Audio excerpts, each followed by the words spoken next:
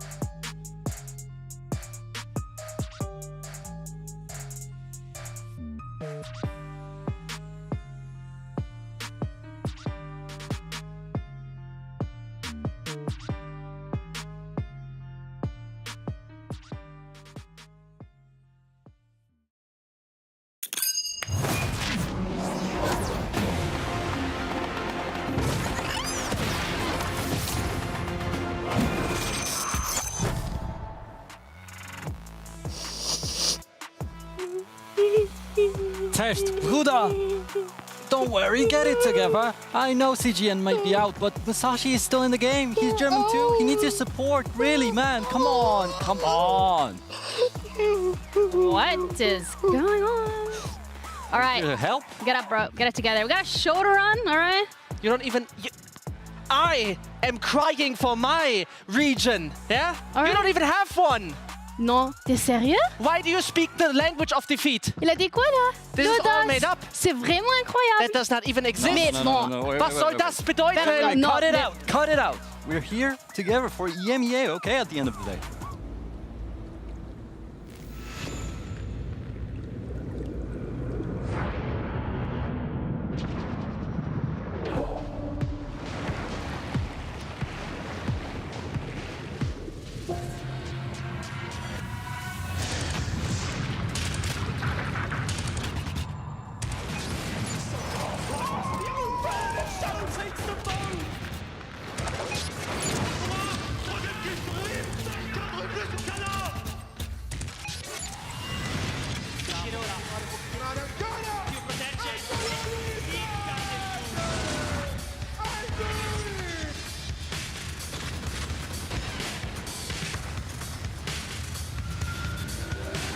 Who will rise to the challenge, ascending to claim their place amongst the elite? The journey to VCT EMEA has begun.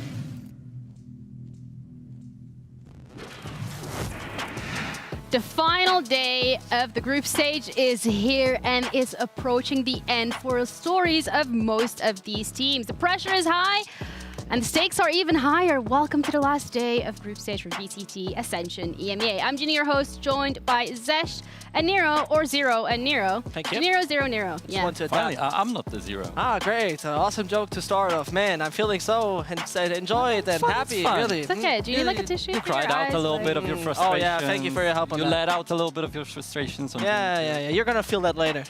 Oof, okay, well, a lot of promises coming through already, but before we get into today, let's have a look at some of the watch parties that you guys have been holding, and we're gonna rate them because we think they're absolutely great. We're gonna be starting off with Compa's watch party from Portugal.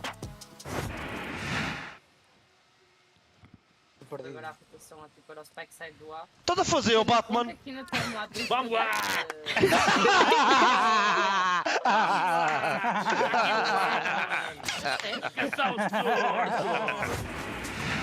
Banger. I love his delivery of the line. Yeah, Puzzle Batman. I just don't know why Batman is even there, but Portugal got it all seemingly. Yeah, I mean, they do. And Dak, however, might not have got it in terms of CGN qualifying, but Kuba FPS does also hold a watch party. So let's see what he has been cooking. Will he pre-fire the right spot? Looks for his man, finds one! Last! Yugi is cracked out of his mind, will not get away! Yeah! We would say Kuba is a macher. Kuba is a macher, guys. He didn't really look interested, and then Yugi got the kills, and he went, wow. I give it like a 2 out of 10. Gotta get that in there. I'm just saying, bro. Anyways, so MENA is also, of course, holding watch parties, and we have Faroon's clip, so let's have a look at that one. We're gonna rate it, and we're gonna be less harsh. I didn't want that. He sat close on the side, though. It isn't properly checked as he runs through, and he's managed to find himself the reposition. Just about gets around the corner.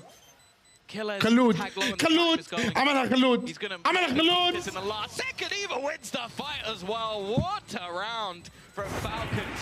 What is that dance? I don't know. Why are you asking? Yo, why are you asking me? Do you have a region? Shut up. Anyways.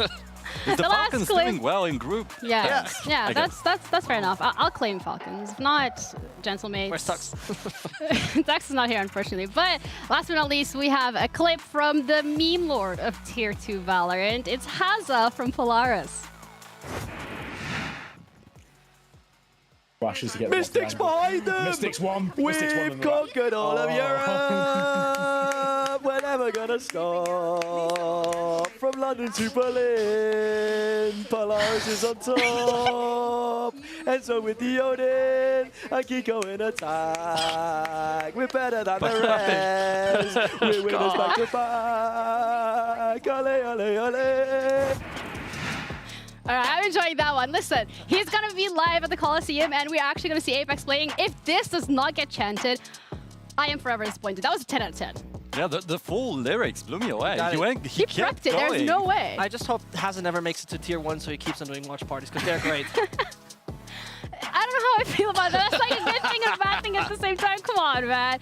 Anyway, a little bit of a recap here from yesterday on the stream. By the way, I'm going to say Haza's was the best before we even go into the recap. Kuba, Bruder. Mein Bruder. Do you have a favorite? I loved the one from Portugal. I'm sorry. Fair point. Can't agree. Let us guys know what you think is the best. But yesterday on the A3, we started off with Desire up against CGN.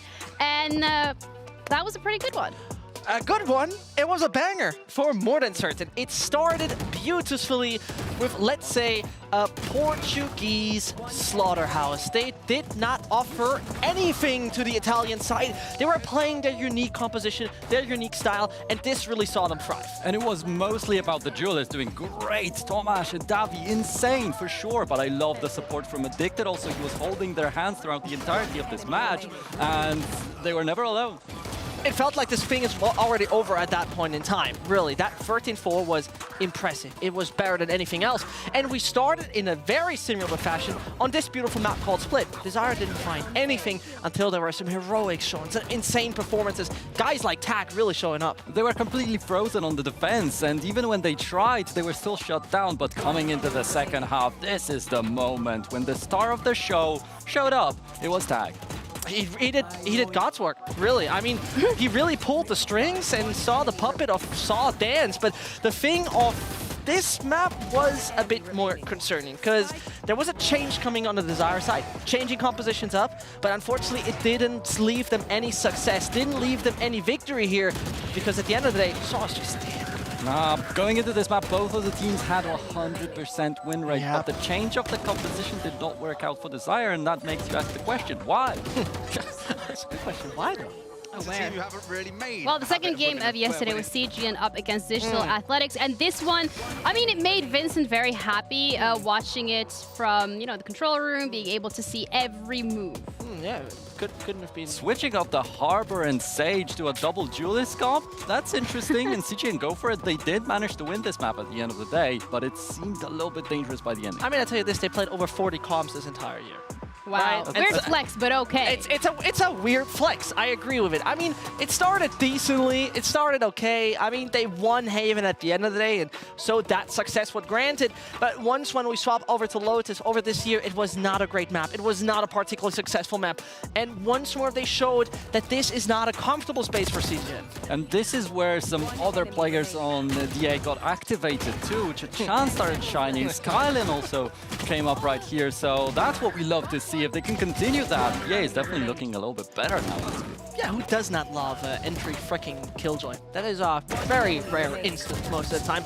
But absolutely, but, you know, those two have been really carrying it. Then we went over to this beautiful map named Sin. We have this conversation of like, is this not a good map for the guys of Digital Athletics? They don't really know how to play it. They have a negative win rate on it this year so far.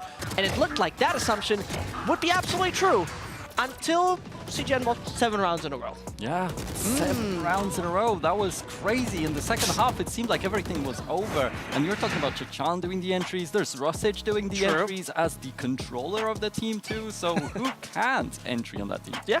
We also had Mitch doing something yesterday during this matchup, and that was specifically because the Odin was picked. So this is my pitch to Rito Games to change the sound of the Odin to Mitch imitating the Odin.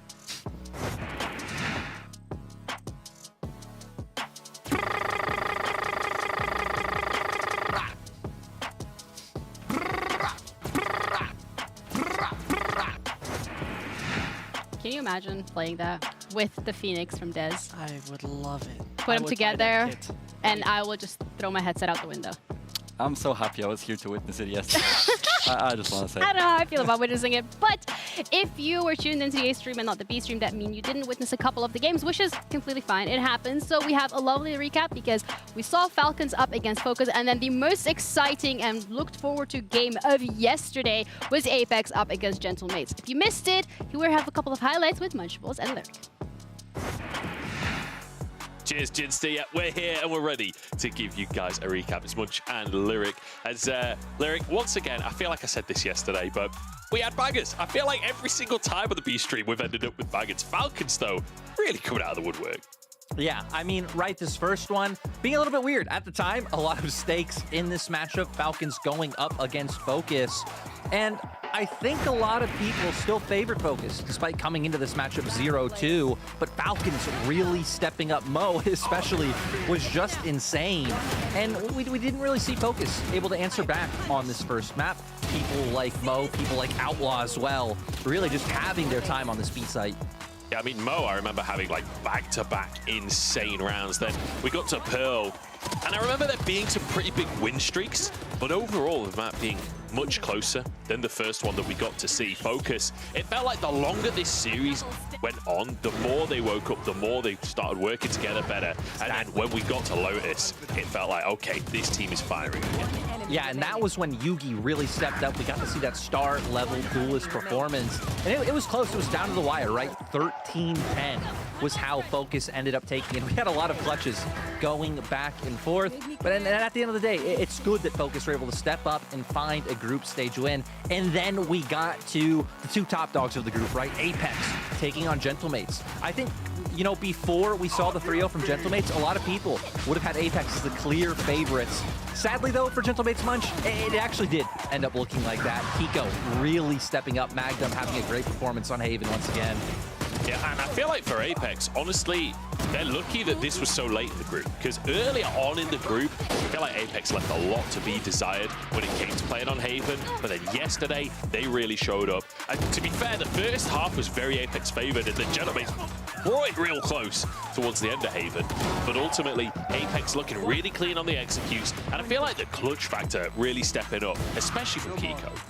Yeah, I mean, Kiko had a great day yesterday, top bragging in both of their games. For the side of Gentlemates, I really feel like it was Whalers who was trying to keep them in it, had some great, honestly, like cheeky plays on the Omen. But at the end of the day, Apex came out on top, and it really did just solidify where Group E stands. Yeah, I mean, Apex winning that one removed all stakes from the first series of the day and has secured now that it will be Apex and Gentlemates making it out of Group B. But we've still got games coming your way, and these ones are going to be pure vibes. So make sure you check it out the stream later. Bing! Smashables and lyrics, pure vibes indeed. And that's right, with Apex winning, they are now the top of their group. They're undefeated. But Saw winning on the A stream also means that they are undefeated and they're also at the top of their group, which makes this a little bit more complicated. We're gonna ignore that one, okay? Look, green blends in perfectly. Desire, Digital Athletics, as well as Ascent. It's really down to who is Ascent gonna go 3-1? Is everybody gonna go 2-2? Like, what's going on? You know, the meme, the guy explaining everything, that's... What's the vibe?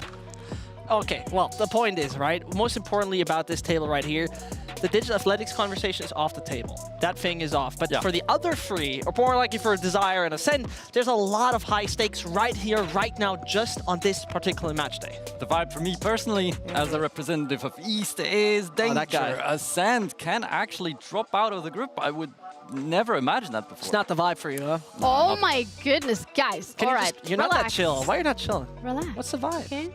Just vibing. Group B, Apex topping their group, Gentleman's 3-1. I mean, that's pretty much locked in. It is. So I mean, we already know our two contenders from Group B, but it's down to this one specifically, which means we might have to revive you later today on the desk if anything goes wrong. No, I'm not taking it. He's chill. Ascent is just winning. Yeah, chill the vibe vibe, is chill after the match. Before the match, a little bit of danger. I mean, we're all after vibing the match, here, right? chill. It's just a big vibe. Dies of cringe. Today's schedule, however, we're going to be split again across the A and the B stream. On the A stream, we're going to be starting off with Digital Athletics up against Desire, followed by Saw against Ascent. Both of these teams equally important to determine who is going to be heading into playoffs. And it's pretty funny, like the final day, and we still don't know. Whereas on the B stream, it's going to be, as you guys would say, the vibe. We have Apex against Team Falcons and Focus against Kase Esports. Do you guys have a favorite one of today? When is CGN playing? I mean, it felt like they never played. Falcons obviously have to win against Apex, right? All right, we're going to be heading into the first few matches of today. So if you're joining us from the B stream, make sure that you stick around. Apex versus Falcons is coming up next. If you're here for the A stream, we're going to be covering Digital Athletics against Desire. And we'll be back after a short little break.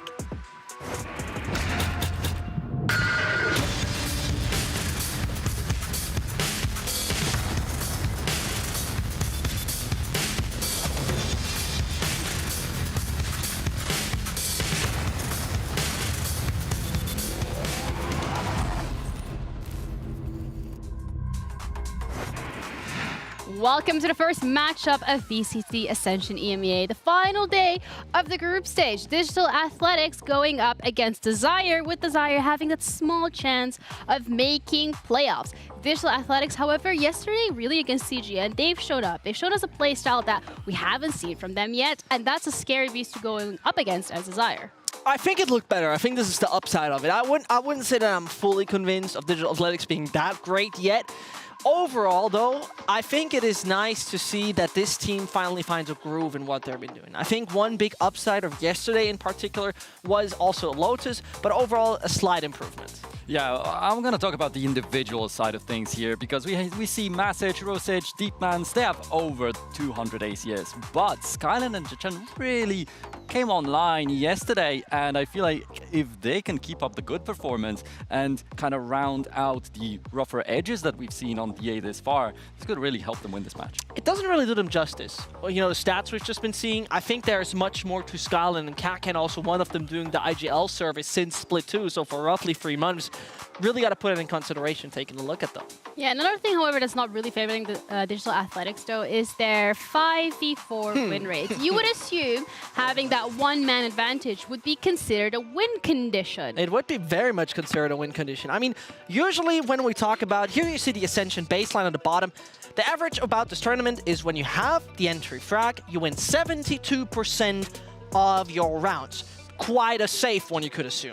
For the Digital Athletic sides, I think I have to be honest, it's miserable. It's absolutely concerning how bad they are when it comes to converting those 5v4. Something really need to take a look at today. I want to ask, are these stats actually correct? Because this is just crazy. Before the tournament, they already looked kind of bad. They were second to last in these stats at 72%, but coming into this tournament, it's looking disastrous for them. Another thing we've seen a lot in this tournament specifically is the eco rounds win rates. Getting eco'd seems to be a bit of a theme going around, but specifically when we're picking out Desire, they are at the bottom of the leaderboard with 1 eco win. That's a little scary. Yeah, now this is the stat that's looking a little bit better for Digital Athletics. You can see 7 eco round wins for them this far. That's something that they have to abuse against Desire, and something that they were able to abuse somewhat against CGN. When CGN was really taking care of their Odin, of their operator on Ascent, they lost that to an eco round win on Digital Athletics side. Also on Lotus, CGN was able to win the pistol round, the first one, but Digital Athletics instantly replied and strung it together to get 6 rounds in a row. I think I don't really want to put too much weight on eco rounds because they're such a small amount of the actual game, but they can swing things around drastically. I think particularly the split game yesterday between Saw and Desire showed us that there are swing rounds that suddenly swap momentum drastically. That same thing happened yesterday on Lotus between the two as well. It's nice to have. I think it's nice to have. It's good to say. It's a win condition, some might consider. No. Now, the Breach players for both of these teams have been doing pretty well, and they have genuinely been considered in some of these rounds, but also in some of the maps, the backbones of the success of their team. So, Skylin against VQ, that is a matchup that we're going to be keeping close eyes upon. Insanely important. Skylin being picked as that expert player, as their coach leader says himself, and he has been doing an amazing job on the support duty, really enabling his team. It's really crucial to take a look at the average assists. 11 assists per map. That is quite massive. Yeah, but look at VQ. He's swapping into the role, and before he played as much duelist as he would play Sentinel. Now he's the flasher for the team and doing an incredible job. He's the second pillar for the team this far. If you take a look at the ACS that we will look at in just a moment, and that just speaks volumes about him. And he's also an East representative from Lithuania. Yeah, but he is playing with Desire, and they're representing the Italian region. They're going to be going up against Digital Athletics. So from Desire's perspective, what we've seen from them so far, we didn't really know what to expect considering the region that they came out of, but they have genuinely put their mark down. I think particularly considering that if we compare to Saw, for example, Desire was a team that made changes like throughout the entirety of Split 2. Coach coming in, putting Tag on the bench. Then we see them actually having troubles in their first playoffs game. Desire didn't look like they were dominating the region in the sense other teams have been doing it, but yet again, I think they have been really proving us that it's no way there's no way you can underestimate those teams because they had enough practice, enough time, and they really put in that time to improve their entire game plan, not only individuals. And the stats not doing as much justice again comes up right here. Tag isn't looking like one of the best players on the lineup, and he is in this tournament one of the best players on the lineup, bringing them some victories that they were so struggling to get. And his story also just making himself, like molding him into a Sentinel is brilliant. Yeah, yesterday on the Cypher, that was pretty impressive gameplay. So if you're not really in the mood to listen to us, but you'd rather see a frag movie, keep watching. All to the hands of Tag, and he's just too far away. They can just stick onto the defuse. Baddy's giving it the benefit of the doubt, giving him some time to follow suit. Oh, that's another Tag. Wait a minute! They've given Tag a possibility here. Running out of time, they've got to remain on the trigger. Oh my God! He's done the case! Tag alone on another front. That's important. Delivers. Now he needs to open up, put the pressure onto the backside of B, so the rest of the cavalry can just walk in. They're all rotating. There's suddenly not too many players left on site. They might just turn this one around. That's it's all on Davey. Oh, but Tag, what a shot. He's an absolute hero in this game. He's done so much. But it's not all over, not yet. You gotta relax. Tomazi. Chill it out. Can't find the shot, and he doesn't expect That's Tag to be there. Oh, this is more than massive. This is game-changing. Weapon, please. Round-changing. Map-changing. And that's 2 kills for free, and Tag, that's the ace site in control. Goes in way of Desire, because we have to go so far. Saw has still the capabilities. Never mind. Tag is the real MVP this game. My God. This guy is absolutely popping off. Whether it's the Killjoy or the Cypher, it doesn't matter. His team comes first. But it was a lot about the game sense too on the replays. He was like preparing great flanks for the lineup, taking care of a lot of map control for the team. And I also love this little detail in one of the replays where he, on an eco round of their own, when he got the kills with a Spectre, threw away the weapons instantly for the rest of the team to pick up, for the enemies not to have them. It's the details, but I once more want to remind all of you out there, this guy has been picking up the Sentinel role in May of this year. He hasn't been playing that agent before professionally. He has just recently learned it whilst being on the bench. It is an impressive improvement from Tak, and someone you should put on your personal radar when it comes about up-and-coming players. He's on there for me, because he's absolutely rocking it. Yeah, absolutely. One way of making me feel like I haven't accomplished anything.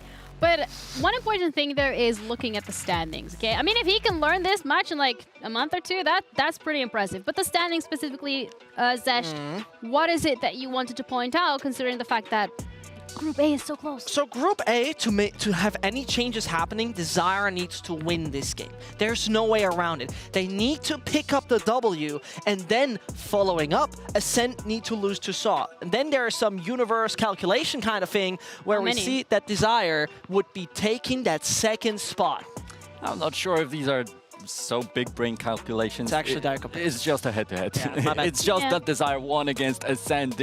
But this is a couple steps kind of program. Yeah. First of all, you have to win your own match. Then you have to root for Saw. And I would be a little bit concerned, but for me, this is also a perfect test for Ascent. True. They have the toughest enemy in the group to beat. Yep. If they manage to do this, it's going to rectify a lot of their mistakes that they made here in the group and kind of remove the concerns that I would have. Agreed? Yeah, but looking at Desire up against Digital Athletics, it's really the map pool for both of these teams that is going to play a huge role.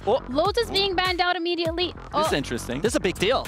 This is a very big deal, because usually they would not ban that, but I think they have seen what they can do. Split is out of the veto as well. Yeah, I would actually consider this being an interesting pick for Digital Athletics, but they decide to get rid of it.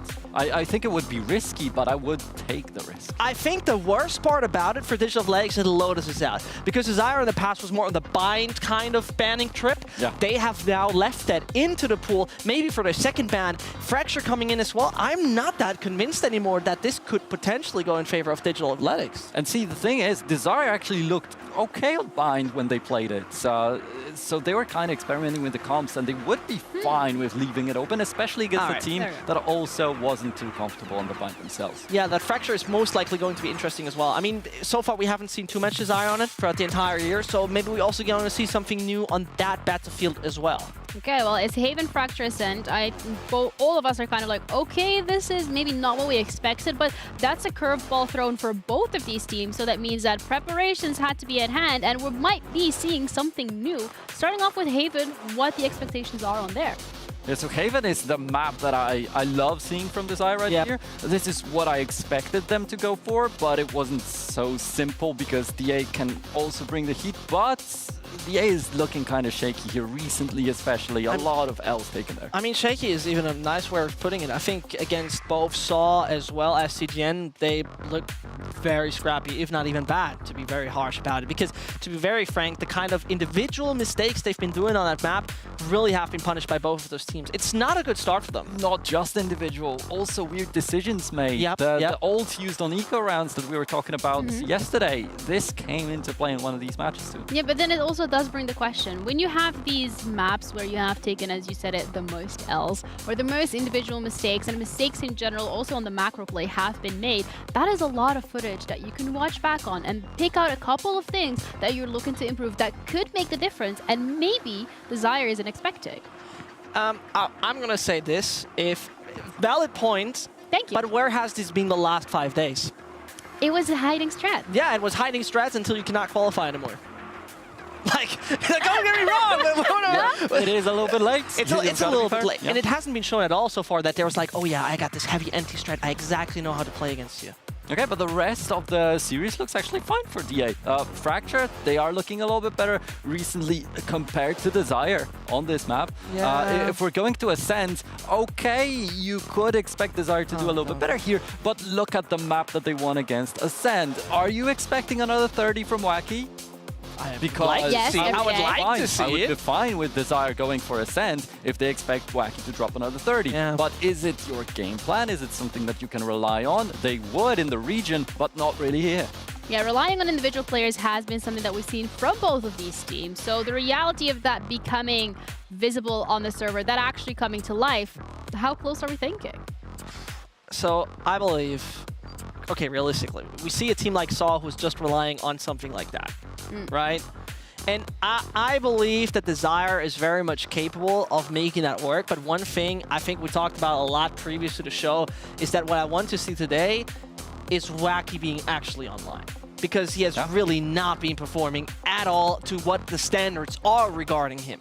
So if he's actually awake and does not only need to rely on heroic performances from someone like Tak, I'm fine. I believe that is doable. Yeah, that's it, because we were hyping up Wacky a lot. They were relying on him in their own region. We thought that Lotus is going to be great for them because he picks up his Raze again. Yeah. But the Raze has been the weaker duelist on his side on this tournament. And the Lotus, they switched the composition, which kind of didn't make sense to us and failed miserably.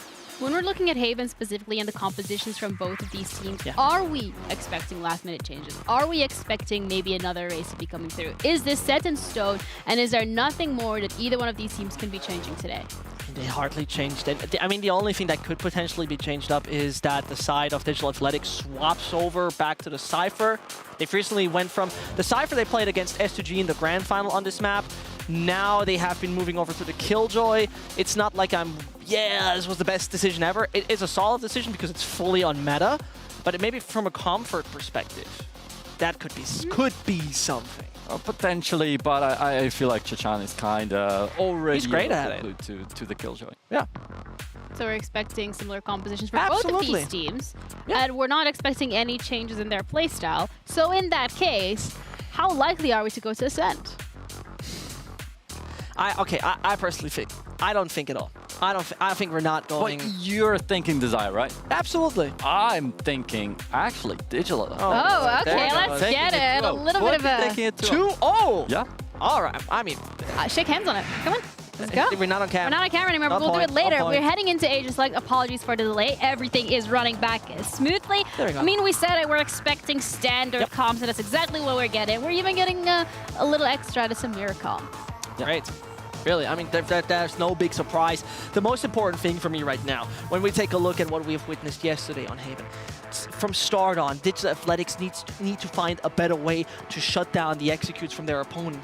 Once more, they were down 4-8 on their particular defensive half, losing 5 in a row against CGN. Still under. You can't, yeah, that's great, but you cannot afford that. You simply cannot afford that against Desire. The thing about Desire is that they've been so timid in their matches, except the match against Ascent, which is something that just doesn't make sense to me, because Ascent being the team that you respect the least in this group, that's weird.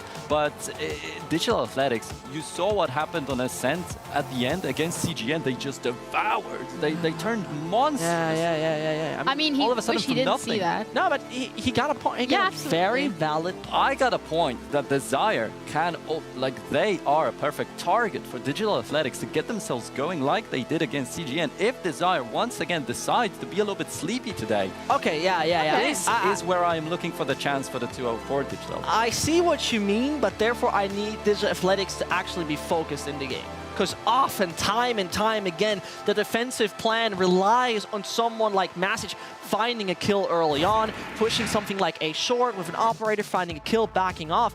And otherwise, and this is something we need to go into as well, if the guys from Desire find it on site, have fun with your 30% retake rate. No chance for Digital Athletics to then really come back onto it. I would hope it for them. It would be a great story to come back, but I don't really believe it. Well, we're not going to be heading into that. Instead, we're going to be heading into the game because it's now ready and casters have agreed. And let us start it. We're going to be covering the first matchup of this game. It's going to be on Haven with Enders and Pavlos. We found all the boxes. We gave them to Pavlos, but I think Enders is the one standing on them. You're still 5-2. No, I promise I'm not standing on any boxes. I am just a freak. An absolute freak. You're very tall. I think I'm just going to stand here. Bad. That's better. Yeah, that's the now we magic look like we're of the video. same height. Yeah. Maybe this whole time I really you're like standing it. I like it close a to the lot. camera. Your head did get a lot bigger. Because I've got a big brain. Ah, see, I thought it was to make room for the ego. But either way, we have a matchup on our hands. Obviously, the desk talked about it a little bit, but this match means everything for Desire. Digital Athletics have already been knocked out, but Desire must win this game to have a chance to advance out of the group stage here. That will rely on Ascend falling in the match later tonight. Absolutely. And that's really important for them, but they have to get this slowly done themselves. They know their fate isn't fully in their own hands, which is why it's a little bit tricky for them mentally, but they've got to take it one step at a time. And this first map, their own map pick, Haven, is where they need to get this boat rolling. Here we have it, everybody. Digital Athletics on defense, Desire on attack. The chance for Italy to be represented in the top 4 of Ascension in playoffs here in Berlin, where they can have the crowd cheer out their name. This is their chance to see if they can make it happen. Yeah, and the cyber athletes, Digital Athletics, have left the C site open. It was just a turret here to give some information. So they're going to call the long rotation in over to get this retake underway. Now, a lot of the times you love to rush this retake when you're playing heavy off site, but because Mask is so slow to the party, they're going to have to wait a little bit longer. There's a few players they got to get through first. Gonna need a flash coming out of Skyland. Skyland's got double flashes and the dart ready to go, but it's a garage retake to kick things off, and a late reflank from Tag could punish them. Yeah, Digital Athletics really taking their time with this, which allows the rotate to come all the way around, but it's Wacky to the case straight away, finding a double kill. Kakan finding his way into the fight instantly. Full force from Garage, but Zazie holds on to his own in sight. That's Desire. First blood. Yeah, I mean, Wacky just found that kill right into the smoke there. And Digital Athletics like, wait a second, what's going on here? Ended up falling away from them. It actually looked like Tag should have been able to find that flank, but I think a quick 180 turned that instantly around and made the round somewhat playable. Ruxic had a nice moment there, hacking a couple of kills too, but you could see by playing really forward against that retake, it looked very nice for Desire, and this time around, DA going to be going for a little bit more of a stack over towards C. It looks like they're just going to hold to try and get Ruxic up into the pocket here, but with 5 players ready to go, he's not going to have a chance. I love the screen in that moment. Ruxic was like, oh, hold up. And turn around, run away real quick. That was really funny. That was really funny. Close by, there might be a chance here for a right-click kill. Oh, he's let one walk right past him. More like fly right past him, but they still managed to take Wacky down. Interesting. Desire come out ahead. Kakan looking for some more damage. He's successful with one of it, but Deepmans is left all to himself. He's nearby, he can smell the action, but yeah, not much of a chance as soon as Desire know where he's coming from. Oh, that was a misclick. Yeah, I promise you, out of Deepmans there. I know a lot of people love the right click. Not from that distance. Not from that. There also wasn't anyone on the screen. Either way, lost round. They're going to be able to move on ahead. But I think you actually saw a look at like 2 different ways to play defensive side of Haven when it comes to retakes on these last rounds. Why'd you got to do them like that? That's just rude. In round 1, we saw like the really delayed, like full retake with 5 players after Desire comfortably got the spike down on the ground. That time was a little bit more of a pre-take. They already had 2 players on site. As more players on the defense rotated over, they tried to punish. So we'll watch and see how DA continue to play out this side, although for the time being it will be a little bit of a slower start. Just looks like DA want to embed Masic down towards long. A lot of times you would see Deepmans abandon that position and then rotate over towards the opposite side of the map, but they were expecting a little bit more delayed pressure over to the A site, but it's actually just fast down C. And you can tell Ruxic has made a call that he needs reinforcements quickly. Wacky into the fight. Paranoia is so good, in fact. The Ruxic does get one and ends up in the safe position. Fake TP. But Desire not really entertaining the idea of pushing anymore. They've switched their position. Yeah, Tag found an alarm bot here in Garage, so I think what Desire might try to do is, yeah, put that smoke down, get him across. Now, because the position on platform, Ruxic sees that, so they are holding for him. They see the smoke go down, they're like, hold on, we know exactly what is going on now. And Desire's best chance to actually get a plant down would be to move over towards the A site, but they were a little bit paralyzed because of that walk up into Garage. It looked like they almost wanted to re-hit into C, but now they've missed their window. And the fact Desire have spread out their players is sort of with the idea of copium, where they can, you know, one of them just pop off, get a couple of kills on their own. But now they've put 2 eggs into one basket towards this B site. Masic is down. That could be a weapon to be collected. But first they need to cross towards this B site, get the spike down, because 25 seconds on the clock. They go all the way A here. I think they could. Yeah, get running over towards that opposite side of the map. Feck will be able to get the spike down. Still a little bit too far away from the ultimate on either him or Zazie to make that happen. But now all of a sudden, 3-on-4 on the retake. Flank is covered, so only 2 players on site. Means that I think Desire are going to want to play a little bit further away from the site, back towards long, and that's going to mean really easy presence back on site for DA. Very doable for Desire, actually. And would be a devastating start for Digital Athletics. Could cripple the beginning of this game. We're almost to the point, though, where Ruxic is going to have 2 smokes on this. So one goes down, another will be back in a few seconds. They can just go ahead and try to start defusing this one with no one to fight on site. This is really hard to hold in the post. It really is. Deep position, spike touched.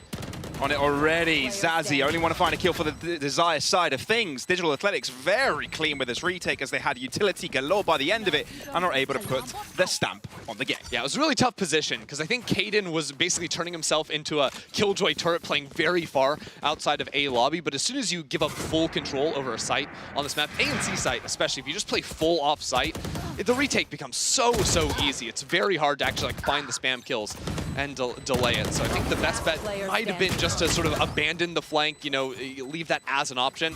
Either way, though, down numbers, and it was a bit of a bonus for them. So not going to be too bad from the side of Desire. Zazzy's actually just 1 orb off the ultimate here, too. So good orb stacking on these early rounds has put Desire in a good spot.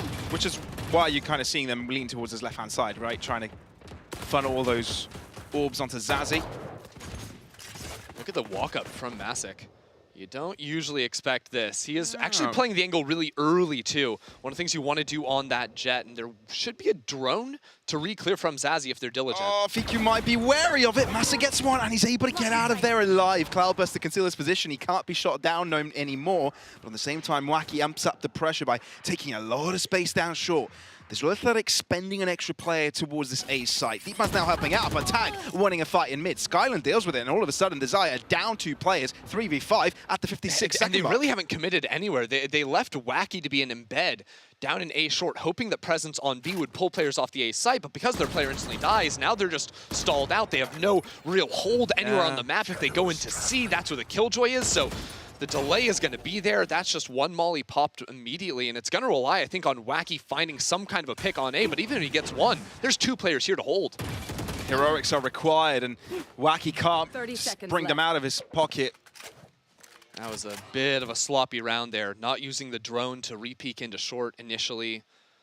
For Digital Athletics, though, they can be happy about this one. They haven't taken a single hint of damage.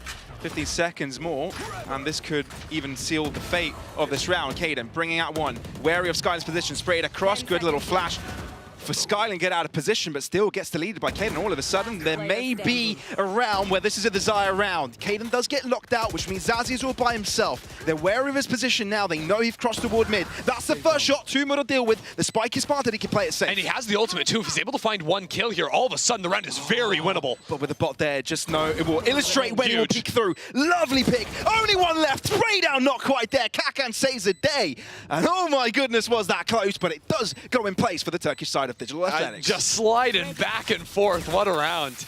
DA barely winning it through at the end. Zazzy got very ambitious. Won those first 2 fights, but here's the problem, right? First up, Jet not being in front, but also not using that drone when oftentimes you do see that A short embed, whether it's an operator or a creep up like we saw there. And yeah, with the fighting, it became very doable. Kaden instantly there was like, don't call it over until it's over. Giving them another breath of air in that round, really. Now we're in a position, though, where we get to sort of cycle through Killjoy and Sova ultimates. Because Zazzy held on to that in the previous round, now that ultimate almost always is just going to be used to cancel out that retake Killjoy lockdown. Get out of my way. This Fury, very early. Yeah, on the defense side. They know where Kaden was, but Shadow Step will allow him to get out of place. And I'm a big fan of doing that, because you see Tag's actually 3 orbs away from doing that. So you have a moment where you can try to get an extra ult off in this half as Deepman's, knowing it is a half buy from Desire as well. I mean, Deepman's probably going to be able to farm an orb or 2. Oh my god, the walk-ups from Tag have not been successful. Yeah. I know this is a round where you don't really have the facilities for it, but, you know, I'm starting to see some themes. And I do think there actually is a lot of value in sometimes putting that operator onto the B or garage angle just to catch out the lurk. Here we go, though. Knives going to have to do something. He's going in. At least he's being stopped by the Nano Swarm, and Ruxic finds himself in and out, baby. Back into safety. Kakan is there to stop him. Digital Athletics cleaning up the C-Long, bring out the sweepers, and there you have it, Digital Athletics on 3. Yeah, wow. If this was America's, I'd be trying to find like some way to get that man an in-and-out sponsorship right there. That was crazy. Look, TP's into the corner. That was absolutely wild. I don't know. Wacky didn't hear it at all. Look, he's on the minimap. He's to his right in that corner. Then TP straight back into the Nano Swarm. He's down to 6 HP. And yeah, he didn't get the kills at the end, but if his teammate had fallen, he would have found those there too. That was filth. Quite funny as well. Desire were like, okay, he's in the corner. Oh, never mind. Trade me. Where's my trade? Oh, wait, where is he? Beautiful in and out there by Roxic. But now we turn our attention to another round where this could potentially cripple the economy of Desire and allow Digital Athletics to gain quite a significant streak. Rolling Thunder, preemptively used to take over the site. A lot of presence from the Turkish side onto the A site, and it's Deepman spraying across to take down Wacky. Desire haven't actually pushed yet. So much time is spent, but they haven't gotten themselves on site. Roxic, backline. Oh, he's going to do all that so much here if they don't manage to take him out of the fight. And they're still not fully aware, actually turning around now. No one has their gun out. Tag finds the kill. Tag saves the day. And now with no threat left on the flank, Masic has to find some kind of shot here with the operator. No one revealing himself for now. These are very tight positions. And Caden is able to find himself a kill straight out of the bat, a very important one. But just ran through a one-way. Right? They haven't got full site control, and Deepmans is illustrating that. Skyland no longer in the fight, but Deepmans holds on for just a second. Tag says a big no to that, and Desire are right back in it. Deepmans is doing some ungodly things. I mean, the man just sprints out past a one-way, completely disrespectful. When you're down in numbers like that, go for the ballsy play. I absolutely love it. And then just finding shot after shot out of a 2 versus 4 situation. Watch him run through that one-way. It wasn't a great one-way, I don't think. I think by pushing himself in the front, he actually wasn't blocked off his vision for very long whatsoever. But yeah, those shots very, very nice. And if the trade hadn't come in instantly, I give him favor on that ace. Yeah, but you got to say that round was completely awkward, right? Throughout the entire site. The A site was a gray zone, right? You didn't know if you had space, if you'd cleared everything. A lot of defenders everywhere, so it was very confusing for Desire throughout the entire round. I think a lot of it came down to, well, Deepmans was at the end, but Kakin initially dodged away from the breach ult, but just barely. So he was basically right in that exit, out from CT, and then he instantly sprinted back on site, so he wasn't actually concussed. He was calming where the jet was, so I think that enabled either Deepmans or I think it was Deepmans getting just a spam kill into the smoke onto Wacky. It was very, very uncomfortable for Desire, and that's what I'm talking about, that pre-take idea, even when Desire are unloading tons of utility into the site, because oftentimes you do have an A-Link player right in that breach, you can quickly rotate, pivot, have 3 players on a site, even if you weren't holding that initially, because you have to, when you're attacking, spend so much utility over A lobby, it gives the defense time to make that rotation happen, and then have numbers to fight you with. Absolutely, Digital Athletics, knowing where their strengths lie, with the pre-takes, knowing that retakes are definitely not their strength, but, you know, they just put the power. They're going to be really good this game, or this round, though, because Deepmans has his ult back, right? Kakin has a lockdown. There's a Rolling Thunder for Breach, too, so that's why they're playing fully off of that C site. And I have to give the respect over to Deepmans for using that ult like 2 rounds ago. Already has it back, so now he has it on parity with Tag's lockdown. So both sides going to be able to cancel out those abilities. And Desire creep crawling their way through. Oh, heard that. Mid. Caden drop, definitely heard by Kakan.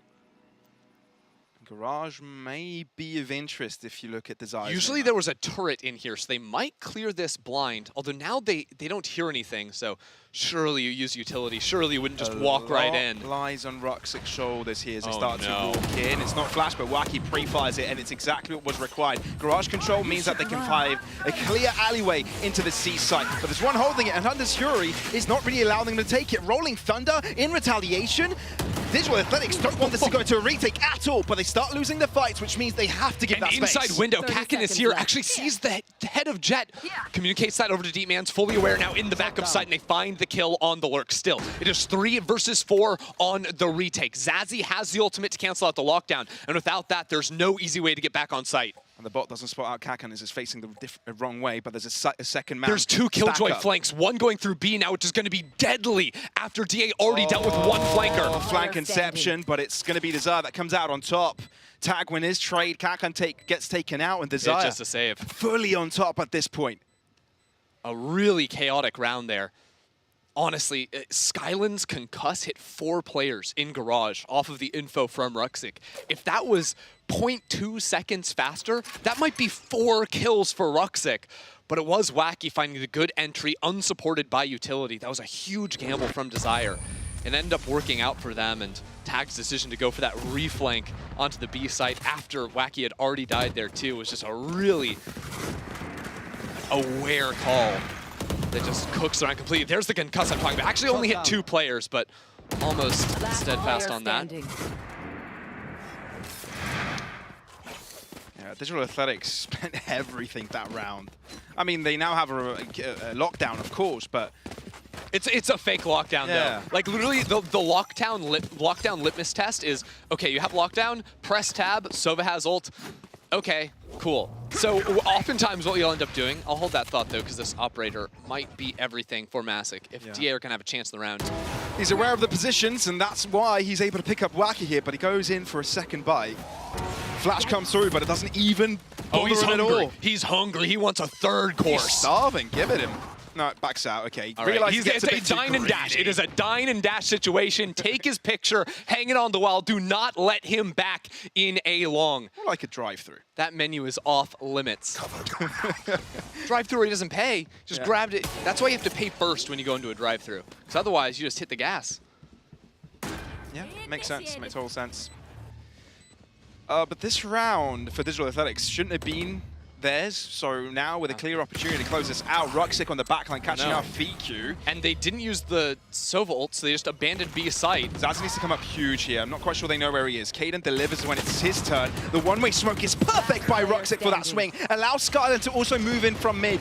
3 players approaching from that B site. Zazzy's got an aftershock after him, and so many players looking in his direction. Digital Athletics play this round to a T and are able to square things up. I mean, Massic just does everything there. 2 kills to start off the round. Desire completely scattered. Even when they got the spike down on B site, what ended up happening is, I think it was actually the Sova that was far enough forward. The lockdown pushes them into that. And then, yeah, Zazzy was the one playing on site with the positioning of the lockdown and no teammates behind him. He actually couldn't use the Hunter's Fury. Otherwise, he'd just get rushed on the opposite side. It all ends up slipping away, and now we're evened up at 4. Desire still going for a buy, still going heavy armor on a few players. Both teams have been, for the most part, investing into the heavy armor. Deepman's the most based out of the 10 players here on light. Fnatic strat all day. Massic, hugely influential on this operator. Not only this round, but the rounds before it. There was even a drone there, but the drone is just so fake on this map because all the time you'll have one player playing with that jet to make sure you can shoot, break the drone, and then the jet can re-peek onto the angle. That's why she's so powerful. But what's really interesting about this, Ruxic isn't holding back. He's pushing, trying to gain space and make sure where Desire are actually going to end up. Because Massic holds that angle to walk him up. Now you go on the flank. Now Massic can rotate over towards A. It'll be a mid-round re-aggress, though. Check out where Deepmans and Kakin are looking down short. If they can kill this breach, it blasts the site hit. All down to timing. They've realized that VQ is in that position. Locked and loaded, though. Desire, point-blank rage on the long side. Ruxic, inching his way forwards, but he's been spotted. He's been hurt. He's down to 1 point of health, by the way. Somehow still standing. Deepman's hold his own, while the rest of the team is struggling to hold back the slaughter that comes in from long. Deepman's in the fight. Deepman's with 3, but quickly eliminated by Tag. And he's all by himself. He's got a player behind him that he's put to 1 HP, but it doesn't come down to him. It's Massic with a headshot and Desire on 5 rounds. I mean, Deepman's and Massic just putting on a clinic round after round. Deepman's with the re-push into short, taking those fights 1 by 1. Massic again with the openers down C long. Desire, it feels like, are losing these rounds in a couple of ways, right? It's always the up, finding a kill, re-peeking in after the initial utility has been spent. That has been a big, big issue for DA. And then also in these executes, feels like VQ's been in front a few times or on his own a couple of times with util in hand, getting caught out. It's another one. Come on. 3 rounds, different positions for Massic, and every single one of them he's impactful. They're like hiding outside of A lobby too, because that's where they think the operator is going to be. Wacky was trying to hold for it down short, but they just lose in window. I don't know, man. I feel like Digital Athletics have got a load off their shoulders now that they know they're not qualifying. I feel like, yeah, we're not playing for anything right now. Just play our game. Do our thing. Yeah, I mean, Massic for sure is just having fun with the op now. It's not even complicated, you know? It's, okay, Massic, where do you want to take your fight? Oh, I want to go garage this round. Okay, give me a concuss grass, and I'm just going to dry peek window. Oh, you got a kill? Sweet. We'll play the round 5 versus 4. Can't complain about that. Now the drone being used in B, expecting the reposition from the jet op, but it's too early. The jet is behind it. Now Jet can hold that angle, and that is by no means safe anymore. Given the Killjoy utility, the best option for Desire right now is that C site, and also due to the uninhabitants of defenders But that's the right idea, though. You're up 5 versus 4, so you play heavy side one area, you play weak side towards C, play full retake with the numbers, knowing the money is going to be bad. If you have one player on the site, maybe you give them a rifle, you allow them much more comfort 4 versus 4. There is a winning case scenario. If Fiku gets the plant here, he gets himself Rolling Thunder. And he will get it. Spike planted. Will it change the status of this The retake has usually gone garage first. That's where DA will put some utility, but yeah, Mask is just going to take that fight on his own. Any day, Kaden, close by, tries to take the fight, but Roxic is there. As Kaden cannot see, Zazi tried to bring out the Guardian, but no saving grace on this one. It's Digital Athletics starting to... Just a reminder, if you are joining us now, fortunately, Digital Athletics have already been mathematically eliminated from the competition. Desire still have a lot to play for. They must win this match. If they lose, they are instantly eliminated. If they win, they will have to look forward to the match coming immediately after this, preying on an Ascend loss to catapult them ahead, because Desire have the head-to-head versus Ascend, whereas Digital Athletics do not. Yeah, man, it's crazy. Imagine, Desire win this game, and they still have to be shaking their boots for the next match. You know, hoping the team that beat them yesterday is able to do the job that they did a couple of days ago versus Ascend. Yeah, so look, if you're not necessarily a fan of these two teams or a fan of the regions, if you're a fan of like games mattering, you are a Desire fan. That is who you are rooting for, because if Desire don't win, then the next match doesn't mean anything. So that's what we all got to be betting on. Off your feet! Rolling Thunder enabled. Only one concussed by it. Pre-fire into Roxic. They seem to have the idea that he's in that position. Deepman Santaturi have been so successful this game so far. Wacky delivering 2 kills for him. The opener for Desire. That's what they needed. Yeah. Masik has the knives. He wants to go crazy getting back into the site. They're not going to give him another chance with the operator. Double shock should be landing on default here. A little bit off. Yeah, not quite. Ooh, shot through the box. Wacky down a half. Paranoia, sidestep by Masik, tag on the flank, gets dealt with. Skylan, very nicely done. Now the onslaught commences. 2 to the center of the site, 1 to the side. Masik can't do it from the air. It's Skylan that's gonna have to use his bullets at the ground, and he gets it all! Quadra for him, the clutch, and there you have it. Digital Athletics not only get themselves 7, but get themselves closer to eliminating Desire. It's just unreal, because every single round, Desire have been playing so close with DA. So many of these have come down to 1v1s, 1v2, stuff like this. But no matter which round it is, there's a different player on Digital Athletics that is just ready to be that pop-off performer. We hadn't really seen much from Skyline this half, but all of a sudden it's the 4K here on the last bullet in the Vandal 2 to secure the round, take 7, guarantee the advantage going into the next half. On top of that, you're gonna have the Rolling Thunder here too on the retake for DA. We've already seen Desire can falter when heavy utility has been thrown their way. In the last round, it was Deepman's ultimate set up in A-Link, having the perfect angle into Garage. Now Desire luckily are dodging away from the Jet. It's a 4-stack over towards A, as a matter of fact. 4 consecutive rounds coming through from Digital Athletics. Really strong so far. They're quickly pivoting into B, though. The spike is going to try to get planted, but there's a lot that could happen. This Omen's ulting over to C. It's a fake out to try and get that plant. Little do they know, DA weren't planning on playing C either. As a matter of fact, they're ready for that 5-on-5 retake. A little itty-bitty bait and switch. It does make things a little bit more complicated, though, because retaking Garage is going to be tough with 2 players there, Tag taking a forward position by window. Masik is that flank threat, but it's with an operator, so it's going to be very, very slow, and it's probably going to look long as opposed to Garage. And he'll have to take the alarm bot as well if he wants to take any matters into his own hands. Alarm bot, talk of it. Wacky's not going to get spotted.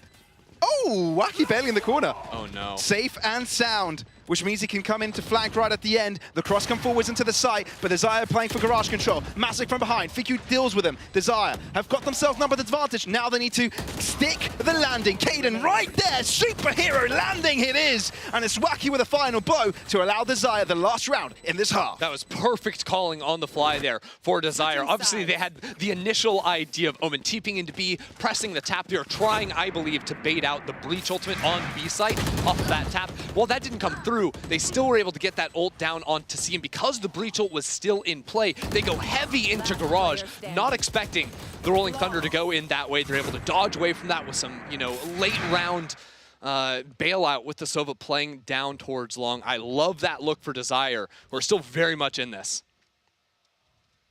That's kind of sus, though.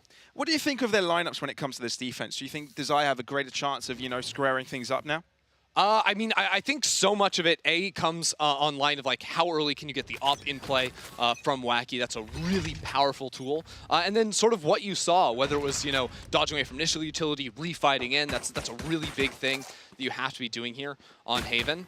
The fact of the matter is we just need to see how crisp the retakes are going to look from them. I think one thing we saw from DA in the early rounds when they were going for more like crisp, like methodical retakes where all the util was coming in online. They had like the Soviet darts ready to go and everything. I want to see that same crispiness, same preparedness out of Desire. Very slow pace at the start here. Digital Athletics sort of testing the waters, tipping their toe. Yeah, you think they forgot they have to plant the spike? Maybe. Still got a minute. I mean, you play Valorant for 3 years. I'd hope you'd know by now. You've gotten to this level, right? But like maybe your defense is so good that then you never prack, putting the spike, or you're so used to getting the kills that it's like, Turkey, right? Sounds like why aren't they just running at me? Why is the Jet in base right now? It doesn't make any sense. What is this? A side though is the goal. Digital Athletics, and they take it without any issue. I think there's some shock darts up heaven to blast Skyland. One. And the second one's too delayed. Skyland is fine, down a half point of health. Wacky perhaps first to enter, together with the paranoia. Massive just peeks through, Fiku is no more, and he has all the flashes, which means Digital Athletics can just play defense now by playing time. Ruxic, TP, it's a fake one. Do they read it? Touch on Spike, it's being held. Down a half, he keeps it stuck. Kakan deals with him, and now Kaden alone, classic in hand, but he's close by, so right clicks could do it, but they're all there, and he can't get it done. Digital Athletics, they get themselves another pistol. Yeah, Desire tried to play that retake there. Unfortunately, I think that second shock dart could have come out a little bit quicker. Maybe the first one too, and might have had a chance to interrupt the plant, but that opener from Masic, as a matter of fact, looked like Wacky just jumped into the site, even without a smoke to dash into. Still was able to find one kill, which is just absolutely ridiculous. But there you have it, holding the post plant strong. Even then, it came down to the 2-on-2, and I think that round would have been lost for DA if they weren't able to find the spam on the diffuser. So that was by no means a dominant pistol round, but it will mean DA first out on the board. Will mean a very delayed operator for Wacky 2. Just interested to see if Desire pull anything out of the bag here. Look, the backs are against the walls, right? Everybody knows that. This is the match that Desire needs to win. This is their map pick as well. Digital Athletics picking up Fraction X as well, and, given it can be quite a 50-50 map. Hope that for bag Desire, is, you never know. They can't leave their fate up to it. Otherwise, it could be a quick 2-0. This is true. But they are going to have to dig into that bag, as you say. We'll hope it's ludicrously capacious. But it will be a 3-stack down towards A short here. A lot of teams will play slow A short and then wrap around with the long players. I think that's what's going to end up happening here. Are you saying there's a world that Desire get a pick here? I think there very much is so, but you see how slow they're waiting. So the jet pathing from Masic should actually go backside. The rest of the team is going to wrap around into short, you would presume. There might be a pincer Actually, wait, they just walked in too early. Ends up getting one. Fiku putting pressure on them. Now the push will come in from sewers. Will it come in on time? Hasn't been. They've actually just stuck still. They haven't just quite aggressed yet. Skyland is waiting for them. And he's called for reinforcements. Flash, are they going to be pushing them instead? It's a bit of a what-if situation. Aftershock to delay. Well, fight coming in. Fiku from the heavens gets a job done. And little by little, Desire are taking out players. Exactly what they need. Deepman's is low, but he gets the job done eventually. Wacky in the fight. It's a 2v2. It's the Sheriffs that get most of the work done. Masic is low, and Fiku delivers. 3 kills to his name, and plenty of time to get the defuse done. Fiku's just a sniper up in heaven there with the Sheriff, but a huge fumble out of DA. Not expecting the heavy stack down here. Clean. And it's so the way the pathing needs to work on that is Jet needs to be dashing in, clearing backside default, holding for any players coming out of CT. The rest of the team should be wrapping around in front of default plant spot, then peeking into short while your Killjoy comes in as well, with utility preferably. They left it open to chance, and the fact that Kakan's the one to take the first fight, running down short, gives the Bulldog over, makes all of a sudden Desire looking multiple different, or rather a DA looking multiple different directions on that retake. Really fell apart for them there, and now they're the ones on the terrible buy. Indeed. Early recon for Digital Athletics towards the left, alarm bot, signifying that they've pushed up into Cubby. And actually, that's quite a strong presence for the Zaya on this left-hand side. Should be a simple one. Although, you know, the previous one should have been a simple one with Digital Athletics, so gotta keep our eyes out of these shares. Valorant, honestly. never really a simple game. No. You know, you'd think it would be simple, but if you've, I don't know, ever played this game, you'll know that just like half of the eco rounds, your team will just throw. Never you. I would never blame any of you. No. But your it's not any of teammates. you guys. Yeah. It's the other guys. Yeah. It's not you. It's me. Not me. It's other people. There's a guy called me.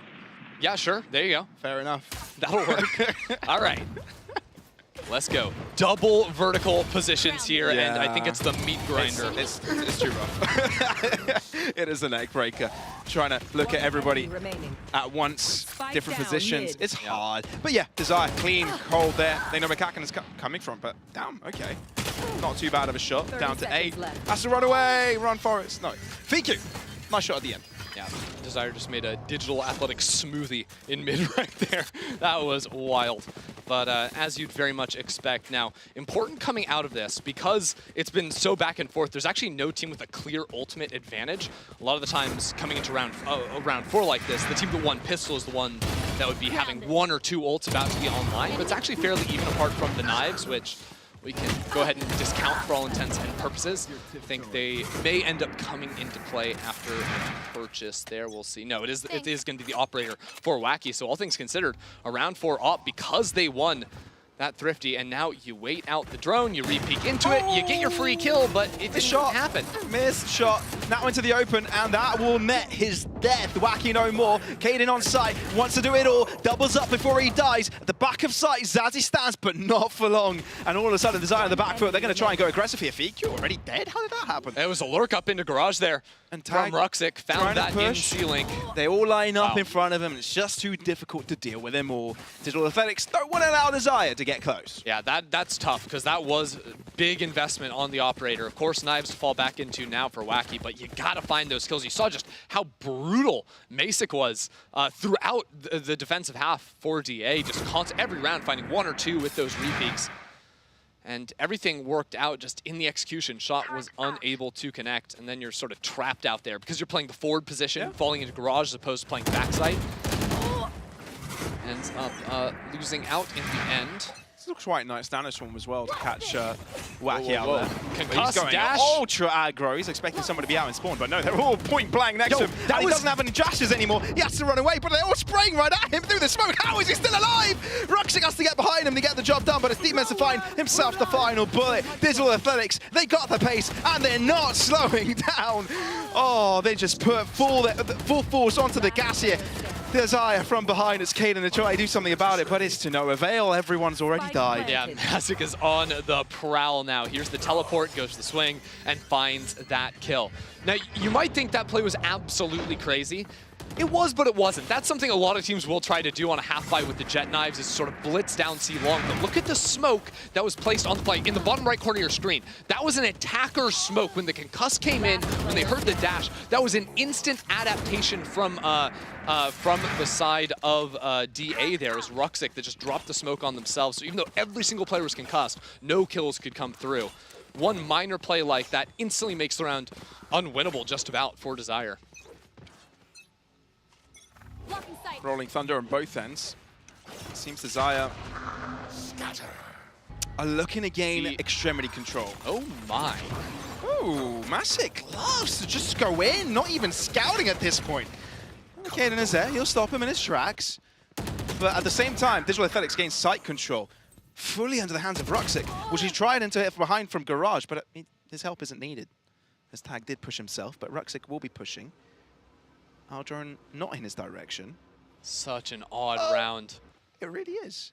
Still rolling Thunders, but now you're expecting someone at least to be in garage. Ruxic just absolutely kills Zazie. Yeah, dismantled. Spike planted. Now, VQ's gonna have to find a kill or 2 before dipping into the Rolling Thunder and making that worthwhile. If you use it too early, it just gets turned around on you, and Ruxic is just too good. 3 on the round, 11 now for DA. 3 kills, just as simple as that. I feel like Digital Athletics have just gained a sense of momentum and sense of pace. They're really not considering what Desire have got in hand. It's like, I want to take garage control, I'm just going to push it. The round was crazy, right? We had the Omen ult onto C site, just the solo mission into garage. But those kills ended up coming in at the very end for DA. Did I just hear a whistle? I swear I heard a whistle. Like it was our resident football referee. Oh, right. Zesh, calling timeout. Did he call timeout? Bring your whistle? I don't know. Maybe. I thought he didn't care anymore. I thought his team was out, but you know, it doesn't matter. Anyways, Desire obviously going to be thinking a lot through here. They have no money, but do you play to win 5 rounds in a row? Nah, 4-2 on this half. I don't love the odds, and I think with the ultimates, Desire have ready to go. This is a round you play to win. Maybe a little bit of a half buy, a little bit of a hero rifle, something like this. But they can't really even dip into rifles if you think about it. I think Zazzy should be able to if it was, you know, light armor, Bulldog Guardian, something like this. I'm calling an eco. It's so tough. It's going to have to be a 5 consecutive streak unless they get magic done, you know. Yeah, thing is too, because Wacky just keeps buying and buying and buying, even these little half buys, we have only seen the operator in 1 singular round, so we'll see if he can even muster that up in the next. Still doable. If you find some opening picks, those ultimates can swing things back for Desire. It's a heavy stack towards A, and they could turn this into a very quick flank if they wanted to as well. There's no Killjoy utility watching this. If they just flash past the smoke, there could be some guns to pick up for themselves. They just need to pick. They just need someone to overstep. Everyone swings off of Caden's contact here, but they this know is the clear that initially. there. Spray comes through Hunter's Fury. This could be an opportunity for them to pick up a kill, but no, everybody sidesteps it. Oh, Wacky, what a shot. Yeah, and there were 2 tags off of that Hunter's Fury.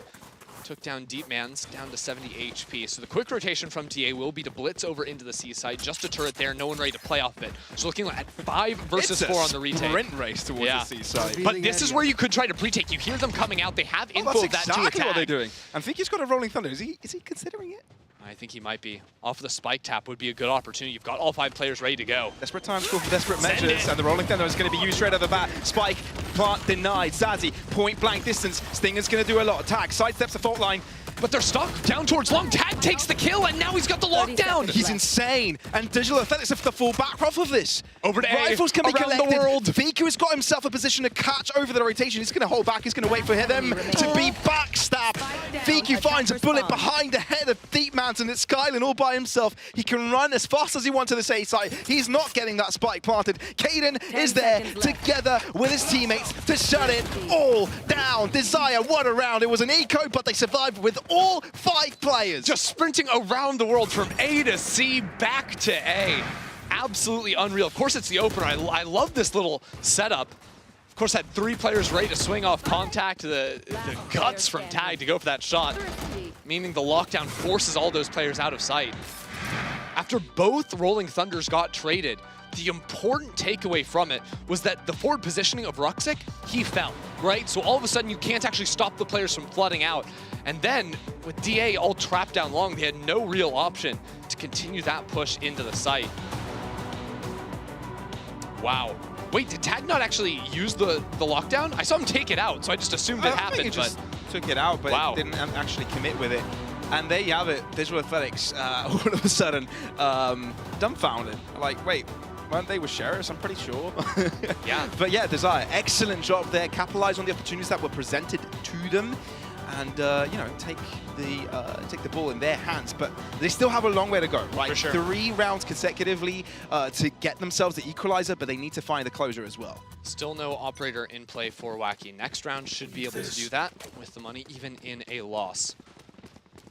That's where the real pivot is going to come. Even if they lose this, they still have the option for 4 rounds of op to force into overtime.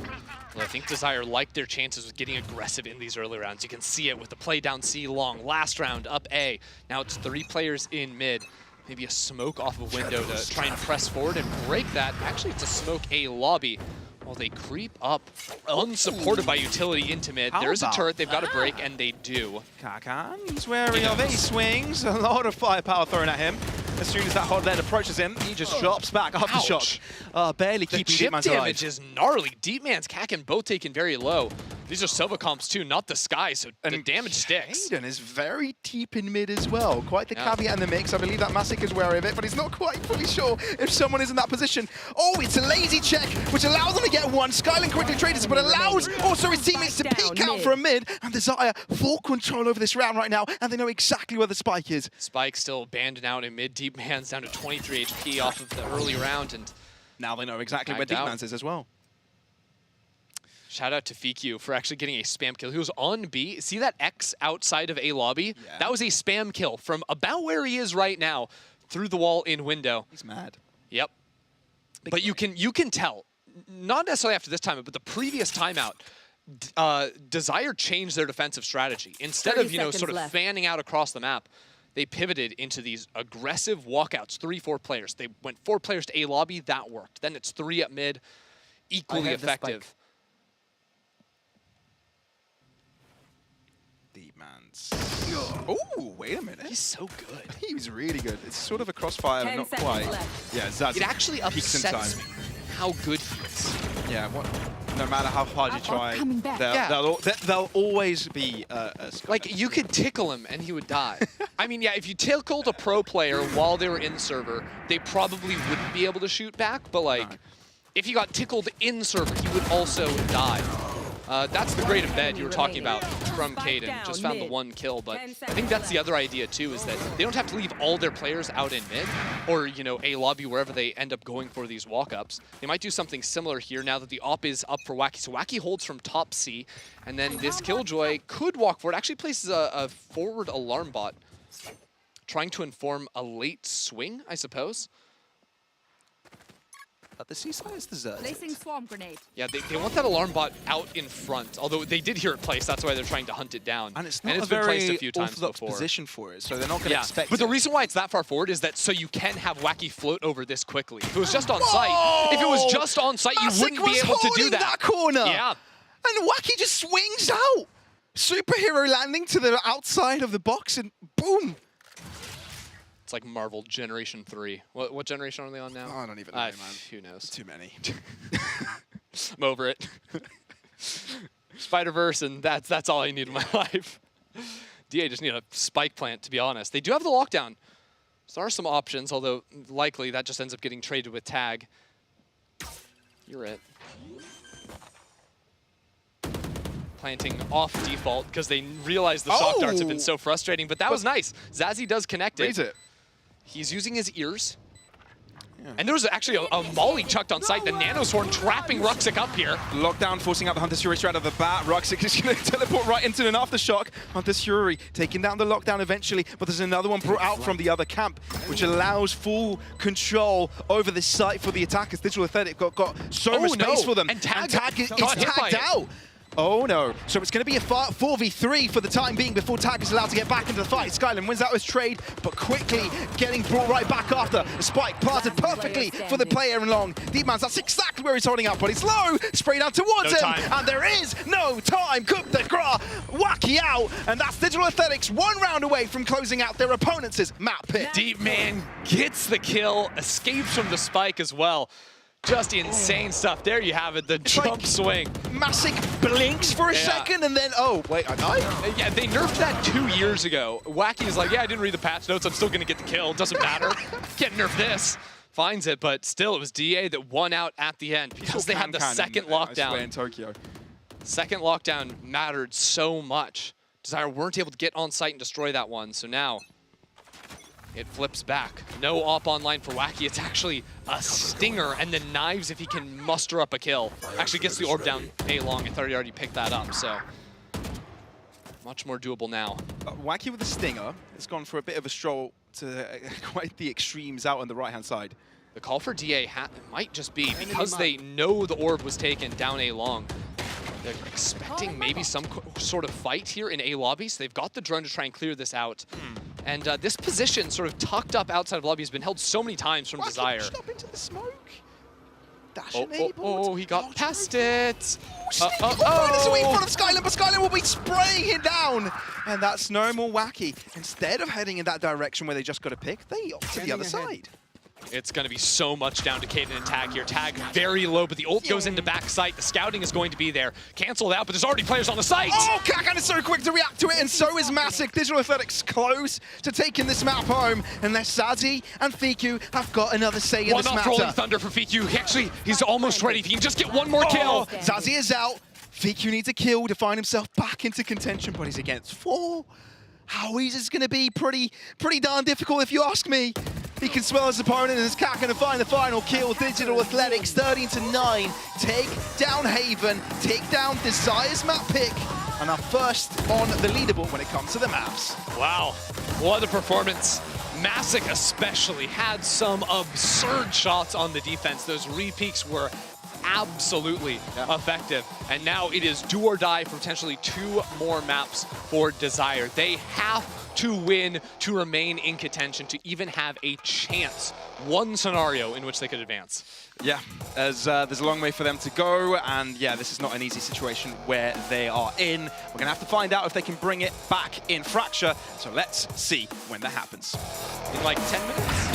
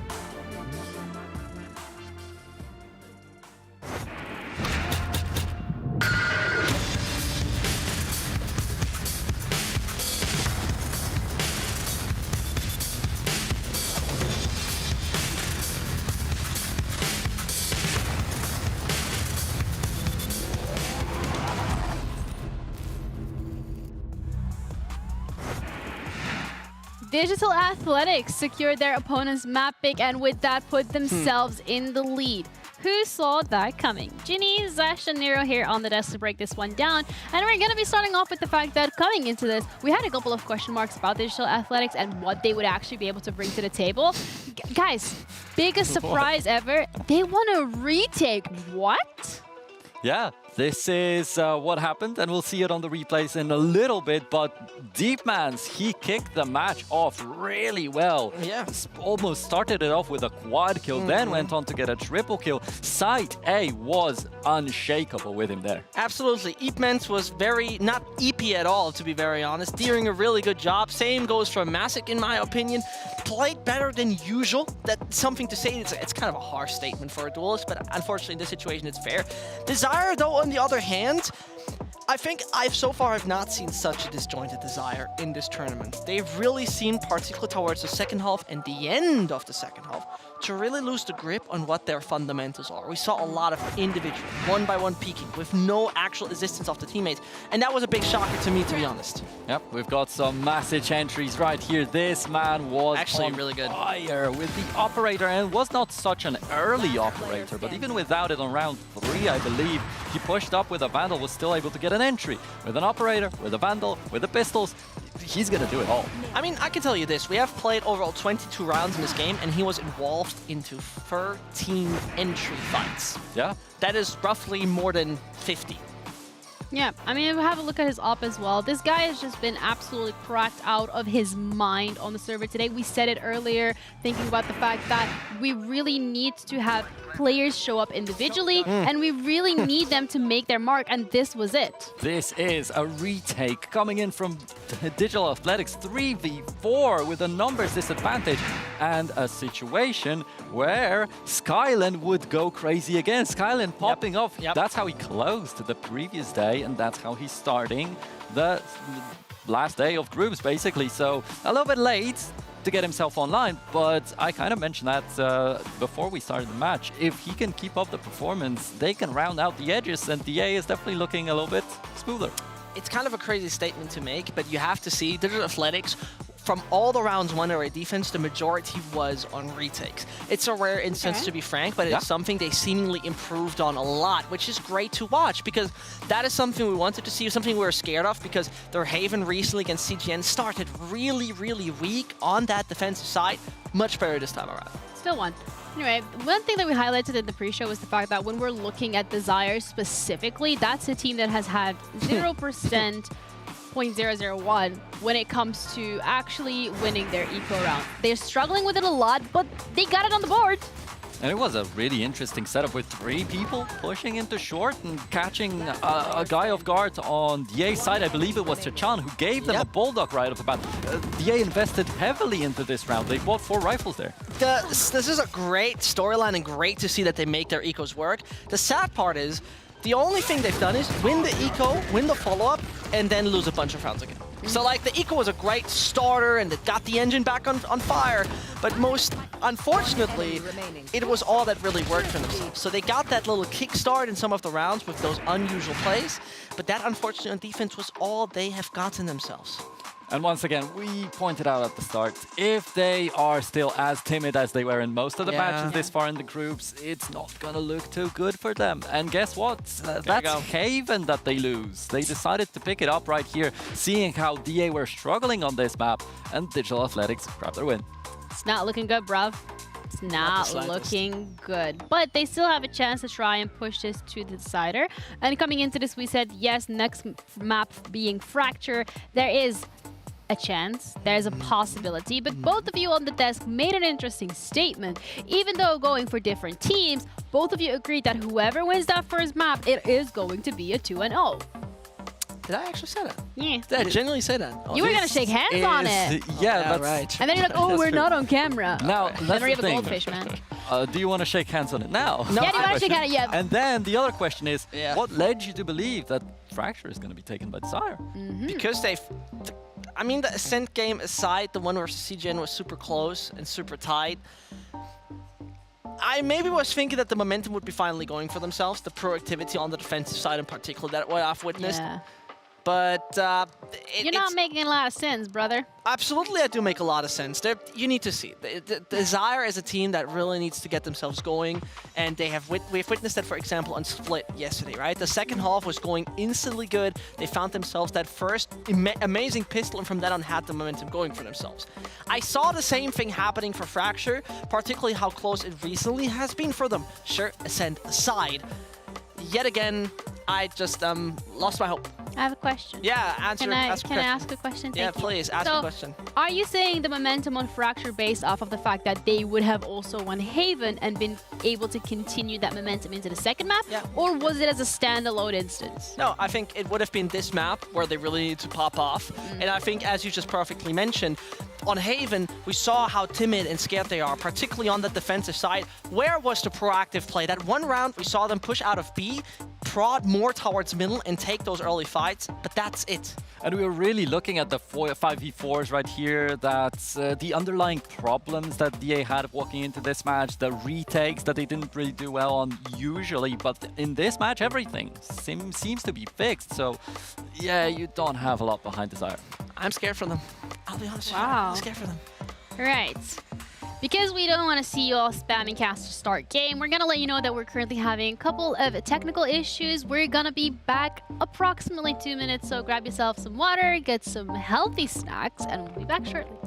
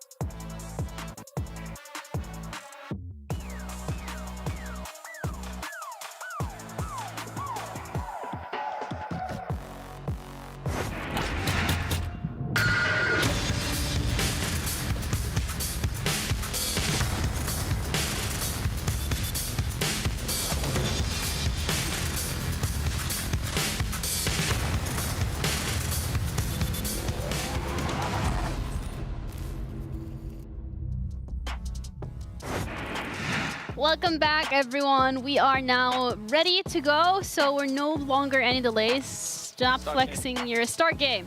I love how you're writing in chat and analyzing at the same time. Is that all I'm getting out of you? Start game. Caster, start game. No, not yet. We're going to have to fill for a little bit longer because we're going to be heading into Agent Select next. My main question here being similar as last time, how likely are we going to see identical compositions? Identical compositions is what we are going to see. Ooh, okay. It's basically as likely as your chances to get into the NBA, 0.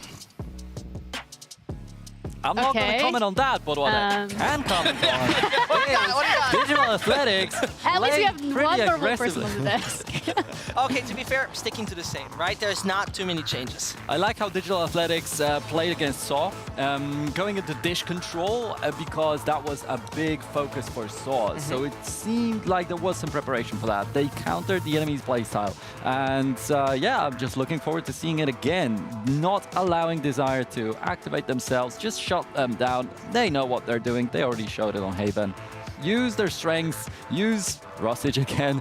Okay, on Brimstone, I'm not sure how he's going to do it, but if he's once again going to be the entry for the team and potentially a top fragger, that's a great ending to the tournament for him. Unfortunately, not in the playoffs. Though. Yeah, I mean, he proved time again, though, that he can play on all controllers really confidently.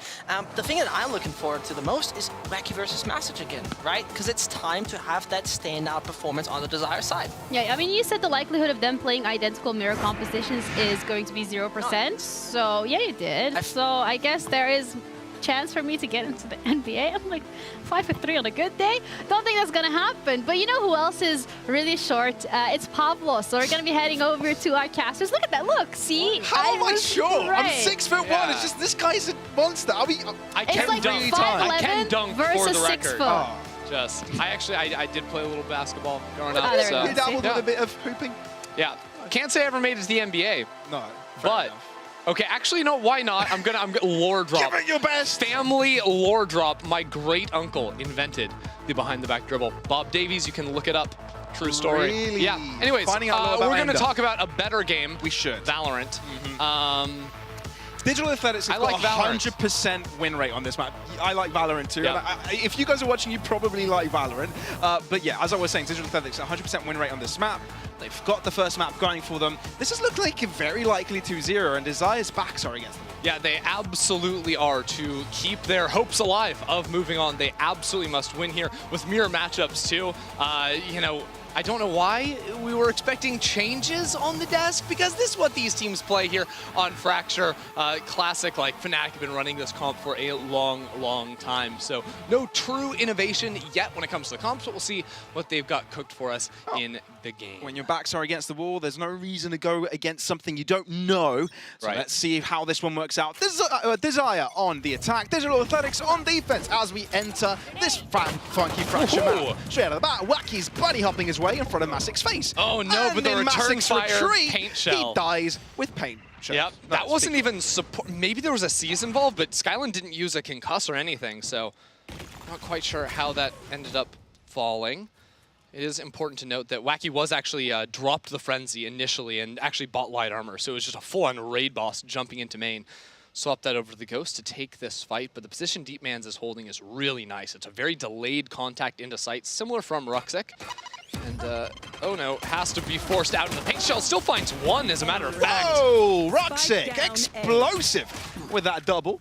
Double wobble, double trouble. Tag now has to deal with greedy for that third, though, and that leaves an opportunity for Tag now. Bit rough around the edges.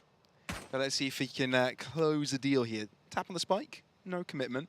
Digital Athletics know they're patient, they're confident sticking around. Fault line, stunning him up. Tag finding safety again, baiting it with the spike plant. But Digital Athletics find the pistols. They've won most of them this series, haven't they? They have.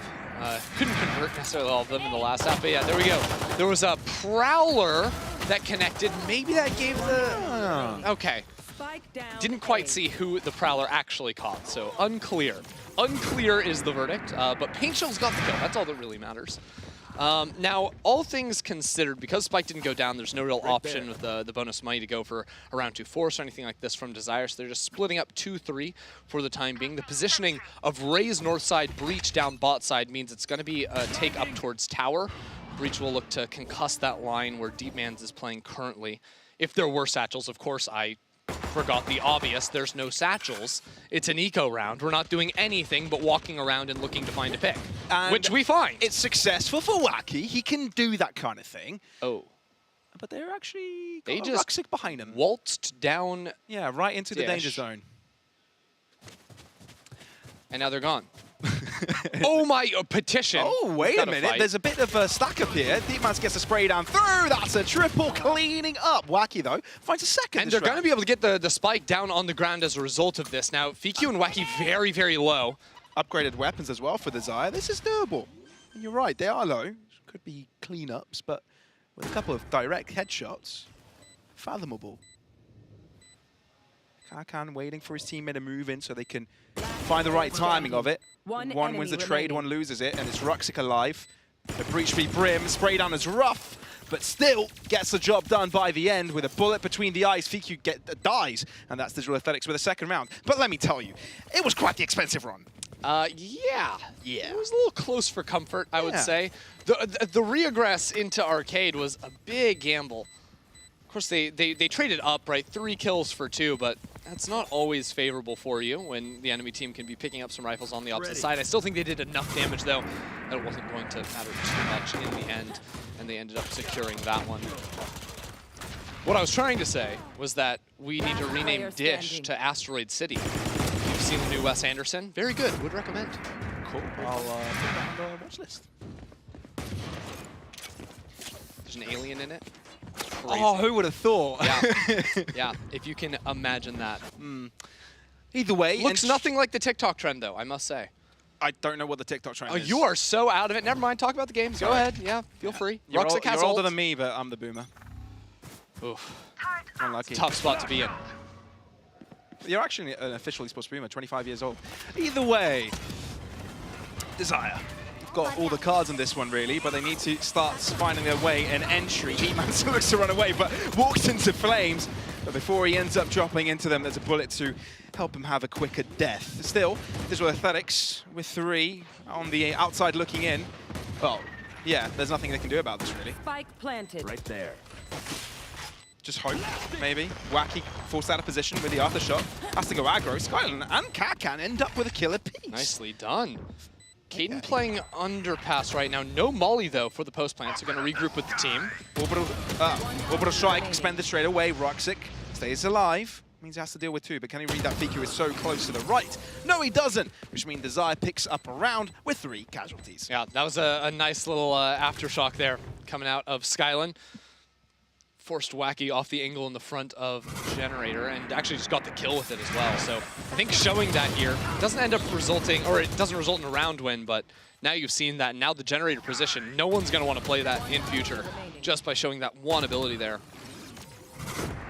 We're only into round 3, so we'll see how they can deal with that, because it's not really something you can force the breach off that angle. As long as you're smoking that and giving the opportunity to put it down, you're not going to stop that. Wacky and Tag both have the opportunity to try and farm orbs this round and get that, so that's what we're going to see. North side orb for Wacky. Actually, Concuss countering it out there, just fighting. Spray transfer nearly working out for Skyland there, but not quite. So it's still a 1v1, one-on-one, or, well... 2-on-2. 2-on-2. Yeah, we can count. There you go. But still, no fight ensues from that. Desire fall back from it and look to change the pace towards this B site. They're a bit confused right now, waiting for Tag to take some space up into A main. And it looks like the rest of the team are going to join him in that. Yeah, they're going to join him and leave Caden. Caden, the lowest player with smoke. Yeah. So Caden will drop smokes and be a late presence into Dish, trying to shoot someone in the back of the head as opposed to taking that straight up fight. I would like the idea of trying to farm some orbs. Maybe Zazzy takes an orb on B to feign some presence. I'm not sure what he's doing over there, other than throwing a haunt to... Yeah. That's exactly what it did. Pull a player, which does briefly, but it's not quite enough. Yeah, it doesn't lure anybody out. For a second, Masic does double back, but at the same time, the onslaught of utility thrown by Desire here illustrates that he needs to stick around. And you can see Deepman's already rotating over. It's the lockdown enabled by Tag, and Caden is considering dropping out. He's used his utility. He's only got 1 smoke in the chamber left, so he might as well go in on a deadly mission. When the lockdown pops, Desire will walk in. Yeah, free plant, very patient from Desire before they put that one down. 3 players popping out from rope right now, but there's a crossfire set up for Desire. Yeah, and Zazie is right underneath it, and he's able to pick up the first one. So Digital Athletics need to think a second time before they try and peek it, but Zazie instead, he's the one to look away. And now it means that Digital Athletics may have got a say in the matter. He's still down in numbers, which is the difficult part. But no, it's still 2v3. Tag just puts Masic into the dirt, and all of a sudden, Ruxic is alone. So who's going to call this off? Desire are going to find themselves a second round on the board. Yeah, great patience for them, farming up that Killjoy ultimate, getting into the site. And that's just one of those sort of round winners there, almost. Make sure you can get the plant down. Because that crossfire with, I don't believe there are any flashes available for D. I think they lost the breach early into the round. It means it's so hard to actually get out into sand and clear out that area. Yeah, maybe you can get some information, but even if you're spotting the player down at the bottom of rope, you still got the player bottom of dish that's taking that fight against you. Yeah, Skyland falling in that immediate trade made this just so tough. So knowing that these two compositions are exactly the same, what is the generally the goal of each of these teams in these rounds? I mean, the only real, like 4 out of 5 of these agents you see in virtually every like top-end Fracture comp. Sometimes there's some differences with the smokes, but like usually like the difference would be your Fade in there. Fade usually is used for like some early scouting on attack. Right now it's just a full blitz into the A site. With some threat in dish later on. But usually you want to use a Fade on attack to catch the early aggression from the defense side. That's what this comp does very, very well. There's probability of an imminent threat here from Digital Athletics. There is a nice stun that comes through and it catches 2 players off guard, but no one is there to follow up on it. They would have hoped that Ruxic would have been in place, and he is. There you go. But he's low! Doubles up, though. Stands strong. He's the only person with Digital Athletics with a gun, so he's done his job, but the rest need to follow suit. Desire on the back foot, they've got a Rolling Thunder as a guarantee. Oh, no. And they're all coming in the same direction. They're literally all in the line of fire of this Rolling Thunder. Nightfall comes through as well, though. But because everyone is just concussed into the S-stun, can't push too quickly. Now, they're right back into the fight. Deepman's nice little trade through. Digital Athletics are squared up, 2v2. Wacky holding it out, but Kakan with an upgraded Vandal keeps it going. Tag with a spray, but Deepman's is on the case, and Digital Athletics find themselves a lead. I mean, Deepman's, you can never count this man out of a round. It doesn't matter what he is holding. He is going to find a way to get 1 or 2 more kills than any normal person should be able to get. Man. By the way, so far in this tournament, Desire have got the weakest win percentage on eco rounds. 0, right? Desire. On the other hand, we can say that Digital Athletics are quite the opposite. They're pretty good at these. Yeah, I mean, they're finding shots with the Sheriffs. You can see some of the lack of discipline from Desire, over-peaking perhaps when they early in the round and then in the late round too, not trying to play time, just trying to take that fight with the rifle advantage. It slips away from them. Now they have options this round, for sure. Got Nightfall, got the Brim ultimate as well. Might instantly activate that. Oh, it is an instant activation gets 2 of it. tags. And a double-sided crunch for Desire onto this B site. Wacky, good little spray, damage onto the second, forcing away the drop-off of the defenders. Skyland gets in and out. Not too bad to equalize the standing, especially when Zazie and Wacky have lost a bit of health. The spam shot through smoke. Now check out where Wacky is, right? Playing inside of the smoke. Was anticipating that breach to try and set up for the similar C4 that forced him off the angle before. Now he finds the kill and can continue this attack. Bad. He's going in for seconds, but Ruxic says, no, mate, you're too greedy. Leave some for the rest of us. So there you have it. Desire take full A-site control as the obscurement has worked perfectly. Digital Athletics now back on the case with a lockdown available. Yeah, alarm bot has been broken. Zazzy's position has been noted. 3 players trying to work into sight. Lockdown doesn't fully clear everything except for drop. That's the important player that's going to get forced off the angle. Zazzy, very he's delayed. allowed to escape? Yep. Or he's going to allow himself to be locked down. No. He'll play outside of it. Oh, gets 1, gets 2, FIQ, so strong, nearly does it alone, but now he's got his teammates to count on. Rolling Thunder available for Skyland, but he doesn't really have the space to use it. No time. Aftershock to try and give him some time to maybe defuse it halfway, turns his back, and tag swings in time. Desire right back at it. Trying to hunt for a little nanoswarm on the ground there. There were none to find, leaves him vulnerable. Desire, what a hold there.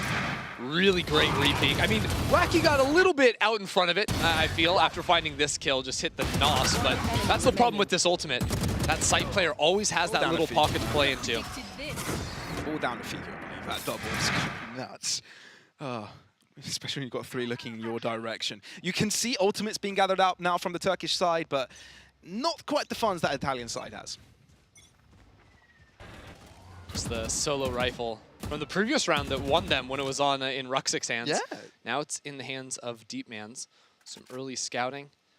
If they try to embed down in underpass, I really like this play. It allows for quick reflanks in the event of an actual B hit. They're actually just playing for the cross here past the smoke. It's a bit of an ace up their sleeves if it comes down to it, but if Desire proves to the safe side, it won't even come into play. The thing is, because they have Brim and Razel, they have potential to stall here big time on the attack for Desire. So Desire might get pushed into a world where they fall back into Deepman's, who's going to have a rifle holding them very forward outside of B site. This could actually be quite deadly. If Desire aren't careful. If Masick lives initially off the spot and gets that ult out, that could be everything. Orbital Strike comes in, stun onto Masick, he can't go anywhere. He's locked out in place. Digital Athletics bring it right back with an Orbital Strike. One-on-one and quick flank though, the rifle is here for Deepman's. But they both turn around, and there's a boot bot in his direction. Spraydart comes out, he does take damage from the bot, but is able to walk away. Rolling Thunder, only affecting one of them, but Deepman's take cares of the other. And now Figure in the corner, Skyline opens the door, it's all his! And Digital Athletics have completely turned the tide of this round around. Tag with just 30 HP, no spike in hand. This round is over. Deepman's has done it again. There is not enough time to get back. Isn't. Tag needs a miracle. And yeah, Digital Athletics not making him any favors. At this point, you just leave one person to run and hide. Don't stack all three players there. It leaves an opportunity. Just with a stun, that's it. Just don't give them a fight. Run. They're out. Bit of a back and forth, and these thrifty eco rounds from Digital Athletics, quite impressive. 2 already. Every single, they're all doing them is the crazy thing. The last 3 rounds, right, have been ecos. God. That was wacky. And here, just the counter Brim ult, right, on the defense that kept them trapped in main for Deepman's to get in here. The fact he gets a second kill is just not okay. Deepman's manages to do it again. Now hand it to Digital Athletics. Want to make it their region proud. I know they're out, but they want to go out at least out with a bang. Oh yeah.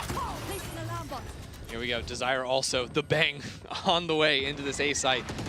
Digital Athletics like to play off site when that Raze ult is available. Previously they pushed towards ramp, but they're aware of the heavy presence in sand. Curious position taken over by 3 members of Digital Athletics, potentially 4. All gathered up on this heaven side. Showstopper from Masick to lead the charge, and they're going right after it. Everybody trying to peer out of the smokes, but everybody being eliminated one after the other. Oh, really taking charge here. Digital Athletics are crushing Desire, suffocating them to death. Oh yeah, they heard all those footsteps, plat, plat, plat, going down into sand.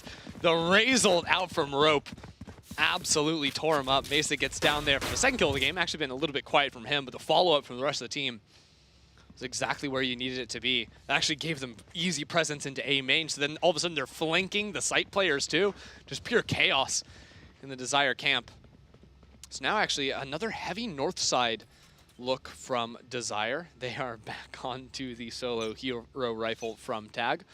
Although we always have to put that disclaimer out. Tag playing solo south side does mean that in the event of a pick with that Guardian, you've got Lockdown, you've got Rolling Thunder, and things are very doable. I love the idea of playing fast. Oh no, Masick is out here, but there's players now looking down at him. Finding difficult angles to attack this, but Deepman takes full care of it. Masick is just there for, you know, a little bit of, you know, encouragement. And the rest is all down at Deepman's. He's found himself a Nightfall now, and Tag is all alone. Lonely world out here. In the business, we call that the bait. The bait. And then you got Deepman's the fisherman behind him. Deep sea fisherman, as a matter of fact. Right. Okay. That's what it's shortened for, right? Deep mans. You have to deep sea fishermans. That's his name. One enemy. Did I spell it out enough for you? Did you just get? You just got there. No, I got it, but I just wanted to let you. No. I knew what you're saying. But all right, we're going to call a timeout. We're going to call a timeout so that Pavlos can really sift through that in his brain. Yeah. Well, I could do it one more time. I'm all right. Okay. Thank you. Thank you, Endo. I appreciate it. We'll drop it there. All right, Desire actually falling back here. It's getting troubling mentally for them. They've had a few rounds here and there, but it's been 3 in a row for Digital Athletics. And to be honest, they've been quite clean. Barely a grasp on this game this Italian side has right now, so this timeout is necessary. Yeah, and Desire back on Haven had some like really big strategic pivots off of the timeout. You know, on their defense, it all of a sudden came with them looking for like early aggression, walkouts with full stacks. So Expecting something similar here, although this might be a little bit more by the book, because of course they have the Killjoy ultimate and the Breach ult, so you can just, with the heavy south side presence that they're showing, look to take underpass initially, drop down that lockdown, and use the Breach ult in post. So actually in a timeout like that, where the attack could theoretically be very simple, a lot of times I think what the coach would do would come in with like reads of what do we think the enemy team is doing. You know, when they see these ultimates, they're playing a little bit more off-site A or playing to look for early aggression. Can we use the Fade to scout that out with the setup? An early Prowler into A main will be able to spot any early peek from DA, which is really one of the main reasons you take this Fade. Yeah, high impact ults on the Desire There's side. the Prowler. Trying to use that on this B side, possibly. Masik swings though, and if Fiku gets eliminated here, that's the Rolling Thunder no more. But Fiku instead wins out the trade. Yeah, he saw the shoulder for a little bit too long. Deep Man's not close enough behind, looking for it though. And he spotted the peek again. Fiku saw both of those shoulders. Okay, Desire basically in that timeout said, Fiku go kill. Essentially. Oh, Tiger kill as well. Double per piece. Only one remaining. Skyling holds on for just a little longer, but there you have it. Desire on the board straight out of after the timeout. I mean, Desire have to show literally nothing. It was just one dream ends, another lazy peeking, I suppose, for Masik. I think Deep Man's, he was just unfortunately caught going on one of those jiggles. It was just a little bit off. Fiku was able to find that one. And I think what's important for Desire this round is that they managed to secure it without using their important ultimate. Yeah, I mean, literally all of what was said in the timeout, they just get to now do in this. So it's the same exact setup. They're looking for heavy B presence, using that Prowler in main. You have, of course, the Killjoy playing north side to spot any early aggression from the Raze. But it will be another round with that Operator on the Raze. This time playing Dish, so nowhere near the action. The position Tag also plays is usually to see if turret, alarm bot, anything is triggered. You instantly jump on that zip line. Now that it's been long enough, though, you have a little push down from Wacky in sewers.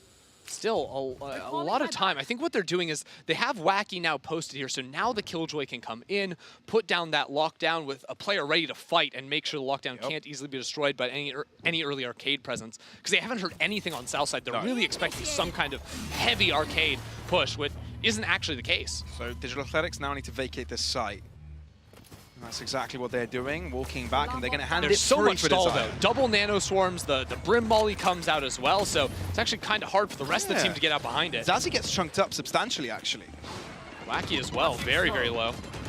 Spike planted. Fiku down a half, and now the rest may follow. Rolling Thunder is a guarantee for Desire in the post plant, but he instantly gets taken over. Oh dear, that was your winning case scenario. Ruxic doubles up, and they keep it going. Digital Athletics want this, and they want this bad. Yeah. But now they're playing for the post plant, all going to be showering up with bullets upon this defuse. Incendiary comes through as well. It's going to interrupt it, but it's down to half already, which means it buys some time for Digital Athletics. Skylan close by to the fight, wanting to take fight. Desire actually winning them. Masik with an Operator cannot spray, even though Kaden and Zazie are low. The round falls for them. How did that just work? I thought for sure DA had it on the retake. It was a very deep smoke. Look how Generator was left open. The smoke actually went way deeper. I think that was an error from the attacker's side. But then, yeah, here you go. Swinging out with 3 players. They shut it down. Just unfortunate because Masik has the Operator, so he's playing very far back, can't instantly trade. Then you have another player on Spike, so they were just, even though I think DA had numbers advantage, when they went for those fights down at the bottom of the stairs, they were down in numbers. 2 players were just not in a position where they could do anything.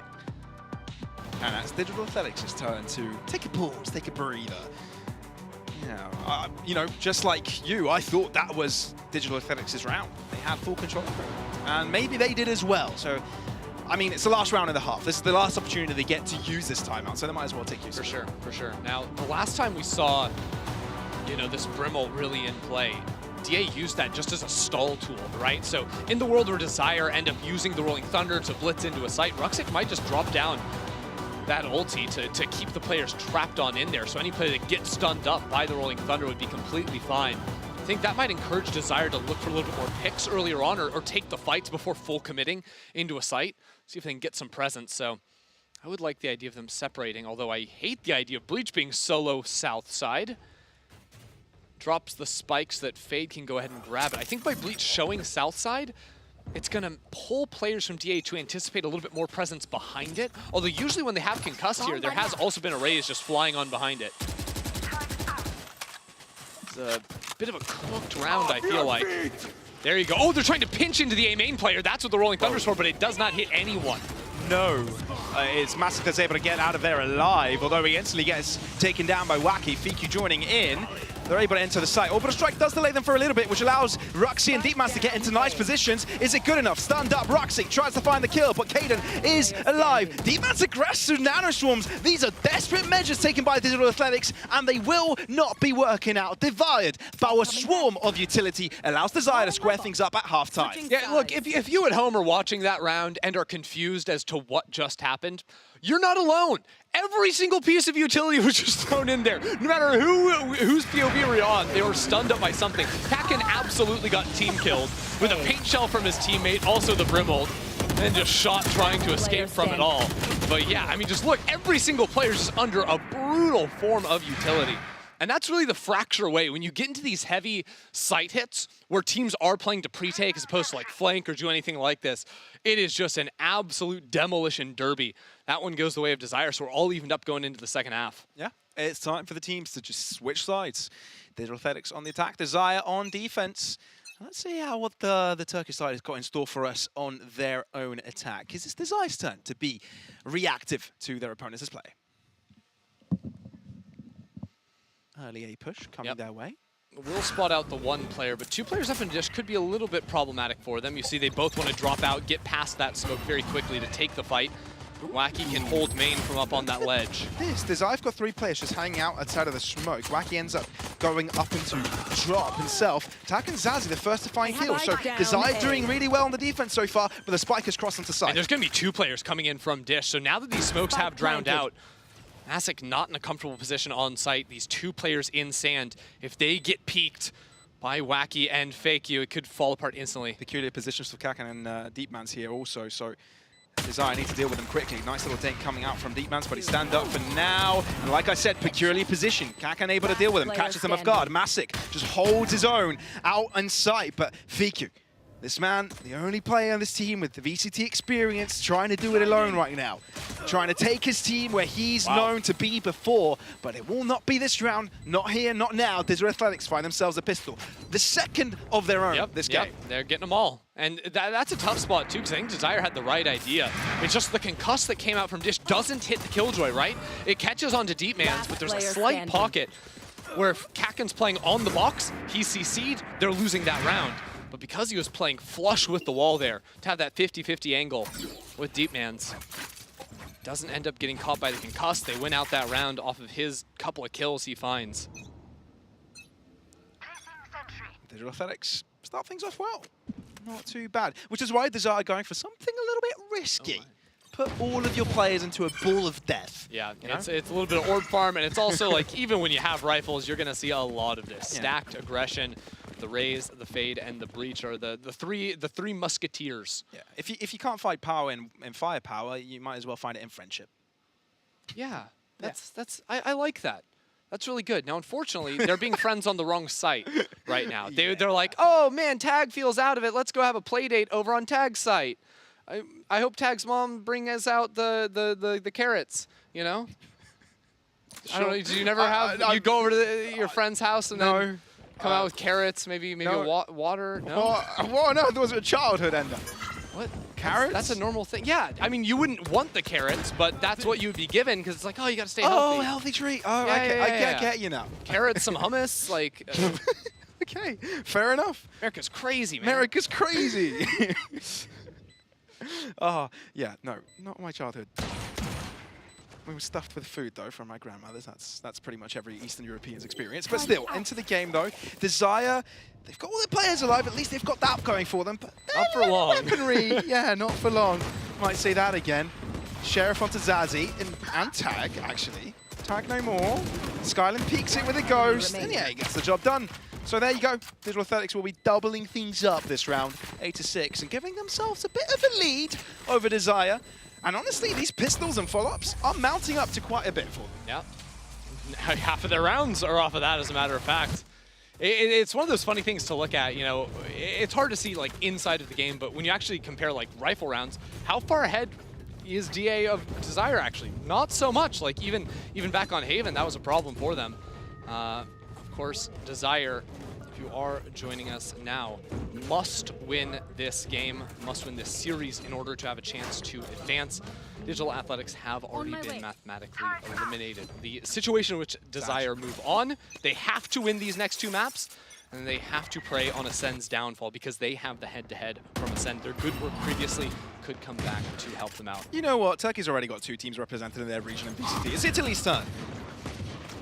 Give them a shot. Give them I mean, a hey, shot. look, if they lose to four sheriffs, it is, this might just be cooked. Massic.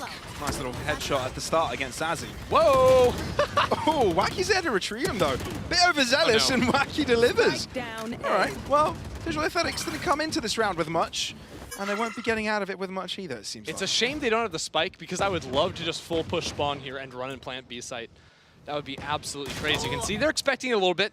Caden's coming back to make sure this isn't going to happen. Has the peek and has the kill there. So things are still deathly close, and this is where Wacky especially wants to hunt, find a kill. Go get him. On the defensive side, a little bit harder to play for like insta orbs that pay off for you, for those like instant, explosive rounds. Yeah. And actually, there's a world where I think there should be some orbs up. If they have awareness, VQ just gets the kill. But I think Wacky was actually coming on over, either because they heard him on the zip line and they wanted the kill, or to just go ahead and farm the orb on Dish. Both would have been equally good, but now he won't have that ult instantly off the round, so there's a little bit less explosive threat right off the round start. Yeah, I think this massive push was a bit disjointed. I don't think his team was there ready to help out straight away in main. Yeah, they were smoked off in main. At the same time, though, they had the concuss coming through, and they were sort of banking on him being the solo rifle. Like, if he can make the entry happen, and you can't win really it. expect for 2 players to be behind sight, so. Turret out. I'm a big fan of, on bad buys, just going ballistic, and that was a ballistic round. Go crazy. Ooh, maybe a north side crunch here. There's an option for it if Desire want to peek into it. Just holding that angle, and oh no, VQ whiffing. Ruxic resets the aim and survives on 5 HP. Yeah, not too bad of a start for Digital Athletics. I am appreciating the slow pivot out of the north side, although Desire are looking for a reaggress. Watch those 2 players creeping up. Arcade, Wacky flushed with the wall here. He's got a bit of an F angle, but he's alone, so there's no trade that will be capable in that way. So the buddy system works out to take him down. Yeah, that came in at 110. And Tag has isolated himself, but this time around he works because Skyland was out on the orb. So Tag doubles up, and the spike is in his hands. He's completely turned the tide of this round around. He picks up the orb here too. One more kill. He can chuck the lockdown in. It's time to go ballistic, running through the smoke, but 3 kills. Spike still out in the open. Caden can smoke that off. Oh no, knife in hand. Yeah. Well, those were the 2 B players. They were expecting them to have rotated through mid or down bot side. Yeah. You're right. Rifle isn't out, but they just weren't thinking that was a possibility. No. And it catches them off. So all up to even. Yeah. A bit of a weird round, that one. The fact that Tag was able to uncrumble himself was real. Look at that. Turning around, triples up. Honestly, all down to Tag. And to be fair, Tag was very influential in yesterday's game against Saw as well, but not quite enough to help his team win the series. But a chance to take down Desire and eliminate them from the competition. Also to not be last place, I believe. So Digital Athletics still, yes, very much trying to fight on through this one.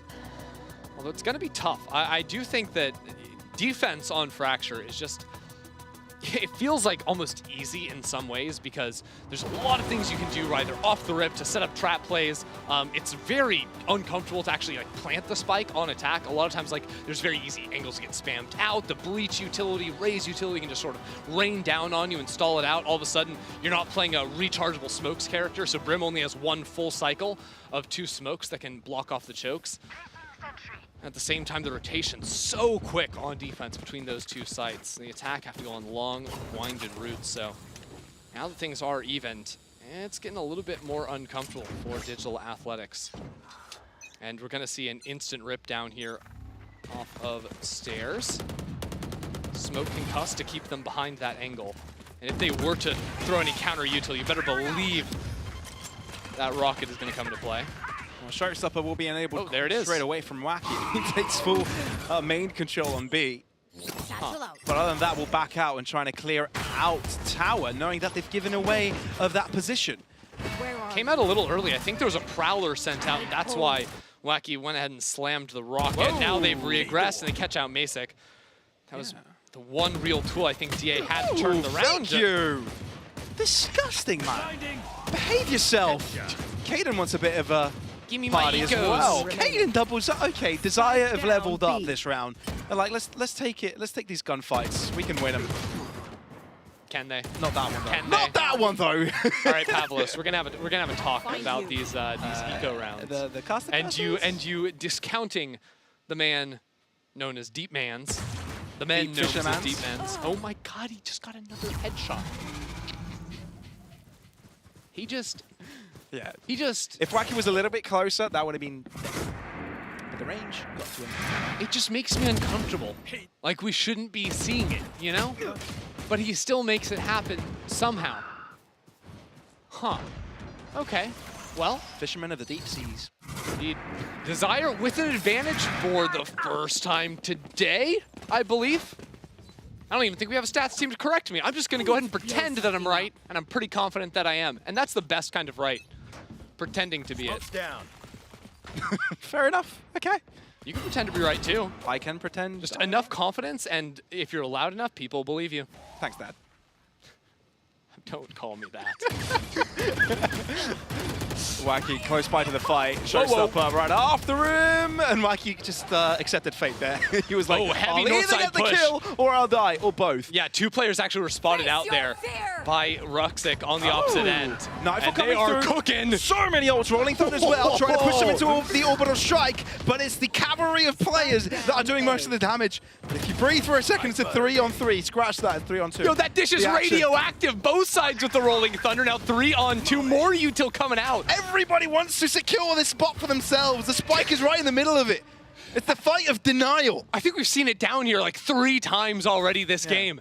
It is DA with the advantage in players, but do they have actual util? No, they have no flashes to work with. Both of them are playing a game of you peek me. No, you peek me. No, you peek me. 35 seconds, by the way. You got to move quickly. Got to do something. They're waiting out for the Brim smoke. Caden is actually alone here. Is the call to play it alone the right call? I don't think so. And they're going to pay for it, maybe! If Fiku didn't run out of bullets there would have been a world where this would have been Desire's round, but no.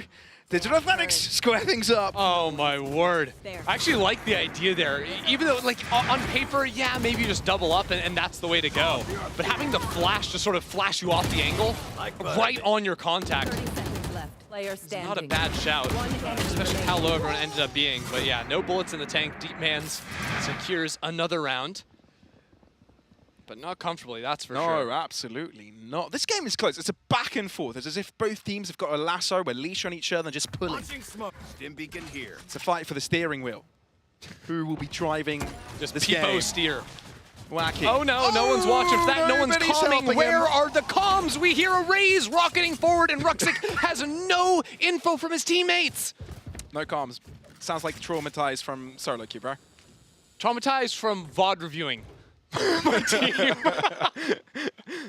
Yeah, bit of that, bit of this, put it all together. It's always the smokes player that gets left out to dry. They're always in the back line, and then like, wait, oh, there's 5 people pushing that? I had no idea. Oh boy.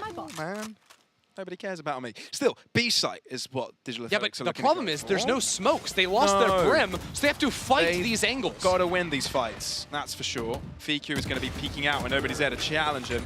Simple as ever, now can re-peek with his fault line. Deep Mans and Masic do eventually win a trade of their own, but they're behind a box, a very shootable box, and with the guarantee of Caden behind, this round would have never fallen into the place for the Turks. Yeah, I'm pretty sure, like, if you were to crunch the numbers and try to find out, like, on Fracture, really on any map, if your smokes player dies first on attack, like, that has to be, like, the lowest win rate of any agent class anything. Unless we're playing, like, these double smoke nonsense competition, but certainly for that Brimstone, you just have no chance whatsoever. Because as you saw there, the defense doesn't have to hard hold the angles. You hear the players running on out there, you hear the utility peek in after, means you're dodging away from flashes, means people have already checked your angle out, so the entry is getting caught in the back of the head. It all falls to pieces. Another aggressive look, the same smoke plus concuss, this time breaking the Killjoy turret too. So now DA feel like they're almost pressured to push into A, and at the same time, very concerned about a potential flank. Digital Athletics determined here. They want to take this to a third map, want to keep their survival in this tournament going. And so far, so good. at least for now, because we'll have to get a second map in a row, Ascent. But Seeing look at this this in fight bed. coming through. Deepmans and Ruxic hand in hand, with Caden very far forward. He's even got a friend to help out, but still a trade, stand up. They lose two rifles all of a sudden. no. The pistols have been upgraded. Yeah, double lockdowns here too, so I think Kakin's going to run underpass, put that one down. Tag has the chance to take a couple of fights though. Yeah. He's really hunting. And I think they knew they were going to bait out the lockdown because they they've got could one break to that, work though. with, but Zazie is on the other side of the tunnel, able to retrieve whoever rotates for him. I don't like this. No smokes again. They're trying to run over towards A. They had the paint shells. They had options to try and break that lockdown. Back dice. And there's Killjoy utility there as well, waiting for them. Definitely some stall here if they could hear it. But no one's actually in range. Popping the swarm a little bit early, just to show it. Not the second one though, okay. There is a bit of a delay. Watch And it, allows watch Wacky Dish. to find himself over onto Dish. That actually can be quite influential. All three have crossed. Paint shell. Paint shell can do a bit. Slightly misplaced. Fall light onto him, but it's tagged to find himself impact straight away. Still a Vandal in the hands of Skyland. And they know both players are on site. They can go into A main. They know it's completely open, so they wait for Zazie to come on the flank. Then these two players are sitting ducks. There you have it, and there's still Wacky with a boombot available. Double blast back to get him out of play. Zazie peeks through. Skyland alone finds one. Two more to go. Can he do it? No. Tag just takes a wide swing at it, and Desire double up. That's going to be 11 now on the scoreboard. 2 rounds of difference between the two teams. Yeah, a bit of a sussy round there when your two players that had pushed downstairs both end up falling and handing the rifles over. But it did seem like Digital Athletics lost their opportunity to cleanly get into a site by not committing into the enemy lockdown on B with no smokes left and that flank awareness. It actually all goes down to remember that turret that got broken very early into the round. That pressure had been put down. Killjoy fell in the initial hit, so yeah, it all falls apart. That was... Did you hear that? Yeah, I heard that. It sounded like a fart. Well, sounded like... Do these agents now have fart sound effects? I think, look, they're people too. Okay. Maybe on Omega Earth they don't, but we're all human beings here. Wacky showstopper. There you have it. So Desire take pressure to their own hands. They're the ones to regress, but at the same time, they give space for Digital Athletics to move onto the site, fight on multiple fronts. Rolling Thunder into Caden. He's alone. Deepman's doing the job for Digital Athletics, pulling them right back into the fight. Spike not planted, which allows Skyland to play this out. And they know where he is, so they're going to try and avoid him. Flash is accurate. Repositions. Do they expect it? Whoa, whoa, whoa, Both whoa, have been whoa. spotted. Both been ignored. That's one. Knows where Caden is. Breach v Brim won it yet again. 70 points of filth, and it's Skyland that comes out on top. Digital Athletics right back in it. Desire just botched that 2-on-1 completely, almost on match point to keep their hopes in this tournament alive. But the communication was just not there talking to one another when the swings are kind of come through. It's only possible because Deepman's has those couple of insane kills. But then each player individually out in the open, they are not anticipating. You're getting a talking to right now in this no. timeout. Oh, you're being told to breathe, put it behind you, because that doesn't matter right now. Winning the next 2 rounds is what matters. But you look at the momentum coming off of that round. I don't care about the emotions, anything like that. I'm talking about the ult momentum. 3 ultis. If you remember, VQ, Wacky both threw their ults into that last round. They lose it because of the mismanagement in the 2-on-1. Now Deepman's, Ruxic, Masic all ready to go. Skyland's 2 off, so you have the chance to just carry a couple of these ults 1-2 rounds in a row. Desire might not even have a chance to have their ults back online before this game is over. Both teams with the ability to speak with their coaches right now, so this is not only a Desire thing, it's Digital Athletics also with the opportunity to plan out their play. They did go proactive this round, Desire did, and did start going in their favor, but they didn't quite secure it, so they've got to be quite mad of themselves. Decision to make. Half buy, sort of with a half attempt to win this round, risking an equalizer from the opposing side. Well, it does seem like this is the case. A timeout to sort out the economy. Okay. Desire not looking to get super aggro early on. A little bit of scouting with the Prowler. Gives them the option to try and step forward, but the Prowler reaches so far forward. What is Kaki looking at? Was confused by the Prowler. Maybe there's satchels behind it, but yeah, now DA have to accelerate into B, which is open. The 2-player stairs are going to be problematic. They're going to go in quickly. Masic doesn't quite connect the right blast pack onto the site straight away. Oh, no. With him. Oh, baby. Oh, okay. Desire have a real shot now. Those were 2 of the ultimates going into this round that were also lost. Orbital strike available at least for Ruxic. Not all ends. to this mean? Deep Man's very far forwards, and Fiku sort of expects it, especially after that flashpoint going in his direction. He gives up the position with the jump there. A very interesting position for Digital Athletics to take, very deep into the camp of Desire, which is really crucial. They take down Fiku, and that's exactly what they do. Orbital strike into main, isolate one of them. They win their fight! Digital Athletics, full control. Rolling Thunder, it isolates one side, but Kaden cannot do it alone. Surely not. Skylan has got his number. And Wacky, he's just too far away, and the time is ticking.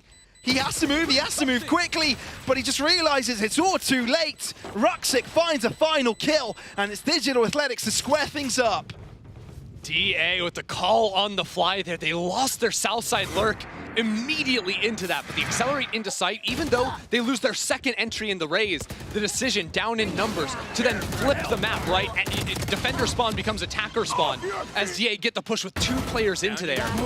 And then that wonky position that they're able to hold on site only because they have control of both exits from CT. I'm just going to say it was a very smart mid-round decision there. 1,000,000%. That was exactly what you want to see from DA when you have so much pressure coming into you on your own flanks. Quick to think on their feet. And now this time around, they're going in. They don't care about the setup. They don't care how many players are defending. They're just going to go directly into the fight. Showstopper taking down Wacky. Masic opting to back out as soon as the orbital strike is no longer there. Kaden has got the high ground and still maintains control over Taya. But can he keep it for long? Because Kakan is right there behind him, deals with him. Still a 3-on-3. It's a very close one. Spike yet to go down. And the lockdown's come into play. Masic is just trapped right in front of Generator here. At least he's got help from his teammate, from Kakan. But as the lockdown gets enabled, Tak gets a bit overzealous, over-eager. They're under pressure and they know it. They know that their backs are against the wall. They know that this has to be the round. Otherwise, it's economical recession for Desire and Digital Athletics on map and series points. 5 HP on Zazie. 2 players holding the line. And it's too difficult. Digital Athletics lock that in. And they're poised to take over the series. It's all off the back of them. A fantastic call in the previous round. Scraping that one away here. Masic ult, the ult finds the kill. Unfortunately for Kaden, he only got the 1 kill, anchoring up into tower. He was the only thing that really could have posed a problem for DA there, and now it is Guardian central on the defense. 4 Guardians of Bulldog, not a single true rifle. Oh. Can the Guardians guard them? They don't even have full util. Kaden doesn't have it. Oh, they're missing a flash on FakeU. This is not easy. They've got a Nightfall going for them, but come on. How much is that going to give them? Could be. Odds stacked up against them, that's for sure. A map down. 1 round away from being knocked out of Ascension. Tag has to find something. Desperate. Oh, and he found it! 1 shot, 1 kill. Nightfall in retaliation. 3 tags off that. Still a threat of a lurk, I do believe. Knowing of the presence of the attackers is important, but how long do Digital Athletics stick around? They're still looking for it. Creeping out here, but there's alarm. There's everything spotting them out. We're going to be seeing a peek coming out from Kaden, back off the back of a stun from Fiku. Yeah, if they hear anything, they can slam that. Actually, just a concussed toss a little bit early. Yeah. Clock is winding down, though. Ruxic has held on to 2 smokes. That's all he needs for a side hit towards the B side especially. But actually, because they're only coming from south side, you're always going to have some kind of opening. And you're right, down to 30 seconds already. 30 seconds left. Rotation forced out from Digital Athletics. Now they're going to amp up the pace. There's insane stall, too. Like, Wacky has the paint shells. He can chuck those out just to keep them trapped here down on bottom stairs. He hears it coming in. The paint shells should be short behind. Desire might fall in the trap of playing retake, though. If nobody dies from Digital Athletics here, this is very doable. 15 seconds! This is very doable for Digital Athletics, even though they're at a numbers disadvantage. Spotting out 1 behind the smoke. Masic finds cover. Not too big of a deal. Everything whiffed. The shots, the paint shell, nothing connected. It's 5-on-4, still advantage for Desire. And the only impactful utility left for the Desire side is a flash and a stun. With their tournament hopes on the line, 5 versus 4 for Desire. They have to come up with this. The time is now. Can the Italians hold on and be representative in Ascension playoffs? Ruxic has the number of Wacky, slowly crumbling under pressure. Masic and Deepman all put their forces together. Maybe a saving grace from Zazie and Tag, but the crossfire is just too grand. The stun is there, the paint shells is there, the lead is there. And the Turkish team of Digital Athletics have just crumbled the hopes of the entire Italian region. That is it, their journey is over. And with this series as 2-0, they at least end their own journey in Ascension with a bang. What a push to the finish coming out from Digital Authority. That second half was really tough for them. Won the pistol, but after that, we're getting absolutely shut out. Called a critical timeout. And from then on, we're lights out. Great mid-round calling for them to take the win and end on a high note. Look, I think this is with the calling that kind of we were missing from Digital Athletics throughout the entire tournament. I think there was a bit of skepticism coming in with their executes, with their retakes, with the decision-making a lot of the time. But really, Digital Athletics, you know, stepped up to the plate finally. They stepped up today. They had the number of desire, especially back on Haven. I mean, credit game after game, round after round. Deepman's is just the dude to watch on this roster, I feel like. He has been such a rock for them. And that's not to say they don't have other star players. Of course, like, you can't talk about Haven, really any map, without talking about Masix off and just how effective he was on that with the repeaks going into the fights. But Deepman's is a guy I'm going to continue to watch even after Ascension. Quite the game in the end, quite the banger. Back and forth. When Fracture hit, I don't think any team seemed like the favorite, and I think the pressure just got to a desire by the end, right?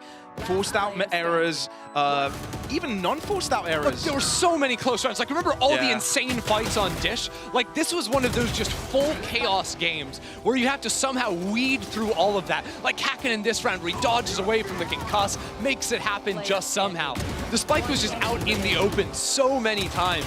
And I think that even when Desire got early advantages, more often than not, down in numbers, it was Digital Authority, Athletics. They were the authority in this game. They were the authority. They were the ones that kept finding different ways to fight back, winning out in their shots and winning out in an absurd amount of ecos. Look, Desire and Italy, my heart goes out to you. You had a solid run. You've already upset expectations, so good job to you. Hopefully next year you come even stronger. But for now, that's it for their run. Let's see what the next match brings. Stick around, everybody. More action to come.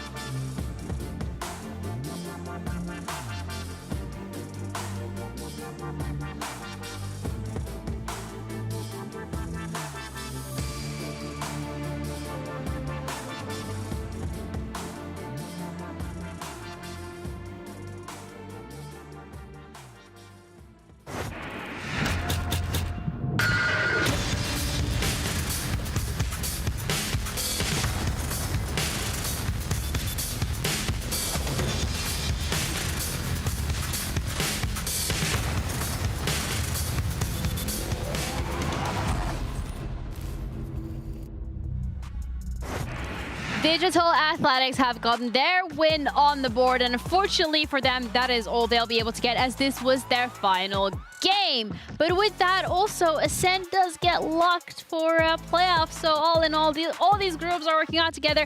Nero is very happy, but Digital Athletics have put forward a pretty good performance today. And I have to be honest, something that kind of carried me through with that 2-0 prediction for this matchup was not believing that Turkey is capable of sending a bad team to a tournament like this. Like, think about it. FUT Esports is doing really well this year in EMEA VCT. Absolutely. FUT Esports also won the VRL finals last year. Yeah.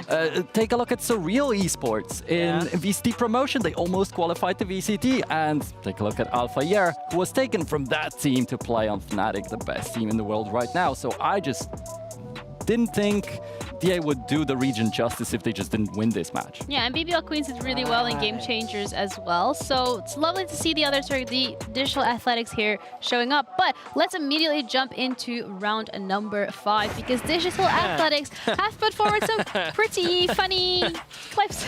They're masters of making impossible rounds possible. Imagine imagine though that this would have been won by Desire. Then we would be possibly on map number 3. Didn't happen. A few of those magical rounds that happened where Digital Athletics didn't have any saying in this really turned around right here. And here's very smart behavior by them. They don't overface and overpeak in any of those scenarios. They really play this one well together and isolate the fights, as we can see. What was very important for them at the start, though, Rosic had the only rifle, and he used it very well, getting a double kill. Then Deepans, this is a very tough duel for him. Yeah. He has only a sheriff, but he is patient, and he is calm and collected in these situations. And Deepans just had such an amazing map. And once again, we have a replay where he is going to be a main character. He's coming in with a flank. This is even checked with a boom bot, and he gets a frag. And even when this was overall a great execute by Desire, Digital Athletics showed us that they have the capability to adapt in those right moments and use their firepower in a proactive way, which often then saw the guys of Desire struggle. Particularly in this round, ultimate usage has been great. Yeah, something we were really worried about from Digital Athletics, considering their performances over the last couple of days, was the fact that we had W Gaming, where you just 5-man rush onto sites. Sometimes their utility usage wasn't the greatest in terms of getting rounds on the board. Clutches were also question mark, but today, clutches were on the board. Absolutely. I mean, this is something they've done so well against Saw already. And it is magic they perform from time to time. As we've seen right here, for example, it is a 1 versus 2. Kaden does an odd move, but look how calm and collected Skylin is. He doesn't overpeak in any scenario. He doesn't rush them. He isolates another angle and finds himself a good frag, with then the Brimstone doing the next mistake, being known, and Skylin just waits. Where do you peek? Left, right, spotted him. Story's over. Yeah, and he's just chilling there. And he does. It was 6-6 after the first half of the defending half. And it seemed like the offense is just going to be better for DA. They were struggling a little bit, but Deepmans is the guy who made it a lot easier. And you're saying calm and collected about Sky, and I'm saying calm and collected about Deepmans. It seems like they were just calm and collected overall. And that is something that stood out to me a little bit for a Turkish team to have the discipline that DA showed in this group. It's nice to see. We weren't calm and collected when we heard Ender mention that a carrot and water is a snack he would like to receive at his parents' house. What kind of friends do you have? When When this is like your main snack and carrots? Listen, if I go to a friend's house and they be giving me carrot and a bottle of water, I'm outie. Zeshtal, do you want better? Do you have friends? Like in this situation? This guy is here. This guy is here for 1 day and is acting up like he's here being for Shots months. fired. I'm not saying it to you, but I'm thinking like if you're thinking going to a friend means carrots, like do you really? Okay, fair. Okay, Guys, listen. Why are you talking that about your friends? I don't have friends. Anyways. Exactly. Ascend, however, is locked in, so we can tell why Nero is in such a good mood. But they are going to be going up against SAW, the first team in Group A, and who are also locked in. They are completely undefeated. We had so many questions about this team coming into this, and they have genuinely answered every single one of them. I mean, overall, could have never been so wrong in my life. This team is absolutely amazing. You see, it starts off when we just take a look at the numbers by Tomasi being absolutely mental and crazy. And he himself is really a leading figure in the entries in so many scenarios, but this is not where it stops. All the units, every single component is made in a team sense. The kind of cohesion this team has is something out of this world. And Tomasz is flexible, and the rest of the team is flexible, and Davi is flexible with his picks too, and some new ones that he's even bringing up into this tournament. That is just an amazing thing that you want to have, and it's all about, it seems like it's all about support in this team. Yes, it is. The fraggers wouldn't really work that well if they didn't have the other guys behind their backs, and that's Batty, that's Addicted. It is. Yeah. Davi as well, another player that we highlighted yesterday because of the fact that this man, I know it says Asian pool, I'm changing this to Agent Ocean because the amount of agents this man can play to perfection is not legal. I would say this is more of an Agent universe because he's setting this thing on an entire intergalactic level. Pardon? How many universes? Too many.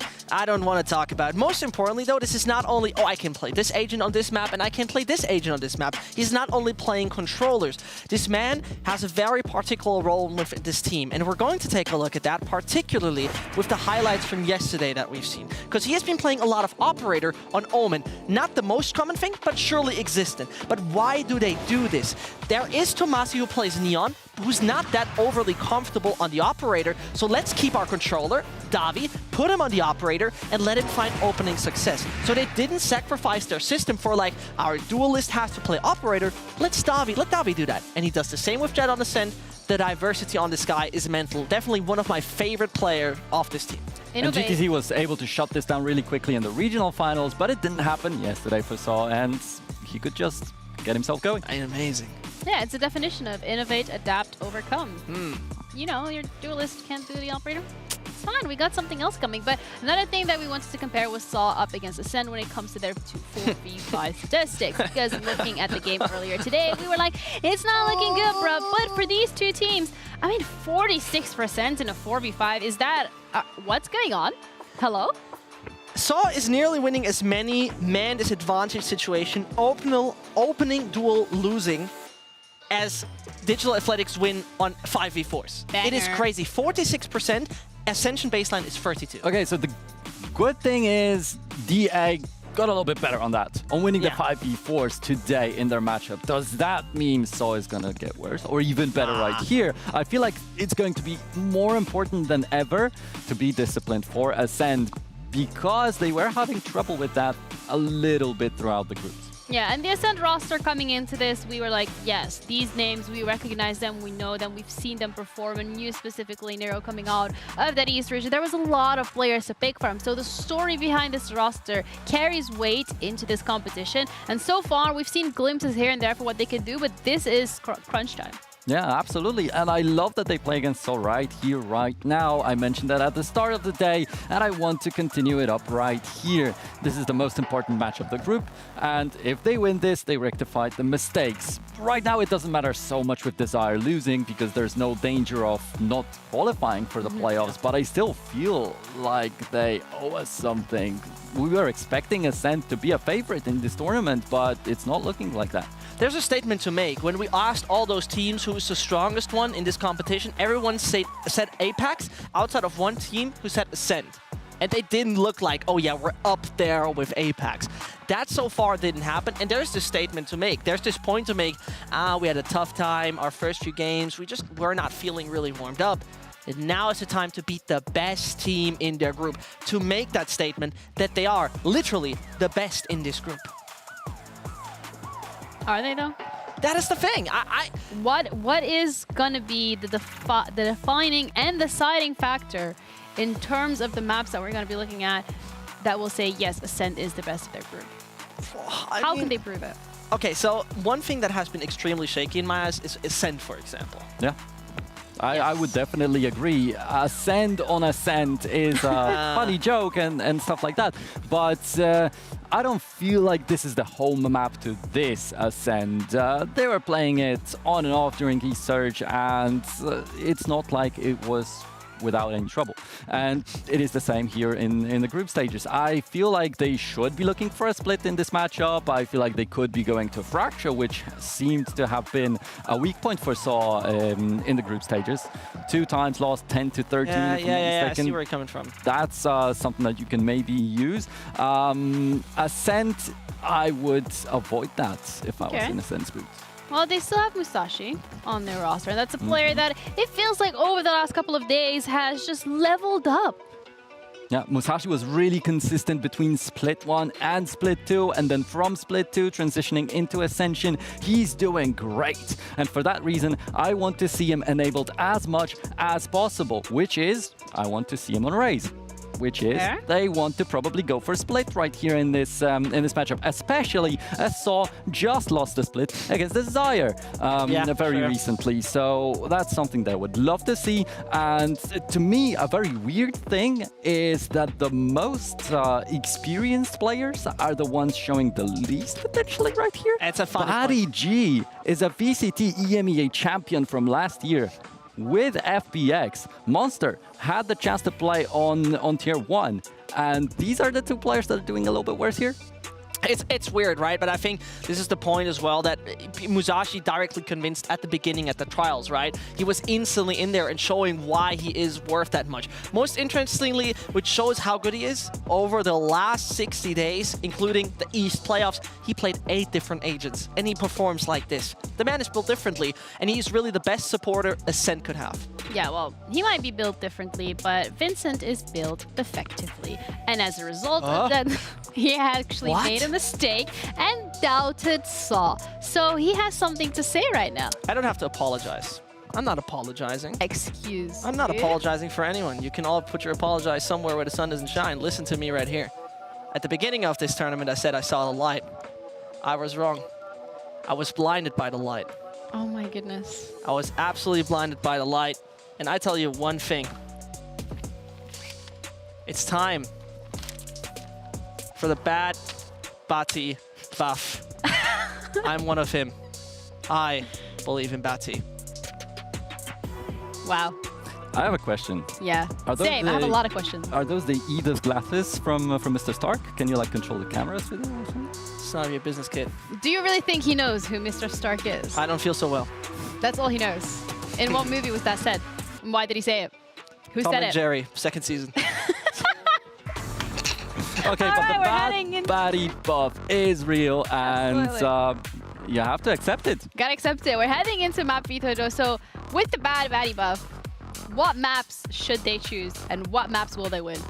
All of them. Ascend, ban Ascent instantly. So I was saying they could probably avoid it, but not so much as the ban in the first rotation. That's really interesting for me. So go for a Pearl ban. That's very normal for most of the teams in this tournament. Yeah, which is actually an interesting factor because Pearl being one of the maps that some of these teams did play, including Saw, and now it's like completely taken out of the map pool. In this case, I can understand it because Ascend are comfortable in Peril. So maybe that's a team that you don't want to play it against. But that means Ascend get that split very easily for themselves. And Saw decide to go for Lotus. Vincent, who's now... Bad Batty buff. I mean, I could say something the entire... You know what I could say? I could actually put some input if you... Yes, hey, go ahead. Split was an iffy map.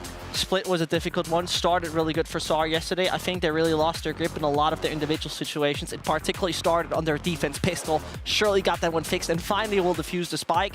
Most dangerously is Lotus. I think if Split is falling in favor of SAR, the thing's over. The Bad Batty buff will strike.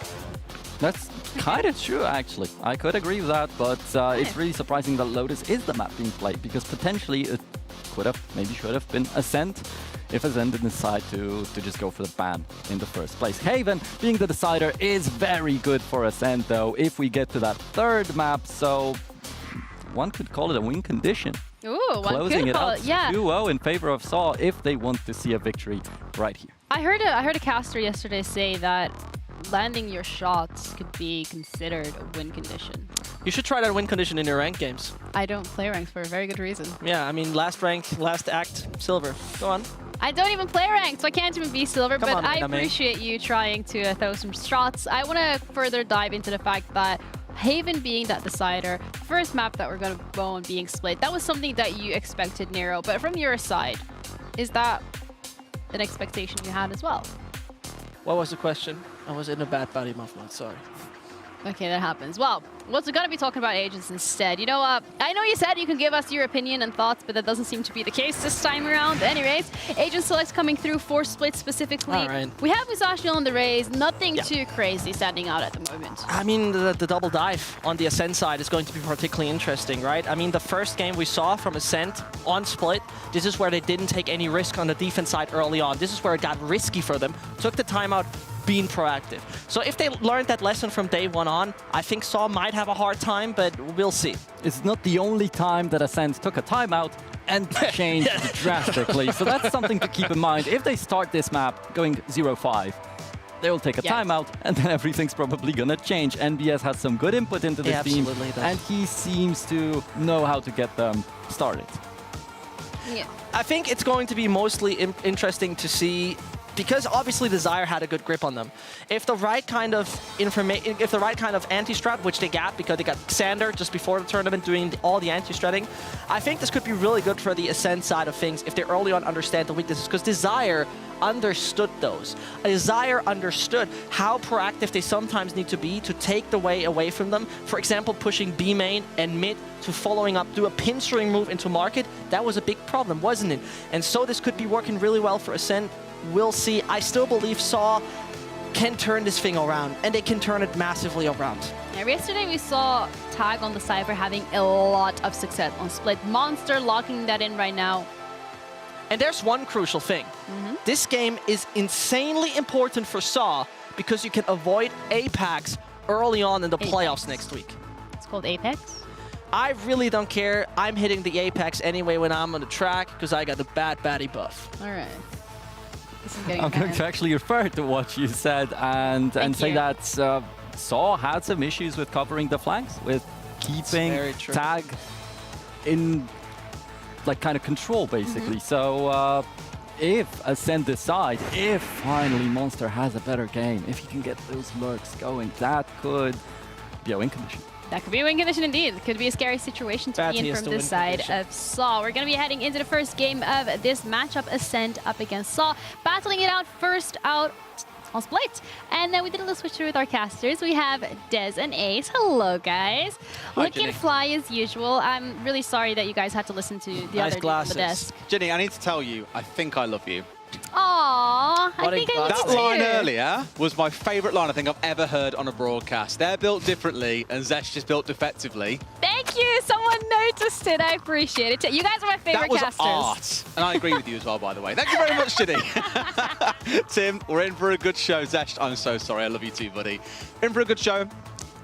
If only I could have done it earlier. This would have been such a spicy game. It's still a fun one. We still get the 2 top teams. We do. And I had a chat with Mozasa just before the game, and he was like, we're super hyped up. We want the 4-0 because coming in, a lot of people doubted Saw. They didn't think there'd be a top team. They're currently 3-0.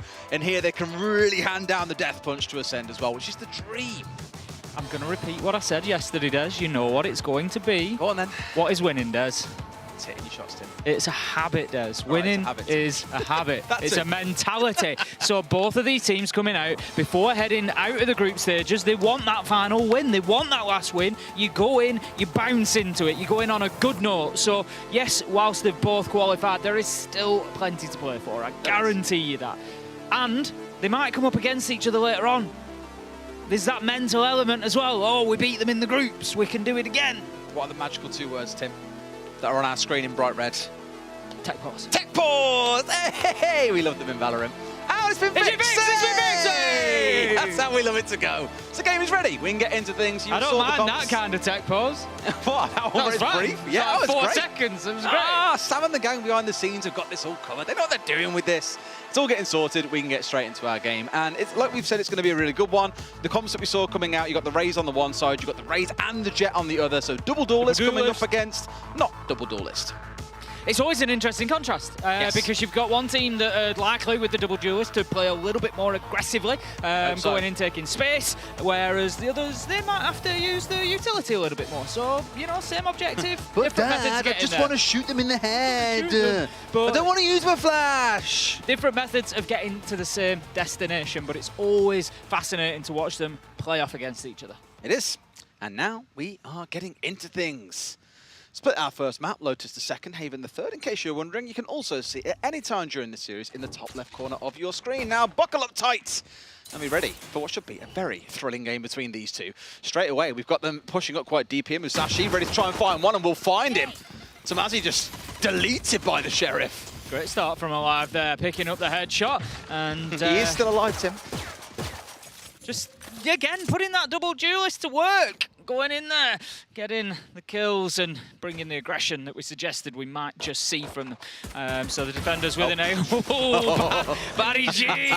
Missing a couple, I'm going to have to say it was there for us all to see, but finds his final shot, but taken out in a quick trade. He was doing his best Tetsuchu impression there, I'm afraid, Tim. I think it might have been. I mean, it wasn't his best Pyrite impression, because if it was, he'd have still missed it and they'd have wheeled round and hit him with a headshot on the 180. So, you know. Now, knowing your rotten luck in any kind of competitive FPS, Tim, I don't think it would have been a case of that. He just would have been run over by a train. There's not even trains in this game. Exactly. How did you get run over by a train? Wow. It just happened. Wow. It seems to be a thing. It happens Oh, a lot. just looking to see his shoulder here as well. Brody exposing a bit too much himself, and we're sat a little bit there. We saw this the other day, actually, in a game. I forget who it was between Focus and another team. Double Sage on this map. Either side, of course, having the Sage. Just meant walls were going up pretty much everywhere. It was a real scrap to break those walls down. They were boosting over each other's walls. All kinds of madness. May well yet see enough craziness in this game between Addicted and Brody.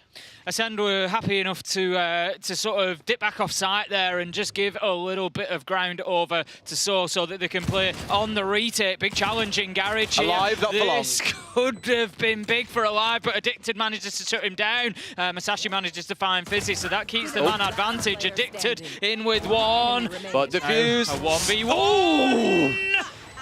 Davy just won't lose it, will he? Absolutely not. Davy just getting in there, getting that final kill. Big round from Saw. They were 3v4 for a lot of that, and it just brings me back to the stat that we saw. The analysts actually gave us on the pre-game, and that was looking at 4v5 rounds and how many Saw win versus Ascend win, and generally Saw winning about 10% more of those 4v5 rounds, and so obviously more comfortable at playing with a numbers disadvantage, and they've just shown it as there yet again. And that was even the cheekiness, like you say, of Ascend in the early round to get up aggressive against the Viper wall. Really, it's the only way you can respond to this Viper wall as well. It becomes difficult otherwise if she gets a smoke down like you're seeing now on ramp. That really slices up A main and makes it quite difficult to play through. But that small gap that's been left, that's enough for Ascend to be able to get cheeky through. So they're going to have to respect that, the side of Saw. And sure enough here, playing things that touch slower is forcing respect out from Ascend. It is. This time, last time they played with the man disadvantage. Let's see how they do. I love this skin. Every time I get it out, and it's like the present wrapping just gets ripped off. I just love it. Heading straight in towards B then. Trailblazer going ahead of them, but just going to be feeding that information back in. They know that long is clear. They can push forward now. Looking to get themselves in towards site, just using that smoke to push forward and claim space.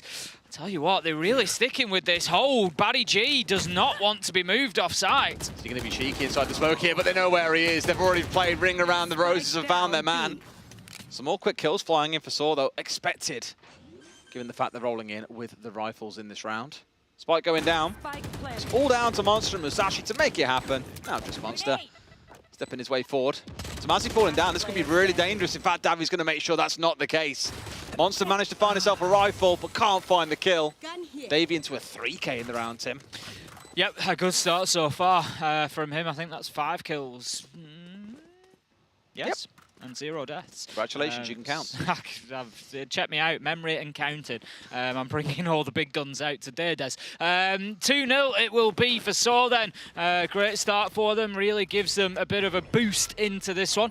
Really taking charge of Split so far. Oh, indeed. Though it's fun here, we get to... I wouldn't quite say it's a full buy round coming out, because as you can see on the other side, Saw have basically sacrificed this and not bought up. Again, they want to make sure they've got a full buy in round 4. So, as we're so often used to saying, this is where you expect Ascend to bounce back. They're in here with the full buy. If Saw win this one out, it is going to really sting Ascend, though. Going to be able to look at pushing on into mid here, heading towards it in numbers, 3 of them for the time being. There is the smoke on the left that's just going to prevent them from pushing into heaven for the time being. They're just waiting for that to clear out, and nope, they decide that it's going to be over towards heaven and on the A side instead. So going to have to use those ropes, get up there and get aggressive, but they are going to come face to face with Alive. That's if they know about this. Alive obviously just holding the default position here. I think he just popped the dash as well, so he knows he's about to come into a firefight engagement, and sure enough, takes it, dashes away, and gets out of dodge.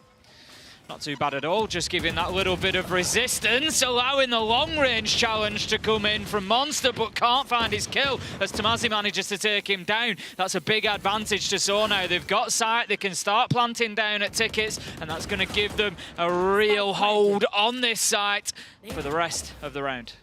Yeah, very comfortable. You also got a flank coming up through mid as well, let's not ignore. Pretty sure that's Davey trying to round and catch someone out, but has identified here that actually, no, they're all inside of heaven. And maybe he can do some damage if they don't pay the respect here, that they don't know maybe where this 5th player is.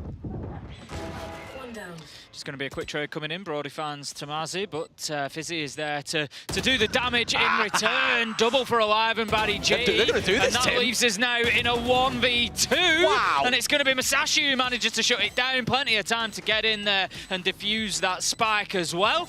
So a good response from Ascend, despite going 2-0 down. I really thought, out of all the 3 rounds so far that Saw have won, that was the one, the 2 rounds they've won, the one they've lost now. Out of the 3 rounds, that's the one that I would have thought that they would lock down. They had great site control, 5 versus 4, got the spike down. It was all solid from them, but they just couldn't win those gunfights. Well, 5v3 for a time as well, Yeah. but Musashi just goes nuts. And again, half expected because we had Ascend coming in. I keep saying Ace because I keep seeing Ace at the top of the screen. That's annoying because Ace is stood right next to me here in the casting booth.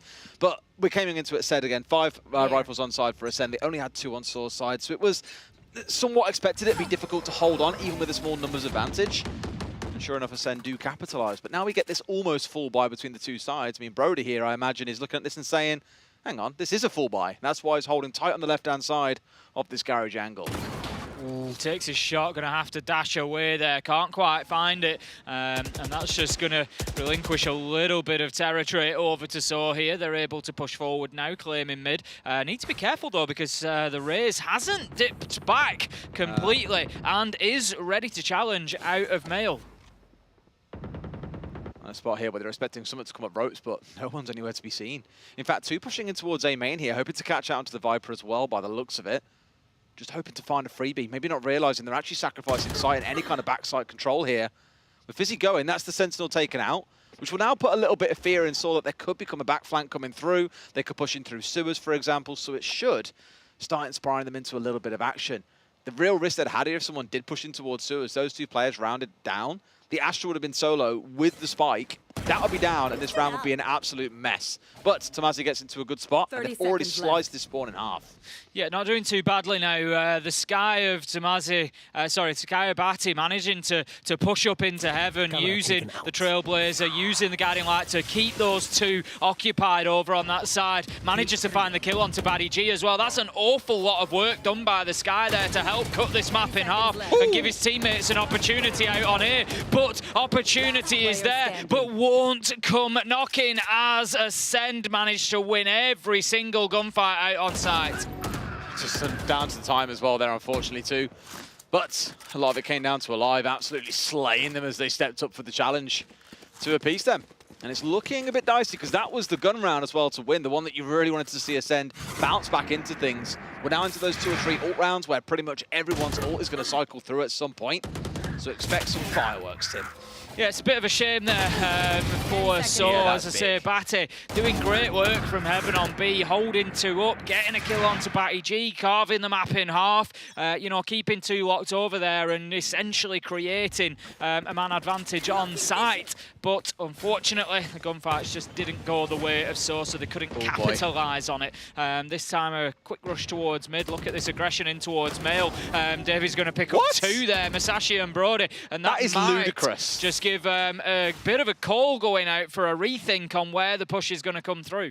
Davey is their only rifle player this round, and he's just stepped in comfortably and taken a 1v2. Addicted has found another, which means they get a second rifle. This is one hell of a thrifty round coming out, Tim. Yep, straight into A as well. They know that manpower is going to be on their side.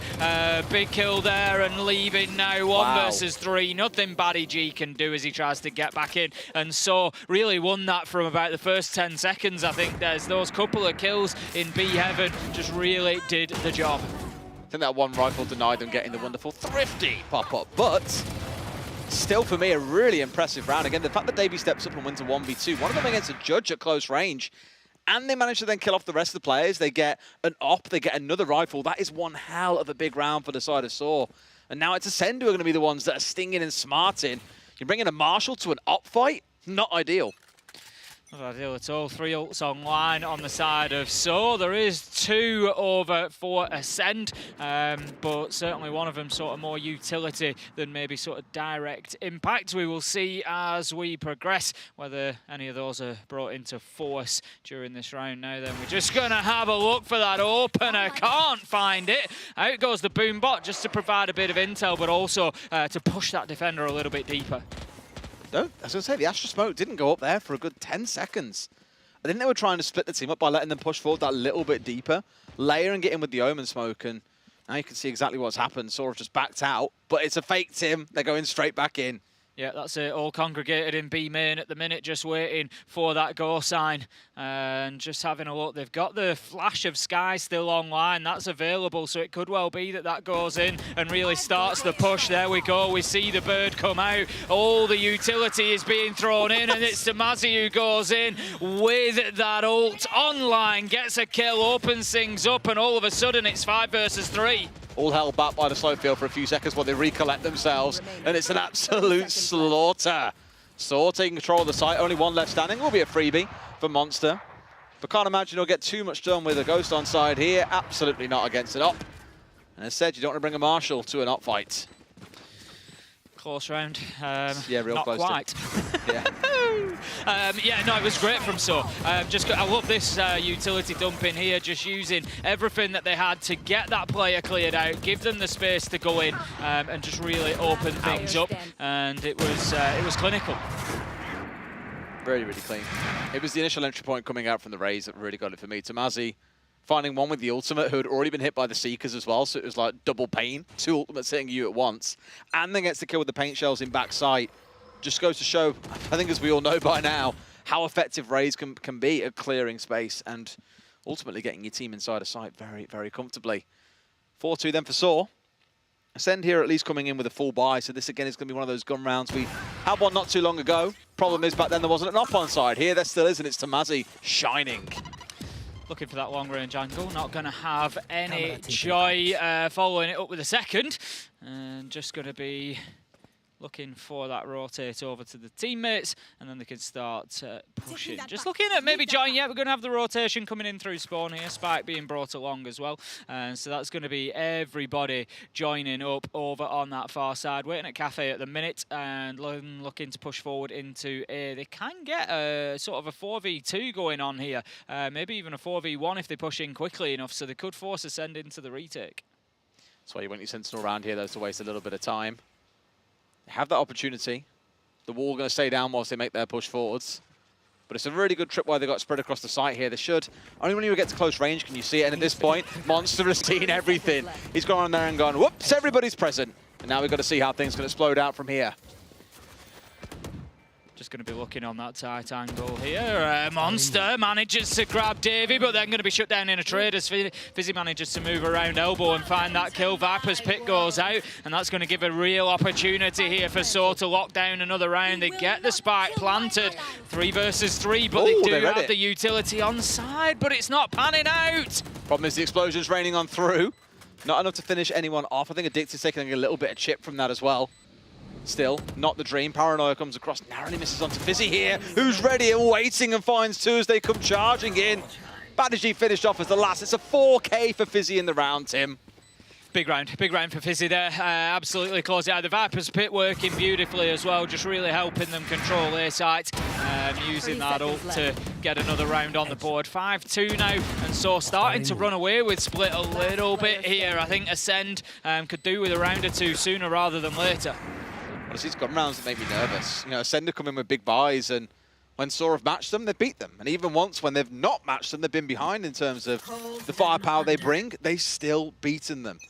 So it does feel like Saw are just kind of firing on all cylinders here, whereas Ascend are struggling to get the first 1 or 2 actually moving at the very start of the rounds. Again, long angle being watched. Not going to have anybody stepping into it for the time being. And so just going to keep holding on to that alive. Obviously, really wanting to do some work on the long angles and get his team into it. But it's going to be Tamazi who manages to put the long range to good use. It's going to be the op on that side, and that's a big opener. Addictive manages to double down. Tamazi with the second in the round. Masashi taken out, and that leaves us now in a 5 versus 2. And so are really starting to get a head of steam up here, Des. They're starting to steamroller Ascend. And I think the Jet's about to run headfirst into Tamazi as well. They maybe heard the Sage Wall or have seen the Sage Wall go up. Will they know that he's here? I'm not too sure they will, but Tamazi is ready and waiting. He's ready to take that Marshal away from them, and sure enough, sees it for himself. Flawless round coming out for Saw, and I think Ascend relying a little too heavily on what they assume would be a one-way. It was far from a one-way. The only thing that was giving them, Tim, was a way into the gutter. Here, look, they thought, okay, this is fine. It covers off enough. It certainly did not, as Tamazi proved. Tamazi just using, this is, you know, you've always got to be careful because those angles work both ways, Des. You know, you think you've got it, you think you're watching your pixel, you think you can peek into it, but Tamazi just a step ahead. So 6-2, timeout Ascend, no surprise. Got to remind you as well that this is Ascend's map choice here, Des. So not looking great for them at the minute. This is a tough one to come back from potentially if So get a big win here, because they're heading on to Lotus, and that of course was So's choice up for the second map, so could be sending a real message ahead of themselves. Well, you know me, Tim. I'm a cynical Brit. I'm in the spot where there's 2 halves to a game of VALORANT. We've seen it so much over the last few days where teams have been up 7, 8 rounds in a row, and it's just like, man, there's no way the other side can come back, and time again it keeps happening, where either they battle their way back to make it dangerously close, both teams in double digits, or there's a full comeback on the other side. So I really want to see what happens when Ascend get onto the attacking side of things. That's where you'll see the spicy strats. On the defense, you're forced to be the reactor. You're the one who's got to deal with what gets thrown at you, but the attackers determine when the engagements happen, how they happen, what's part of those engagements, and you're forced to kind of think on your feet a little bit. So I think Ascend will look a lot better on the attacking side. I say that now, you watch them get absolutely gamboled over by Saw. Out goes the Sky Flash to begin with. That's just going to give access in towards Cafe and pushing through into A main. That's going to allow them then to put a bit of pressure on towards Heaven, on towards Sight. And we can see that Ascend are scrambling a little bit here. They've been forced back deep. Brody almost getting found out there. They know exactly where he is as well. He keeps on getting tagged down. And finally, he does fall. After a time, that one, wasn't it? Yeah, getting sprayed left, right, and centre by everyone. No way he stays there for long. This is it, so just need a game plan now to get themselves actually inside of sight. They've got maps locked down, that's been taken out, and now we're going to have Tamazi just making... push, I like this. Exactly that. Tamazi's just checking those battle is. angles. He's keen for it, but Masashi was able to rotate across and at least link up with Baddy G, and they can start doing some work here as they've been allowed onto the flank. Shut down ultimately, but it's 2 versus 2, and that's given Ascend time to just rotate Monster over to potentially pressure this A side. That's what he's going to do. Finds one comfortably for himself there. All his armor's been burnt down, unfortunately, but they do have the ult on. And Fizzy, we've already seen him go massive a couple of times in this game, but he's got it all to do as they run up in towards Heaven. Swinging in from both sides. Will he find neither? No, he will not. Down he goes. And Ascend get a Brown back on the board. Yep, good round for Ascend there. There was movement across sight. If you notice, Baddy G and Masashi were separated, one at either side of sight. You had one down in A main and just one up towards the backside. And they were able to move from sort of elbow screens. Masashi was able to just stick right underneath rafters and get himself across the other side, linked up with Baddy G, and then they pushed through into Heaven and just got a really big flank off, and it just sort of swung the momentum of the round and gave Monster as well the time and opportunity to move across and help to cover from that top side. So worked out really well. Good movement from Ascend. Really sick little flick as well from Monster to bring things out the way they needed. Op still on side, let's not forget as well. Seen him doing quite a bit of damage for both sides at different points. The irony. Just going to be having a look through that smoke. We've just got a bit of a stalemate there on either side. Nobody really wanting to overcommit, but it's going to be So who are able to move in towards Mail. They need to be careful of the trap wire that's just going to hold them out of Heaven, potentially, if they try to get too aggressive. We can see it there in front of us. They may well check for it. I think they've seen it and cleared it. So they will know at least Ascend here that the push is coming in towards Heaven, especially with that utility starting to come out. It's going to allow Tamazi to move across, but David gets taken down, and this is all Ascend. Yeah, Tamazi there had no idea what was coming. Same as the last round, really, when I think it was Davey who was holding on towards ramp, expected them to come from spawn side, but came much closer. Fizzy, everything to do in a 1 versus 5. Pretty fair to say, Tim. It's likely not to happen. Very unlikely indeed. As you, I think just saving a little bit here, just off towards A. Doesn't want to overly commit to this. Spike is down, not much that they can be done. So just going to hold back, wait for this round to tick out. I think keep hold of the rifle and keep a tight angle, see if anybody pushes. For sure. But there's no way that Ascend will. No. The beauty and blessing, I guess, in a way, is that Saw have actually still got quite a good bit of bank on them. They've got a rifle they can hold on here, give it to probably Tamazi, I'd imagine, and the rest can probably all still fall by. So 1 round doesn't break the half for them, but it does get Ascend up to at least 4, which guarantees in that 8-4 at the very least. It does set them up pretty well for a pretty decent second half when we get there. It's actually been a really good couple of rounds from Ascend there. And it's exactly when they needed it, because they were starting to slip behind. You can see there 4 rounds had gone against them in a row. And it was starting to get a little bit touch and go for them as to whether we were going to be seeing maybe a 9-3, a 10-2. It was starting to get out of control. But as you say, they now guarantee an 8-4 minimum. Honestly, I think they probably think they can get at least 1 more of these remaining rounds, which would leave them with a 7-5. And the way that things started out for So, that's actually not too bad at all for Ascend. It isn't, no.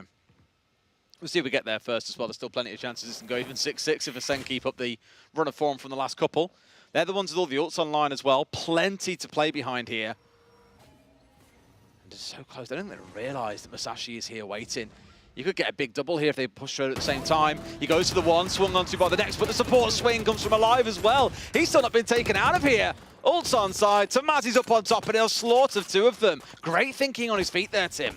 Yeah, Tamazi's done a great job there. As we saw, Masashi just getting the showstopper online was desperately seeking an opportunity to use it, but Tomazi was able to shut him down before he could. So that's a real fantastic swing for So inside of this. Talking of swings, he's going to have a Baddy G looking for one, but won't manage to secure it as Davey does the job. And we're going to have the resurrection coming in as well. So that leaves us now in a 3v3. Problem is, oh, look at this. Oh, look at that. Angel of Death from on high. 2 quick kills up. Fizzy now into the clutch. He's got 1v3. He's found 2. Can't find even the second. Monster's got his number today, Tim. Absolute beauty from Alive there. Two big duelist players inside that. First of all, you had Tomazi, who was able to get the double on Raze, just shutting down the enemy ult as well.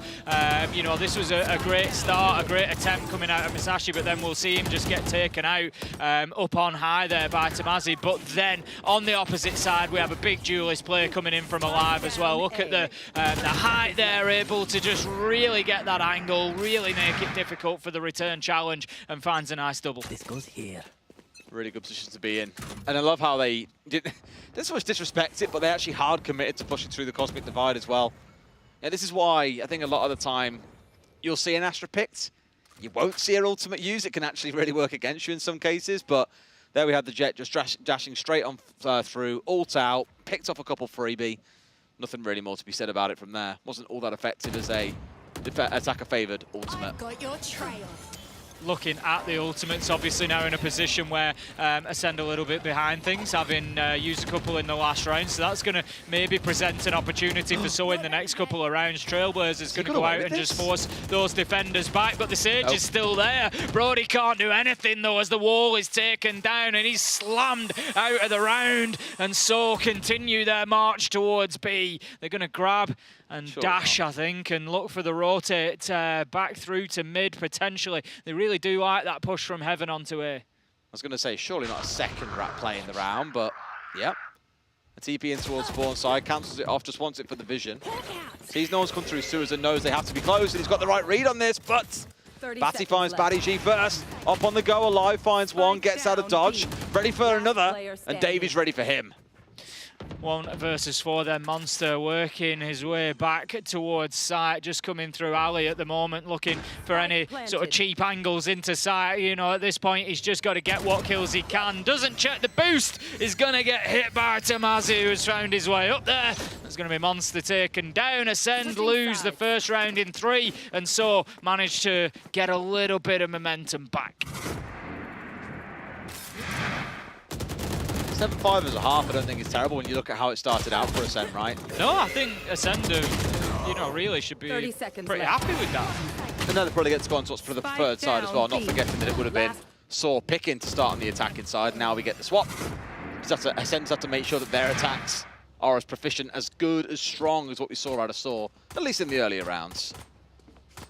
Headed into the second half then, we're going to be straight onto the pistols, so this time will be on the defensive side. We've got a 2-2-1 split, one in the mid, but as you say, this is just going to be straight in. Let's take some gunfights inside of A. Cage over the top, straight in towards main in case someone did want to come pushing on through, but I was going to say they're not something they're going to. Now they are actually going to. Tried to make use of the dog straight on the way through as well, had to get out of dodge. Immediately come through the paint shells, but not connecting onto, not connecting onto anyone. I think they found Baddy G on the back of that. One on ropes as well, so they've got to be mindful here of getting sideswiped by a couple of members from Saw, but at least for now, A main and Heaven was theirs, and now Sight is fully theirs. Brody well aware that Tomazi was just on the other side of that Viper smoke, just looking to get a bit of something going. It's not going to happen as the pistol kills all go in the direction of Ascend. Addicted picking up the only one for So along the way, and that leaves us now in a 1v4. Davey's got it all to do. Spike is down, he's pushing through screens, trying to get himself in towards A site just to get something going. He's got to try and isolate 1v1s here realistically, but they're having none of it. Ascend are just well positioned. They've got the crossfire established. If he pushes to swing one, he's going to find himself swung from somewhere else. One smoke dissipates, immediately replaced by the Omen smoke, which lasts a fair whack longer than Alive's. As soon as he steps around this corner, he's getting swung from main. He knows it as well, not that it's even required. Alive's in there, and they slaughter them out.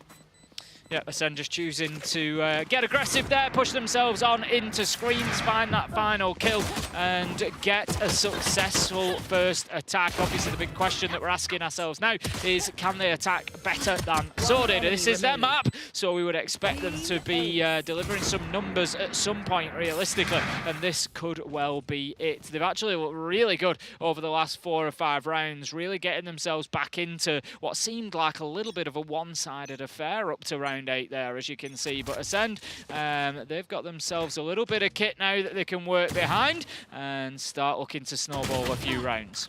Well within striking distance, that's it. They'll catch up, and then God knows how the rest of it can play out from there. Straight in towards A. No response from the other side right now as they have 3 players out towards B. Going on a full rotate, you've got the Sky working up through Spawn potentially here as well, who's going to be very late to this party. Spike's down. That's it. Ascend now fall back into the post plant, and we're going to have Masashi just doubling up on that angle, and they're very aware of the push potentially coming out of ramps and towards main. They really want to try and hold on to this. Sage, I think, has got the Sky held down here. Don't know if she's fully aware. There we go. She's more than aware. Brody's going to take down Batit, and that leaves us now in a 5 versus 3. The scramble is on for Saw. They've got themselves down, established sort of top of ramps, but they just can't move forward from there. Batty G says not a chance. Manages to find 2. Tamazi was the last of them, and there comes in the final kill. Fizzy picks one up along the way, but Brody's there for the trade, and that's going to be leveled up. There's 7-7, and Ascend continue marching on through split. It kind of sounds obvious, but the discipline being shown by Ascend there to not swing. And they were playing offside. They'd already got the spike down. That was fine. But the discipline showed by all of them was really impressive. How you had the 2 holding the swing on towards ramp. The Sage was watching in towards ropes at the back, or sewers. And then you had the Jet who was actually holding in towards defender spawn. Purely both of them with the goal of making sure there were no flanks coming in. There were no nasty surprises to come and shoot anyone in the back, for example. They were just ready and they held their positions like gargoyles. They didn't move. And then Saw just came running into it. So really good discipline being shown by Ascend there. I rate it a lot. Big challenge around A main. I think the Sage is just going to dip away a little bit. Addicted not wanting too much of that. Instead is going to put up that wall and just prevent the progress one way or another. Would have been hilarious if the Sage had been sprayed through the small gap at the bottom of the wall, but I think the Star slightly covered up her walking across. But they're ready and waiting for the cross to come in. Much easier to shoot the wall out, admittedly. Yep, Addicted is going to be playing really tight up against that angle still. Not going to be moved away. Needs to decide whether committing to this hold or not, really, because there's only going to be a limited opportunity to move away from it. There is. Full rotate over towards B side as well, saying forget about this. We've seen stars, we've seen walls, we've seen everything. We want nothing to do with it. Still keeping at least the 1 here in case there is a push round from ramp. And that's going to be Monster doing what Sentinel does best and playing very much solo on the other side of the map to the rest of his team. They're working their way in through Garage here. 2 waiting. Also got the really good stall coming out from the Astra if they need it as well. They can drop the SUT, they can drop in everything and stop them getting on their way through. The Jet's already in there as well. The rounding on the corner from Fizzy. Saw activate and snap like a death trap. Crush Ascend on their push in. And Monster's all that's left standing. Yeah, going to have to work across from that opposite side of the map. Finds himself inside of heaven. But yeah, Davey doing a great job there. I think the Paranoia was sent out across site by Baddy G. I'm not sure if he'd actually caught Davey or not. But one way or another was able to just make great use of that angle from up there on the boost spot. And there was just nothing they could do about it. Round winning position. Very smartly played. Really Ascend, I think they were expecting maybe less resistance given they initially shown out towards A. Instead, the full force of Saw. As you say, Monster was over there, you know, doing a job just holding agents from Saw over on that side of the map to give Ascend the opportunity to potentially find a numbers advantage going into B, but it didn't really matter that they had the numbers advantage because Davey sorted that pretty quickly. So we head into round 16. It's 8-7 now to Saw, and we're seeing a pretty tight matchup between these two here on Split. It's map 1 of a potential 3, and they both desperately want to be taking that final win. And Batty just stepping out top ramp there as well. No real intent to play for a trade, more trying to catch the other side off guard and paying for it with his life. Shotgun in hand. And Addicted just completely deletes them. Yeah, great job from Addicted there, just holding the tight angle. Obviously, when using them shotguns, you want to narrow that distance between you and your opponent as much as you can. You want it up close and personal. And that's where map knowledge comes in, really. Where are those angles? Where can I position myself so that I'm not going to get caught in long-range fights? And Addicted just doing a great job. Has his own wall to boost over here as well without breaking it, which doesn't always give everything away. Do they know that Addicted's in backside, though? He's moved a fair whack since that initial engagement. They don't respect this. They could lose everything. But of course, Brody finds it first. And to a 2 versus 2 team. Site control, obviously, with Ascend. Plenty of chances to close this one out. Exactly, for both sides. We're going to have Tamazi and Davey moving back in. Davey at the minute just hitting shot after shot. The Omen smoke is going to make it a little bit trickier to push forward, and that gives an opportunity for Brody to just hold this angle from elbow and just wait for them. You can see he's just waiting for that gun barrel to peek through, and if it does, he'll be spraying through that smoke. Well, Tamazi's managed to get his way in. In behind them, most importantly, as well. Taps it. She's going to force Brody into action, but if they know they're coming in behind, they must know, surely. Sees one. Can Brody swing for the next as well? Of course he can! A 4K for himself in the round. And Saw denied the comeback. Another close round, just like this whole match. 8-8, absolutely trading blows here on Split. Just bouncing back and forward. Neither can really get a strong advantage. And it's going to see Ascend once again on the attack, but not before we have a timeout called from Saw. Whew. 6 of the last 8 rounds going the way of Ascend. One hell of a bounce. Touching how things started, but they're really keeping things pretty narrow and close between the two here. Into a quick timeout for Saw, who I think realised him. I think he would after 6 of 8 going against you, that there's something clearly going wrong here. This is it. You've got to look at that and say, you know, what do we do? What do we change up? How are we going to do things differently? So far, you know, they've only won 1 of their defences out of 4 attempts, whereas we can see, obviously, that was somewhere that Ascend were able to, I won't say excel at, but they were able to certainly get more locked down than Saw have done so far. So from Saw's perspective, you start, I'm not saying it's not panicking, but you've got to be concerned about it, because obviously, you know, you can look at a game of Valorant as 2 halves, and you've got to better what the others have done when you're coming into the second half. So they've got to look at Ascend and say, right, they got 5 defensive rounds. We've only got 1 out of 4 so far. So at this rate, we are not likely to get that 5 that we need to match them. And, you know, we would expect Ascend to now be picking up a couple of consecutive rounds on the rhythm, the route, the rates that we've already had them winning. So, interesting. Yeah, definitely needing to try and change something up. They were coming into a partial buy round here, and I saw the judge coming out and thought, okay, what's he going to do? Play tight in the corner, completely ignoring the fact that he had his ultimate online that he can now just sit and play inside of, invite them into his domain, and let the judge sing. Yeah, that's it. So deciding to use that ultimate, try and sort of cut the map in half. And they know that's largely going to lock down A. And so you can see the stack up of power over on the B side. Aggressive as well, right up into B main, looking to challenge and prevent them from moving in at all. It's going to take a good 30 seconds to get them moved back into sight. I'd really love to see him ignore it. Just go via ropes here, charge into sight from heaven, and basically isolate Fizzy in the middle of the Cypher and the main bulk of this team. Because if you ignore him and go and hit sites itself, again, he's got the judge. It's not really the best for range. And that flash probably will now convince them that they've got 2 or 3 players all heading through ropes towards heaven, which means the others can collapse in. It's kind of a double bait coming in out of the attackers. Really smart out of Ascend. Addicted does manage to find a live to open things up, but we suddenly find ourselves 5 versus 4 as the Sage utility comes in from Brody to pick his man up. So Musashi finds 1, 5 versus 3. So not looking good at the minute. Tamazi tries to fight back, does manage to get a double and keep them in it. The spike has been dropped on the ground, so potentially something Fizzy can play around, but no, it's already been collected. There's an opportunity to get it down. This is play 1 here, but this is the Cypher on low. Wasn't even him getting the finishing shot. It was alive, but destroyed once again. Really smart bait play out of Ascend. As I said, the sending of the rays down into ropes as soon as that Sky Flash came out, it kind of gave some indications to the defensive team of Saw that, hey, maybe they're pushing in towards ropes here and they're going towards A. We don't know that. So you had a couple of players start moving out that way, and that was when the main strike force of Ascend just pushed in towards B, in towards heaven.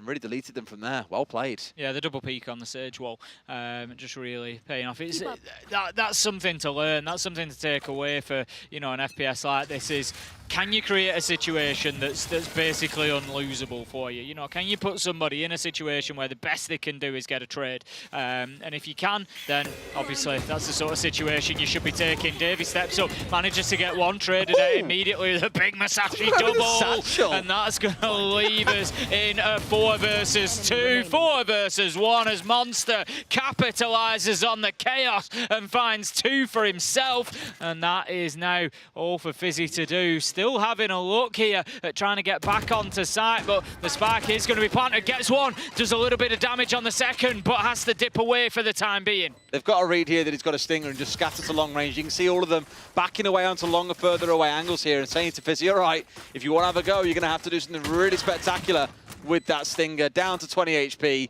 It's going to be 10-8 towards Ascend. I love all that utility just dumped in towards Ali within a couple of seconds there. It was like, yeah, have a wall, have a smoke, have a bit of everything, just to prevent that push coming back forward. So that's going to be another round for Ascend and another step closer to keeping a hold of their map pick. It looked a little bit wobbly for them to begin with, as So did start to build some momentum and were taking advantage of space, taking advantage of the economy, really getting on top of things. But nope, Ascend, they've dug deep, they've locked it down, they've come back into this, and they're now 10-8 up. Felt like a Goomba stomp with the satchel kill coming out, and maybe there for a second you might even see a challenge coming out of Davey of asking, why were you still flashing, man? Like, we can win this fight. If it's swung with him, if someone had taken out the player that was immediately to their right, very different conversation, but I think the hesitation coming out from Batty there made them pay the price. Tamazi's going to find one for himself, can't get the second. Musashi's got the ult out and he's desperately hunting for a target. But for now, everyone paying respects and has backed away. Fizzy manages to find Monster. Again, man advantage going in the favour of So, but can they close out the round? That's the question. The spray comes through into the smoke, and eventually Fizzy manages to close that gunfight down. All got a bit wild, but comes out on the better side of it. Baddy G, 1 versus 4. Nice. Great use of the ultimate as well. Everyone scattered over this side of the map as that looked like it where it was done and dusted. At the very least, a few credits for yourself, but against an onslaught of 4 players, this could be really miserable. Yeah, going to get slowed as well. Trying to get away from site, but was unable to. Smart slow coming in from Addicted, and ultimately able to find the final kill as well, just preventing Baddy G from getting away from site. Got a chance to find some weapons here, I imagine, as well. Tamazi, the one I'm looking at here when saying that. You can see he's scattered over towards all the dead bodies of all of his teammates to go and try and find it. And there we go, he's found the op for himself. Exactly what he wanted. We've seen him do some real damage previously on it, so we'll be keeping hold of it for this one. It's like, I want it back. Give it to me back. Thanks for the res. I want my weapon back. Got his gun. And then got out of dodge. This Sora does bring things that little touch closer again. Though, again, you can't ignore across the middle of your screen just how dominant Ascend have been. What a matchup we're having, though.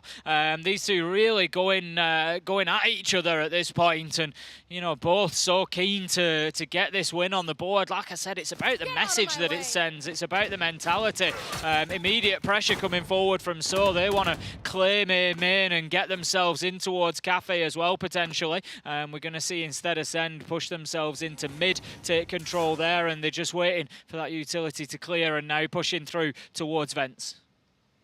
Expecting someone to come bursting out of the smoke again. I mean, why wouldn't you when you've already had 2 players swing out previously? That's why Baddy G is just being so diligent here and holding this one down. Elsewhere, just the 1 player pushing in towards ropes, which again doesn't signal enough towards Saw that they need to rotate players over towards the other side of the map.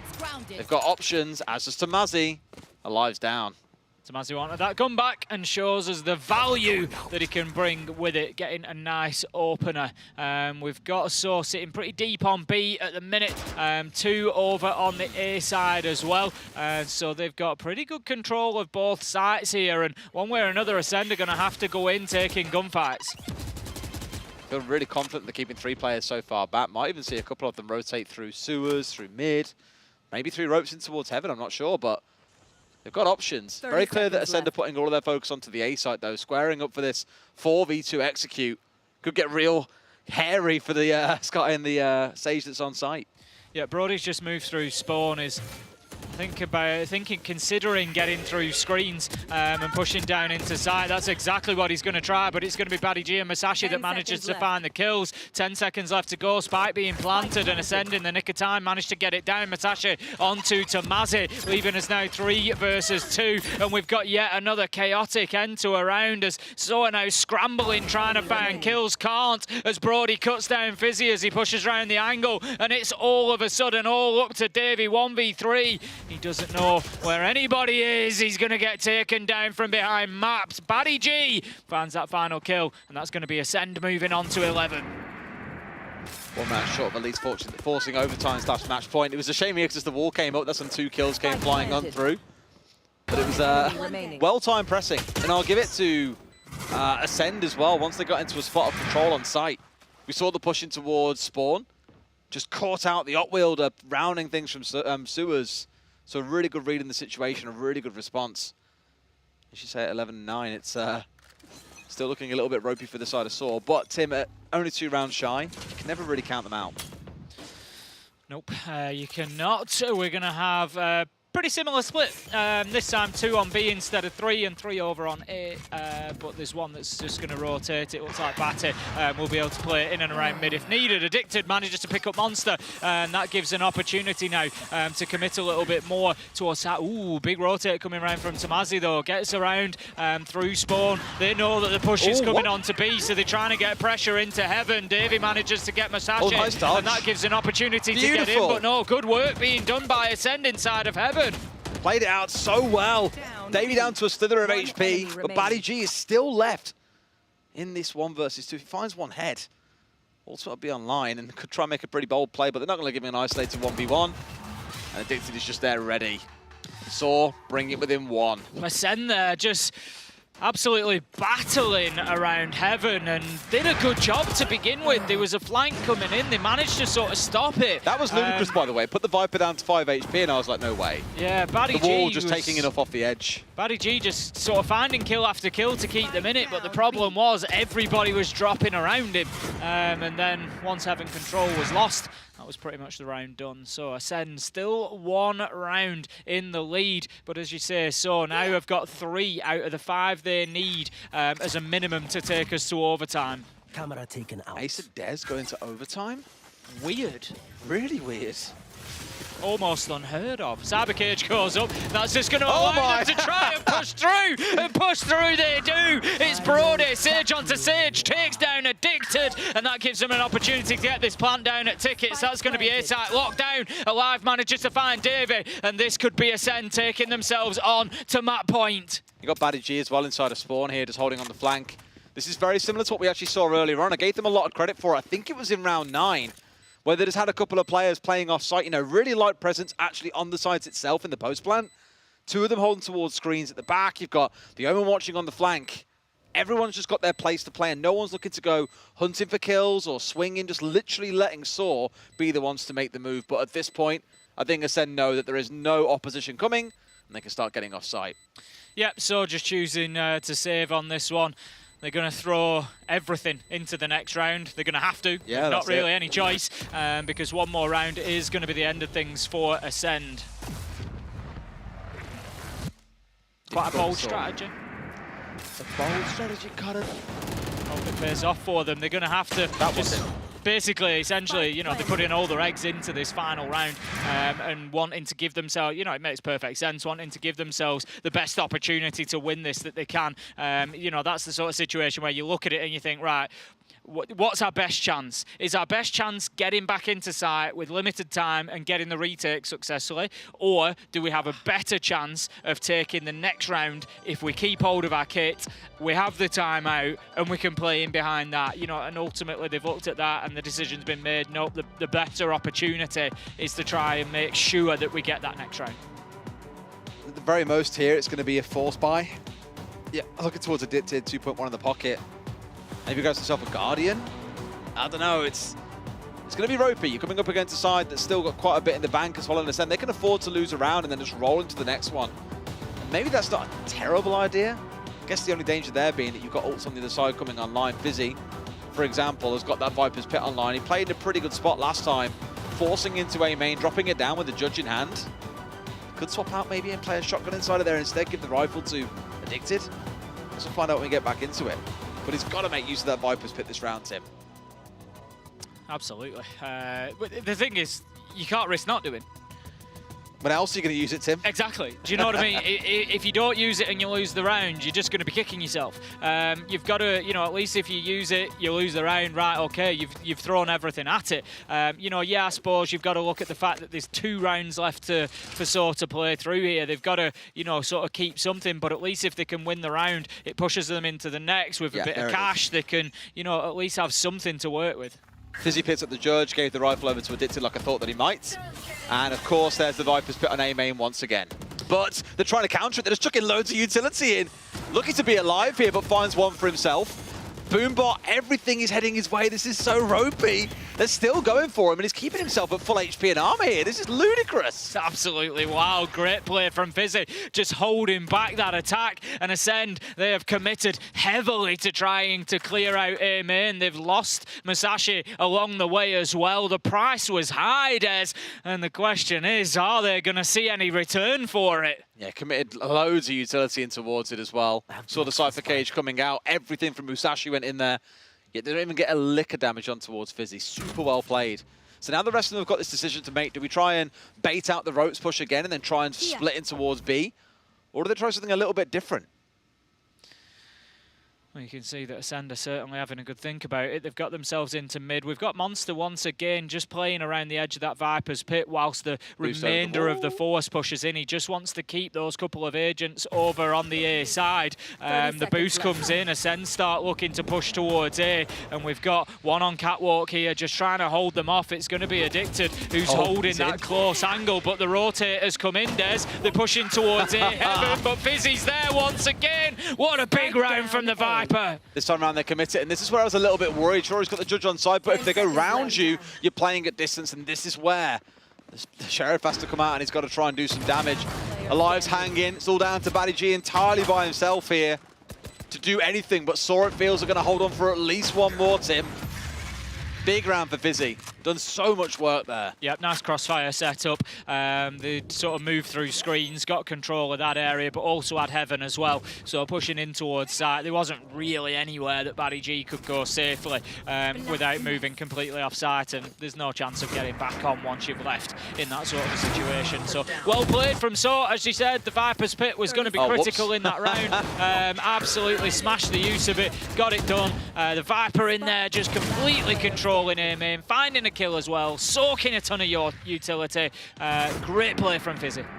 I didn't realise that. I knew the Omen was the only one that had got over, but I was like, did the other two choose not to come over? Did they only want to get the Omen to boost or what? But both on the same block broke it as it was coming up. Unfortunate, I guess.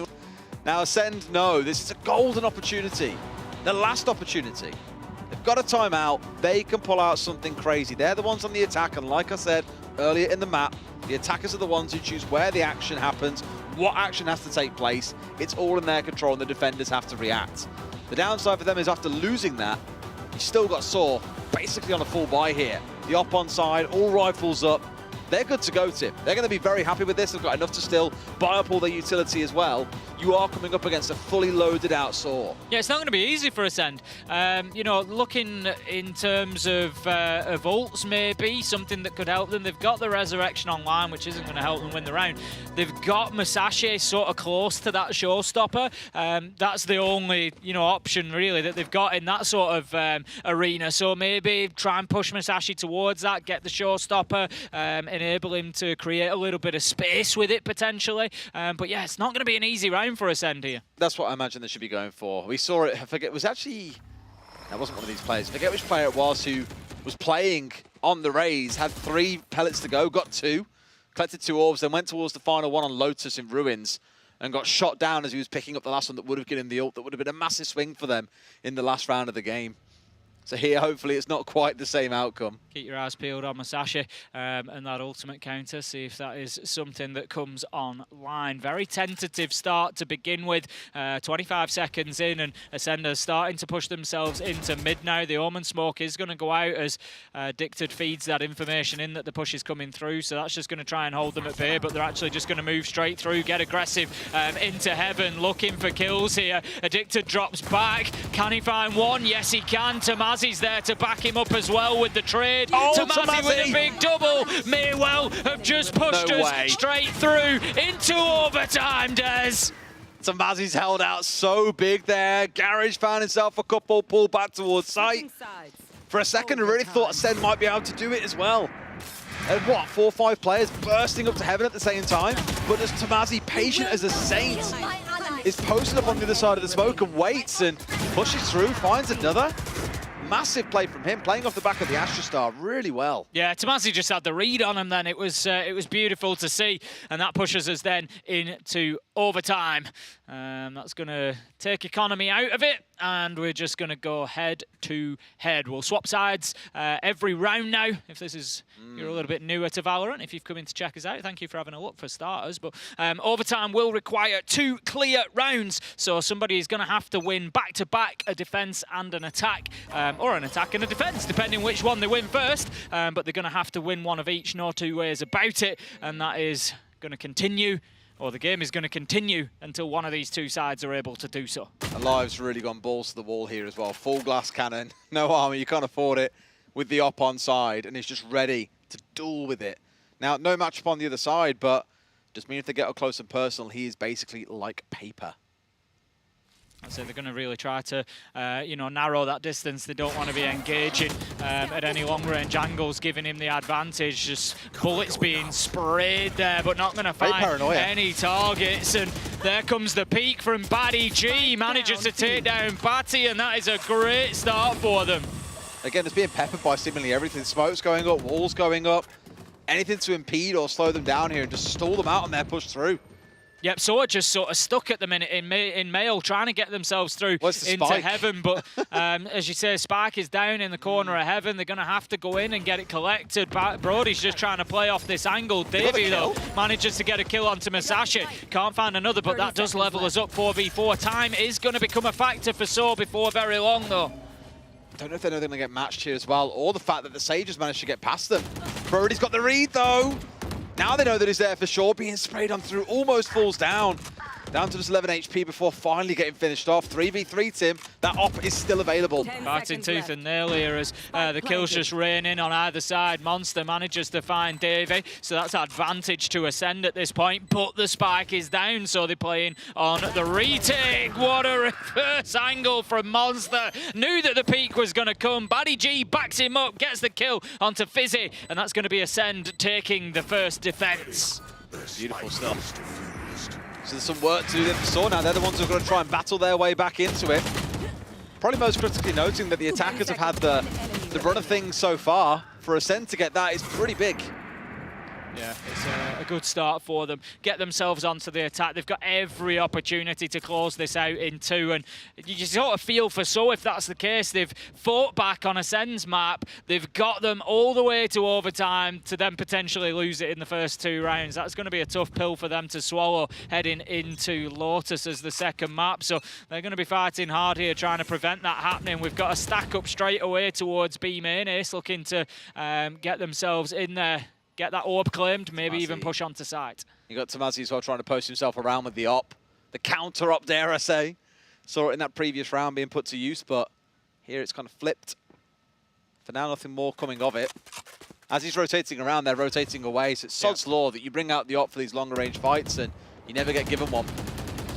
Yeah, just decided not to overcommit there to B main. Instead, they're just going to leave Alive in there, holding that angle. Could get challenged here, but no, manages to see the man first. Takes down Tamazi, and that is a big opener. It's going to mean potentially that So have to rethink their defensive strategy. And look at this, Ascend. They've responded to that straight back over to B. They know there could be an opening. Davey's got a second star to play with here if they want to re-smoke it, but these are 2 big kills of Monster. Saw crumbling at the seams here. It feels like Ascend might have all they need unless Addicted can go absolutely huge.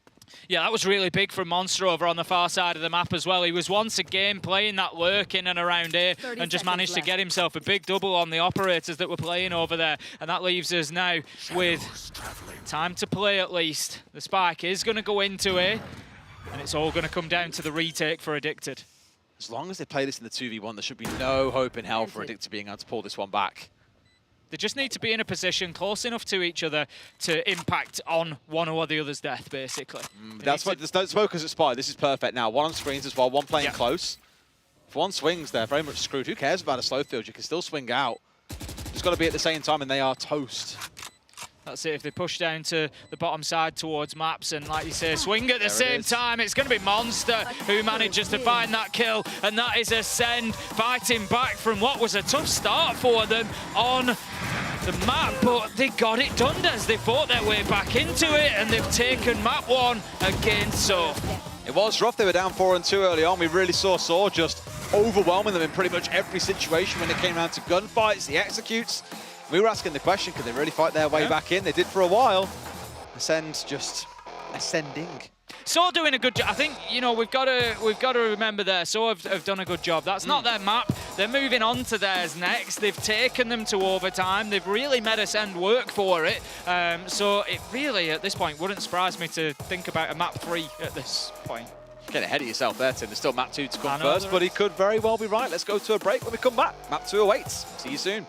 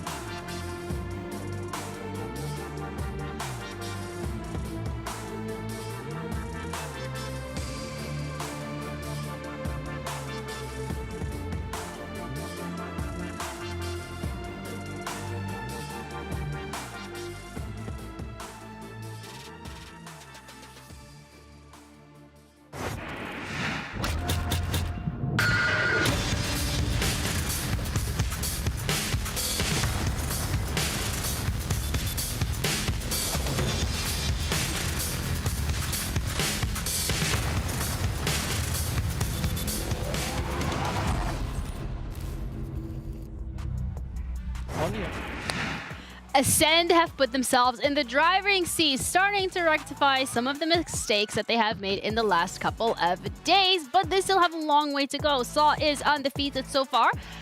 So this might turn into a 3-mapper. I know you guys are cooking something up, and I personally don't want to know what these two are up to. I'm really good. So let's start off with a breakdown of the match so far. Starting off with the fact that this had to go all the way to OT for it to actually be closed out. I mean, this was a absolutely... I think it was a beautiful game. It really did justice to the strength of both teams, to be very frank. And to be very honest, it once more, like all the other games also yesterday, it looked like Saw is in a driving seat and instantly pushing away.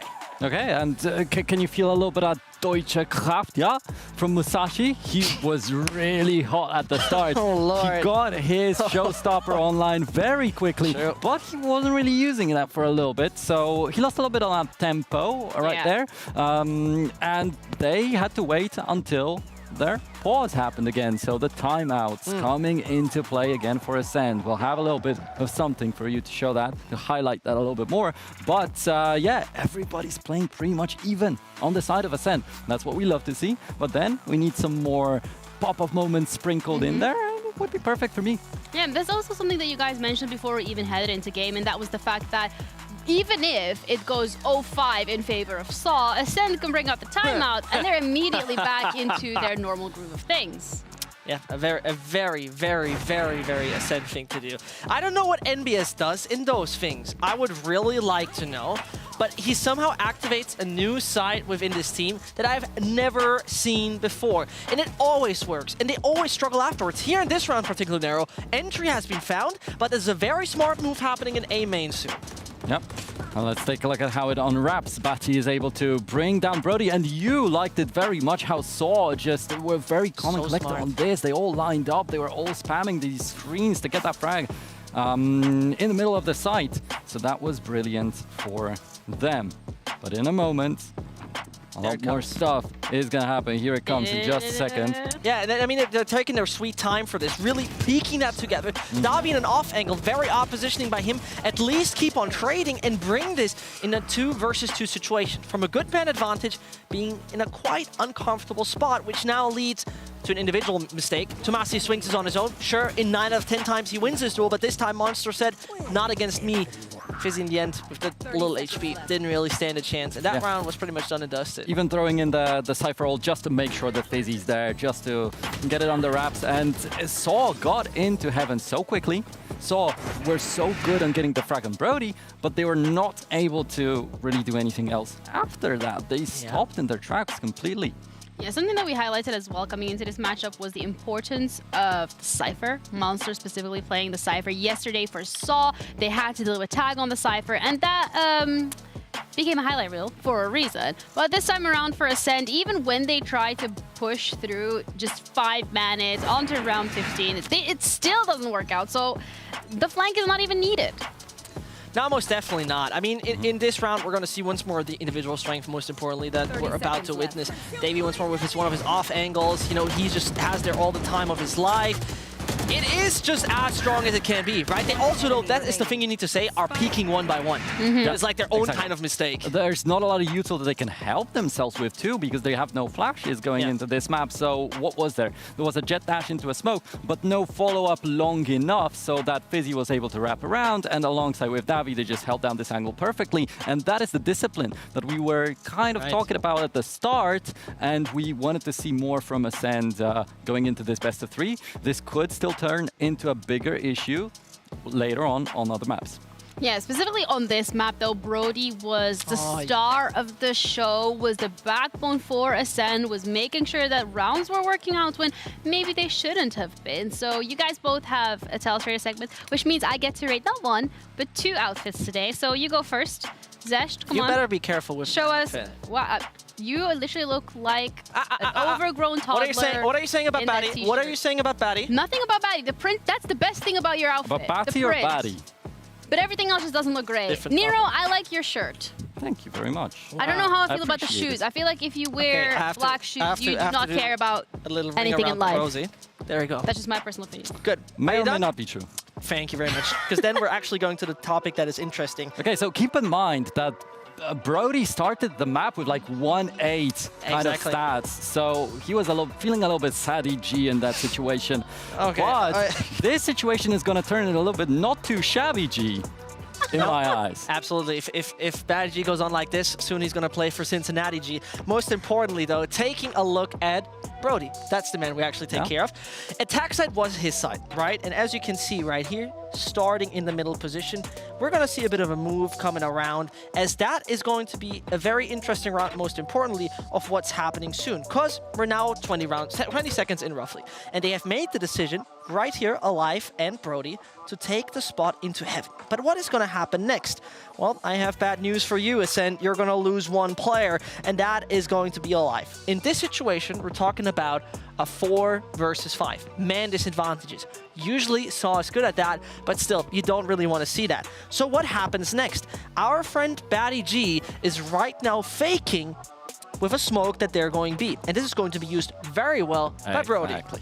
This covers the vision for Saw, and Brody just gets through this heaven into their spawn. Nobody seems to really check that. Nobody seems to realize that at all. And from that point on, Brody is going to continue. And at this stage, me and Zesh are wondering, is Addicted holding this angle going to affect this situation at all? But the fun thing is, everybody's so far away that the wall put up by the Sage is not heard. It effectively blocks every rotation that was to happen through spawn, and also he's joined up by Musashi on pushing Addicted into elbow. Exactly, because on the side itself we could have had an issue, right? As right now here you need 1 player to plant, this one could have not been here, and then Musashi fights elbow and the other one side. Big problem, you give a lot of 1 versus 1s. That is not happening, because most importantly, here's the discipline from the Ascent side of things. Brody is peeking that one together with his mate. Musashi and him get a free frag over on the player staying in elbow. The Astra ult does not come out in time, and that is basically the core essence. Because what Brody has done, he used the open space, worked together with Batty G on finding a way in, and also denying a crucial rotation space. We can play that round and finalize it, but most importantly, his awareness once more gave this team a crucial edge in a round that was key. And he catches another frag on Fizzy, even staying in that spawn, still controlling the situation. So it is rounds like these that get the maps in the baggy G. Man, absolutely. I mean, Patty G himself, absolute king. Wow. Baggy G, Saddy G, Shabby G. We're going to be holding Cincinnati on to G. Lotus, my G. And we got to figure out whether or not Ascend can close this one down, go 2-0. And keep themselves in a good position. Yeah, I mean, we need to see what Caddy G is going to do about that. It's very crucial to see how Patty He's got Daddy G's support. True. I mean, his father's on his side, that is for sure. Well, let's see what Caddy G does. Lotus, Saw pick, Saw def. It is probably one of the scariest battlefields you can end up against Ascent. Yep, but well, Saw are doing not too bad at this map too, and we felt like this is what they want to go for if they are to beat Descent. But at the start of the series, you were talking about how it would rather be a 2-0 if Saw are to win this. So how does this affect Batty's legacy? Well, I cannot tell you that. I need my glasses. No, basically, VCT Cypher Mod said that if I put these on, I will be smart. Oh, wow. He couldn't have been more wrong about that. But most importantly, no changes on the side of the agent composition. Honestly, Nero, it would have been surprised if something would have happened. Yeah, absolutely. We loved Vizzy on that Viper on the previous map. It worked fine. We are definitely on board with Tom Ash just going for the many different picks that he is on the Jet, on the Race, on the Neon, on the Phoenix. His is an agent. Ocean also for talking about the duelists. Hey, that's becoming a thing. Yeah, but obviously, eyes on Davi. Eyes on his operator. And talking about op, we didn't even bring it up yet, but really quickly on the first map, Saw got their hands on the operator that was bought by Alive. Oh yeah, that's a long story. They held onto it for a long time, and they were swapping it between Davi and Tomash, and Davi got some warm-up for himself on the operator already in the first map, which bodes well for the second one. And can I once more remind you that this is the map that has never been lost by Saw. Thanks, Batty. All right, we're gonna figure out whether or not Saw can actually push this to the decider, but now we're ready to head on to the second map of the series. Lotus coming up next for both of these teams, Ascend against Saw. We got our casters ready as well. Des and Ace are waiting for us to be tuning in. You guys are looking great as usual. How are you feeling about this one? Good. Lotus is one of my favorite maps, so personally excited. Yeah, it's always enjoyable. Yeah. And you've got an unbeaten team on here as well, so you're expecting to see something pretty good. Get a smackdown. Someone's going to lose on it. Someone has to. Somebody has to. Yeah, it's one of those where looking at how map 1 went, and given what they said about Ascend, I'm like, Ascend could do it. Can they 2-0? I'm sorry, Portuguese fans. Don't come for me and my family. It does feel like Ascend, I think, can take it at 2-0, though. I don't know. So I'm sort of backing. I know so are unbeaten. I'm backing them to take Lotus. Is your hair all right? My hair's fine, I think. Is it doing its thing? Honestly, there is like more hairspray and powder in this thing than you know. I knew I'd get in with that one. It's fine now, mate. Is your hair all right, mate? Yeah, it's perfect. It's not growing very well, is it? Not out of place, though. I hate this guy. I hate him. It's exactly where I'm so glad we're going home exactly tomorrow. where it's supposed to be. Mine can be, just not right now. It's all the sweat, Tim. I tell you what, shall we watch a game of Valorant? I think that's probably like a better idea. To be Let's honest do with it. you, Tim. We're going to head into Lotus then. It is Saw versus Ascent. What was my hair doing? Was it all falling It was down? just very like floppy over you. It was coming down over your eyes. Oh, it wants me to go all emo and stuff. It was getting a bit like I thought you were going to be having to sort of look out from behind Go and change out my jeans for black skinnies, get out a black t-shirt. I've kind of got a dark t-shirt on, so I'm halfway there anyway. The hair was just following suit, mate, that's all. Knows what's coming. There's a bop. We've got Ascend. You interrupted the bop. You just keep interrupting my intro. Can I please listen to the bop? You can. Permission granted. Wait for the drop. Oh, yeah! I'm in for that! Beautiful. Nice! Love it. We've got Ascend, we've got Saw. There are top two teams. There are top two teams in the group. I love it. And they are facing off against each other to see who will go through in that top place. So I've got an opportunity to go through unbeaten. They could go 4-0 in the group. They're unbeaten on this map. They're going to have to continue that if they want to get into a third and have an opportunity. Because, of course, Ascend were able to pick up split 14-12. Sorry, I've ignored everything you and producer Sam said to me in favour of the bop. What a shock. I know. Said Des at every job we've done. They are investigating network issues. I hope you just said safe for air and not safe for air. So here's a little fun one to break the fourth wall for you guys while we wait for this game to get started. We get told if things are safe for air or not safe for air, i.e. here's the ongoing issue, it's safe for air, you're allowed to say it, or not safe for air, it's not safe. It really feels like spinning on the dime of the word not being heard at the start of that is always such a risk. To be fair, saying network issues is hardly the biggest risk in the world to say, is it? Because obviously, like, Sam's got to press a button to speak to us. Producer Sam. We have to call him Producer Sam on air. Producer Sam has got to press a button to speak to us. Yes. And he presses that button so well. He really does. But yeah, if you start speaking 1 second too early, press a button, things get lost. Sometimes. You know how you know when someone's like an amazing producer? It's not the quality of the show. It's if they speak to you when you're not speaking. It's like has he done it to you by any chance? Producers don't. You look like you were listening to Producer Sam then. No, not at all. Okay. Producer Sam and other producers don't often talk to me. They usually talk to you. That is true. You tend to do the throw-in and stuff like that. That is true. The throw-in. Tim, I'm not that bad at the game. How could you insult me so much? You are, to be fair. Producer Sam, can we get another bop on the go, please? One of the beat.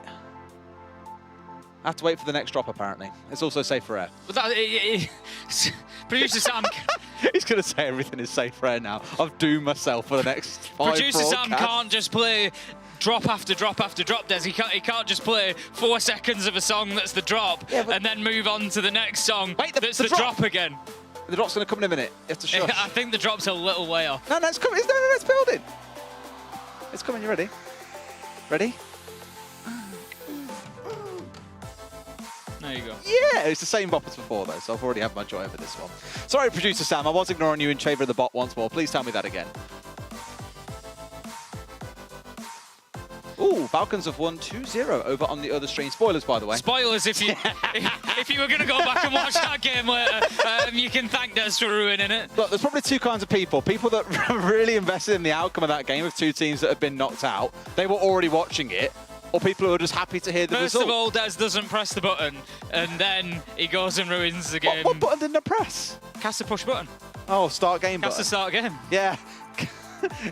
First of all, he doesn't start game, and then he goes and ruins the other one for everyone. Now I'm being told by Producer Sam we have to go to a break, and we're having so much fun. Okay, fine, we'll spare you everybody's guys. enjoying. They're like, yes, Des and Ace, shut the Brits up. Okay, let's go to a break. We're back in a bit, guys.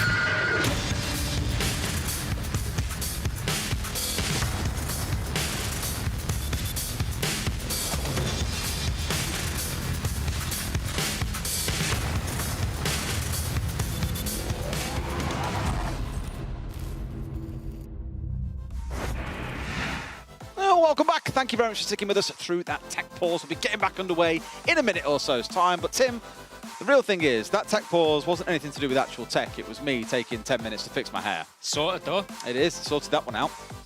With yours, they wiped the server clean. This is too easy, mate. I'm so sorry. No, carry on. No, all right. I've had my moment now. Carry on. I've had my dig. You're so I've funny. got nothing else to say. Look how much I'm laughing. He was smiling the whole So time, hilarious. though. Yeah, that was just that's why you're having to being polite withhold. to our audience. You're laughing internally. Exactly. I mean, that was external. Oh no, I was laughing. That's why you were smiling so much. You're just trying to forcibly hold it back. Go on, Tim. Do our job for us, Tim. Do the update on what's going on in this series. Well, so far in this series, we've seen Ascend and So play a game out on splits. It was 14-12, got taken into overtime. So they got themselves a good lead. Ascend then really were in charge of the map. It was their map pick, to be fair. But So managed to fight their way to overtime. But they Tim, stop. It's the drop.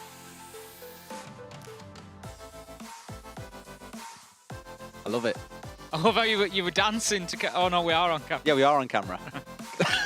Well, you just thought you were dancing to the camera when we went on camera. I thought we weren't even on camera. To be camera. fair, I didn't know... Producer Sam let me down. I didn't know we were coming to camera, so I was there, like... And I was like, well, I've started now. I can't stop camera. Started, so I'll finish. You've got to carry on. So, yeah, first one played out 14-12. So were unfortunately unable to get themselves even a single round in overtime. So Ascend took their own map. It leaves us on Lotus now. So are unbeaten on this map. And they want to stay top of the group. They want that 4-0 shutout of results to push themselves through. Ascend go through anyway. Wow. This is about top and second. Tomasi is like full sent it into spawn. What is going on? I mean, fair play. It's a good read by Ascend. They've just gone charging off in towards A here. So everything else has been conceded. They've got basically no map control. Ruins and A is all they've got under their purview right now. The rest of it, they've got no idea. So they've got to also keep an eye towards spawn, while all 4 players of Saw have gathered up towards their own spawn and are now pushing in towards Batty G. Yeah, really taking the fight to So there. Get the spike planted, start that 45 seconds ticking and force So into action. And here they come. They're pushing around. They're trying to get themselves into Hut, but they can't quite make it. Alive manages to find Fizzy, and that's now a 5 versus 3 becomes a 3 versus 3 after a couple of quick kills from So, and they have got themselves on top. They might just be able to fight this one back. They might be able to. It's a 2v3 though, and Sora, yes, they've got control of the site, but they've got to deal with all the utility that might come flying around this corner. There's not a whole lot of it left. So it comes down to gunfights, and it's a clean house for Saw, but no time, Tim. They'll die to the spike. Ascend take round 1. Oh, what a war that was. A real battle between the two teams. Got themselves on site, fought back onto site for So, and just able to use that utility to find the kills, but like you say, just not in time. And that was something that Ascend probably did, best of all there, was wasting enough time, not allowing So to get back and take those gunfights as quickly as they'd like. Absolutely. Still a really interesting round because of the way it kicked off with Saw on the full sprint round. That was just a good bit of entertainment value, which I'm definitely not going to complain about if we see that one again. But with the Neon, you should be expecting this. You know, she is speed, Tim. That's what she's there for. I am the fast. She should be getting up in your face and causing a little bit of bother at the right moment. And clearly they thought the spawn was the right moment there. Here, they'll hold things back a little bit as they are the ones playing on the inferior rifles. And unless you fancy getting gunned down on the charge on through, it's just not worth it. They're keeping the Killjoy over towards Mound to hold that one down where there are 4 players. And the rest is going to be this push in towards the A side. Addicted did take a little bit of chip damage at the beginning there with a shot through the corner of the wall, but Fizzy's going to take a lot more damage as Masashi steps in and finds a headshot, and that gives an early advantage over to Ascend once again. As I said, coming in, Lotus, So are unbeaten. Ascend are going to have their work cut out for them to get the win in 2 maps, but they're certainly starting off as they mean to go on. Masashi with another. He's doing work over here. Could find himself a 3rd as well. Then he rounds the corner, back and forth to Mazzy, just a little bit too mobile to be brought down. That's going to force the rest of the team to commit in towards the A site here because they have no visibility of what's going on anywhere else on the map. A is all they control once again, and they are focusing hard. Alive manages to find Addicted, Monster. even now 4 versus 2. Monster with the plant, and there's the flank as well. They're going to be kill onto Tamazi. Absolutely beautiful stuff. Knows where he is, pinned in the corner. Batty, again, a little bit of jiggling. He comes out on top as Monster falls, but I think even Batty knows here that there is not really a whole lot to be done. We'll probably want to try and get out of dodge in just a second. Force him to hang around for as long as he can, but there's nothing more to be said. Even traced out here by the fade. Yep, the paint shell's coming out there just to prevent him pushing forward. He's going to have another little look, see if he can find anything. And goes in, grabs a weapon, and off he pops. Tries he might. No one's going to be found. They're all way out of here and also runs into it for the death. Nice closeout. For Ascend, that one far more comes from the previous round. Of course, they're not forgetting in the last round they managed to get the spike down and have it go off, even though there were 3 left alive. So that one, a bigger turnaround in terms of fortunes. And Ascend off for a thunderous start. But this is Saw's buy round, Tim. Yeah, that's it. This is going to be a real key round for us here. If Ascend can pick this one up, they might just be able to really carry some momentum forward. As you say, this is the one really for Saw to break back, for them to get one on the board and to keep things close. And regardless of previous results on Lotus, at the end of the day, you're playing it as a fresh map, you know, like any other every time you play it, and there's no guarantees for anybody. So Saw don't want to let this one run away from them. All right. I thought they'd try and fight over the control of the orbs because Musashi's only 2 away. There are 3 orbs that you as the attackers can, I don't want to say take for free, but take a lot more comfortably than maybe you could on other maps. Think about Pearl, for example, pushing in towards the A site. It's a real scrap over that. Here, a little less so. So I'd like to see him getting in a spot where they can get the one here on B, which they're just making sure is completely safe to do so. It's actually not going to be that being farmed up. It's going to be by Alive. Instead, they still want the orbs, just not strictly for the Killjoy. David just setting up the one-way. Looks like he's going to do the same thing again. So doubling up there. That's going to close off the angle to Mound for about 30 seconds in total. Musashi just kept at bay at the minute, but the push is coming through, and this could be trouble. Going to find themselves moving through the door, looking to take Mound, and that is going to indeed force Davey back, regardless of any utility that he's got deployed. That's the second orb now secured as well. I'm pretty sure they've already lost the one over towards A, but they'll be taking this every day of the week. Great paranoia comes across and finds 2. Davey on the swing does find 2 for himself as well, but immediate response coming out from Brody. It has cost them, but they've got control of C.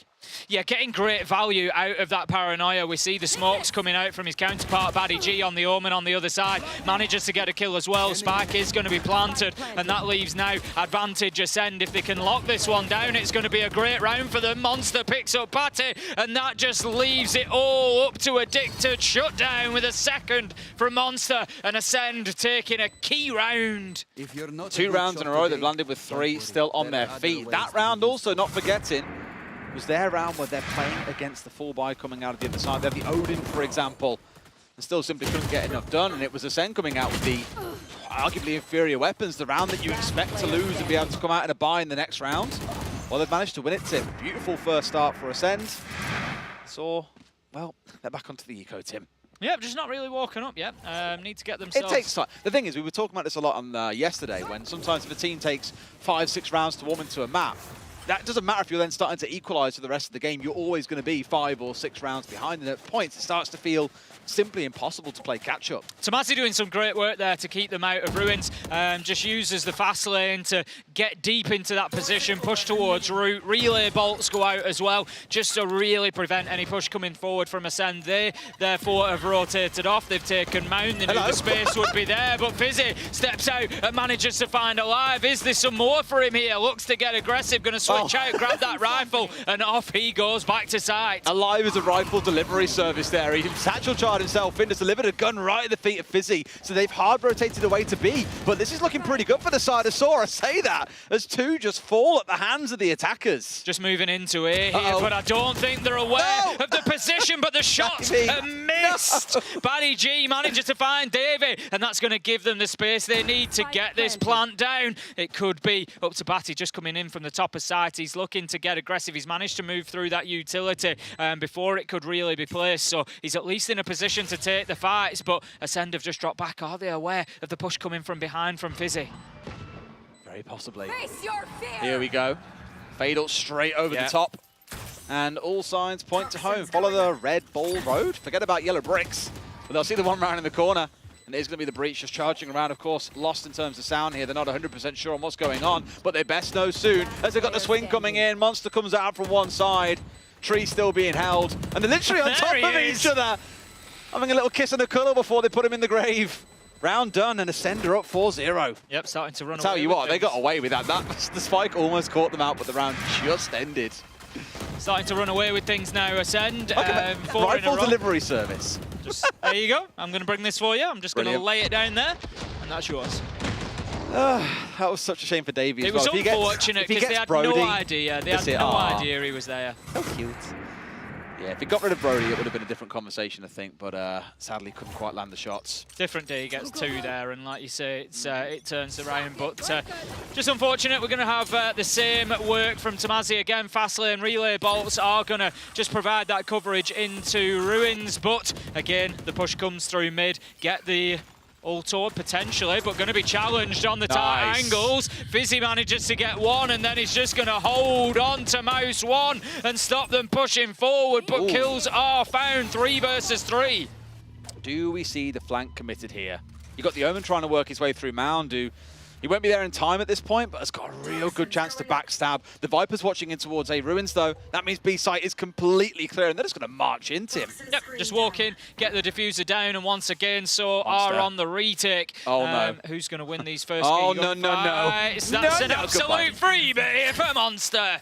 Wouldn't have mattered if he wasn't on the drone, because he got hit by the paranoia as well, so nearsighted, had nothing he could do about it. Now it's down to Tomazi. Even he can't win out against Monster, who's living up to his name in this game. Davey, the last one left standing, yet again, a crushing victory for Ascend. Yeah, manages to come around the corner and find one, but they position themselves well, and they're always going to be difficult to pick up as a pair. There for the trade, Batty G finds the kill, and that's going to be the end of that one. 5-0 for Ascend, and really starting to get into a comfortable cruising gear here on Lotus as they take in round after round. And they know. So I think so are aware. They've taken the time out. They've decided they've got to do something to break this momentum. On the plus side, they've got Rolling Thunder, they've got Hunter's Fury. They've got a lot. They've got them prepped, they've got them ready. You know, Monster does have Viper's Pit online as well, so there's a little bit of a trade-off there potentially. But so hopefully for them, looking towards maybe picking up their first round. Yeah. Very sorely need to find a way back into this one before it starts running away from them far too deeply. And I think the game we had yesterday was 7 rounds in a row, and so we saw the other team finally get something back, and by then it's just a little bit too late. I'm not saying it's impossible to pull back at this point for Saw, but it is a little bit of a hill to climb. Knowing they're already down, this is their map pick, and I know they haven't chosen to start inside, and again, attackers really dictate the pace of the game and ultimately are in the most control, but Ascend are just in a bit too much control right now, very much in the driving seat. Certainly looking that way, and they're going to head into round 6 any second. Timeout is completed, and we're just going to finish off the buy phase, and then in they go.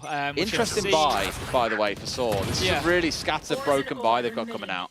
Well, the thing is, you know, we look across Ascend and you just start seeing in small ways those rounds adding up and, you know, starting to show themselves with the heavy shields across the board, for example. You know, it just starts to show in those small ways. I know they've got Guardian, Stinger, Bulldog, and we've got a Sheriff in Tomazi. It's because his ult's online. He's just waiting for the invitation to whip that out and do some serious damage. We've seen Neons over the last few days literally run through enemy teams with that ultimate online, but it's all about the timing is the key piece there. Yeah, it's just waiting for that opportunity. Just you know, you can catch 2 or 3 out. You really want to get the most value that you can. Going to be a bit of a push in towards here, just using the Viper smoke there to push Neon back out of rubble and just be able to create that little bit of space. They need to move in and take it now. That's a touch preemptive. They saw a Devourer come through and were like, oh, they're pushing. I mean, normally you'd see a dog or a Devourer be followed up, or even like an owl drone be followed up by someone pushing in. And sure enough, the players are now doing that. But I think they acknowledge there are so many ults online, they wanted to try and bait 1 or 2 out. They've got the Hunter's Fury. That is ideal.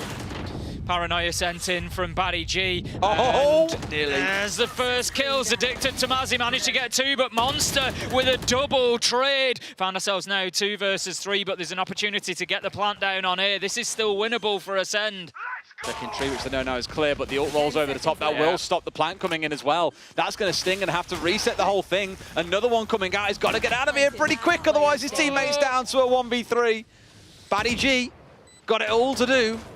But is he really that bad? Find out. Nope. Maybe he is. Addicted gets... Depends which way you take the word bad there, I think, in context. I thought you meant bad as in, like, Is he a bad man? Is he going to, you know, do the job? I did, but then as I said it, I was like, well, bad could mean a couple of things here. First round is going to be picked up by So. Great breach play. They had the Rolling Thunder on side. There was an opportunity for Ascend, but it was completely shut down. The site was denied. It was, first of all, the Rolling Thunder. Then the aftershock went in. They were able to stick the plant, but basically guaranteed the death. Just really well played, leaving Batty G on his own. So they managed to sort of right the ship a little bit. They just steady things, you know, steady as you go, just slow things down. They've got themselves around. They can start building from there. They've got the Viper's Pit online as well, so, you know, maybe they can build a second or a third. Thanks to our observers, Mel and Zill, for the juicy feet shots. Yum. I like that one, Lightim. All yours. Just going to be a big battle over Mound at the minute. All four, apart from the Viper, pushing Beautiful play. for Ascend. Tomazi sees the opportunity, knowing that Monster is all alone, peeks around the corner, finds the kill, and gives the advantage to So. Mound control is in the hands of Ascend, but So have seen the better of these early engagements. This could be a really good opportunity to rotate over towards Ruins, though, because there's no utility left up for Tomazi here. He's burnt everything in that initial engage. You know, if they push their way through, there's very little on the other side. And although the Omen's just ulted over to C, now he's working his way back over as this sort of read into this as, oh, maybe they're coming back. Masashi, I think, just looking to continue applying a little bit of pressure to C to hold players over there. But as you see, numbers have come back for So, and it's just leaving a little bit of indecision for Ascend here, thinking about going in behind the Prowler there, but going to be 1 versus 3. If not careful, the Fade does dip away, but Tomazi manages to find the kill onto Brody and just got caught out a little bit in no man's land. Finds his man, and the rest have to now sprint in towards site. Ult comes out as well just to make a little bit of space, and you can see the Viper immediately retreats backwards. Doesn't want to get swung on by a rocket launcher. Hell, who would want to? Look, it turns out to be the right call, I'm sure. Gets tagged up by it, but Fizzy is still alive. Very cautious, manages to get away from the 4-meter radius. Baddy is going to find one, but Davey with a big double, and that is surely going to be all now, as Alive is fighting 1v4. Spike is down, but that's about all that Alive has got going for him. Looking for the first, can't find it. Davey cuts him down, and that's going to be the 2nd round on the board for So. Better. 2 rounds on the bounce after their timeout. It's a great sign of them bouncing their way back into this game.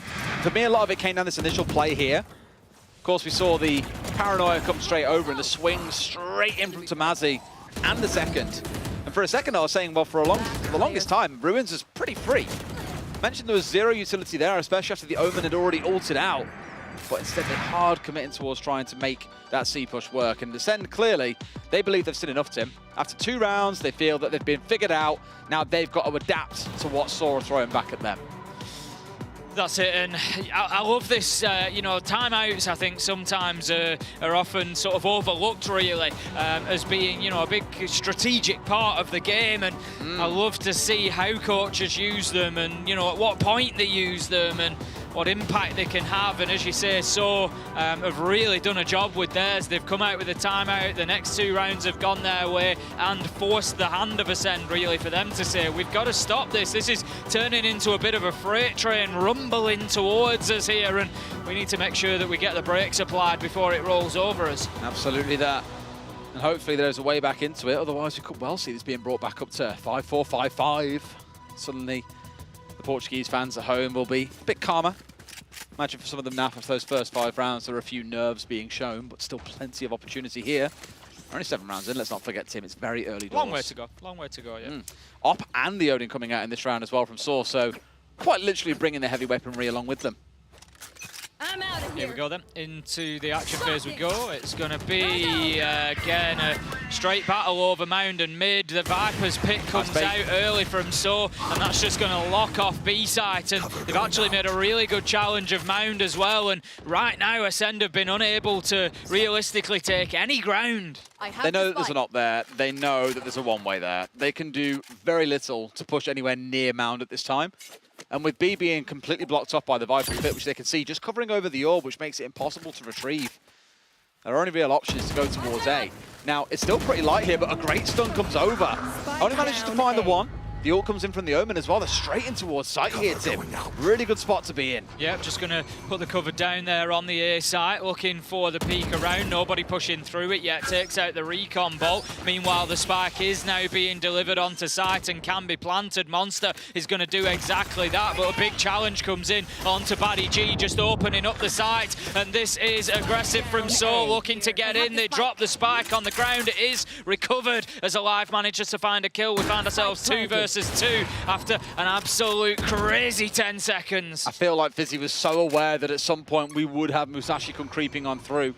Now, rather than trying to play up in towards Heaven, as we've seen the backstab come in before, he's joining up to the Raze. They're playing this one, looking for the trade-based play, but both teams are doing that. This would get real messy, Tim. Certainly could. Utility comes out. Davey manages to find a live. It's now 1v2. Obviously, you've still got to give a little bit of an advantage over to Ascend here, given that the plant is down. Finds one, can't find two. Masashi, a great effort, but Davey will be able to defuse that activated spike. And there they are, Tim. It's 3 rounds in a row. Sora bouncing back. And that's after an Ascend timeout as well. So for all we said earlier on about sometimes you bounce back into things, you get back into the swing of around here, around there, back and forth, but there's already that 5 or 6 round advantage. Sora really throwing that to the wind and starting to draw things even. I'd be nervous if I was Ascend now. Yeah, sometimes teams have just got to wake up a little bit, Des. You know, you come into a map and you just don't quite hit the ground running, especially, you know, a game like Valorant where you've got all the, you know, economy playing into it as well. You lose the first 2 or 3 and all of a sudden you find yourself on the back foot and it's easy for round after round to start disappearing. But so they've dug their heels in, they've pushed back, and this is great from them. Yeah, last time around the op was obviously posted inside of the arch. This time around it's behind the box. Entirely different angle. Devourer comes in. Won't go deep enough. Sees the shoulder of the Killjoy, but she's already backed away. I have a feeling they've probably spotted out the Omen already and just know that it's not worth getting into that firefight. Look at this aggression, though, coming forward. Knows that there's a fight to be taken. Who's going to see who first is the question. Just trying to peek around this corner. Sees his man, Davey. Absolutely beautiful. I love the patience of it. And the double blink straight out to safety as well. Really well played there. Just the play of the op around this Mound play. I think Sora been doing it so well. Last 2 or 3 rounds, Ascend have not had an in at Mount, whereas before, they quite comfortably managed to get there. Now, it's been conceded here. The Killjoy's got into a good spot. And the rest of the team are floating around here and around B, but it's no guarantee they can just walk in and get this spike down.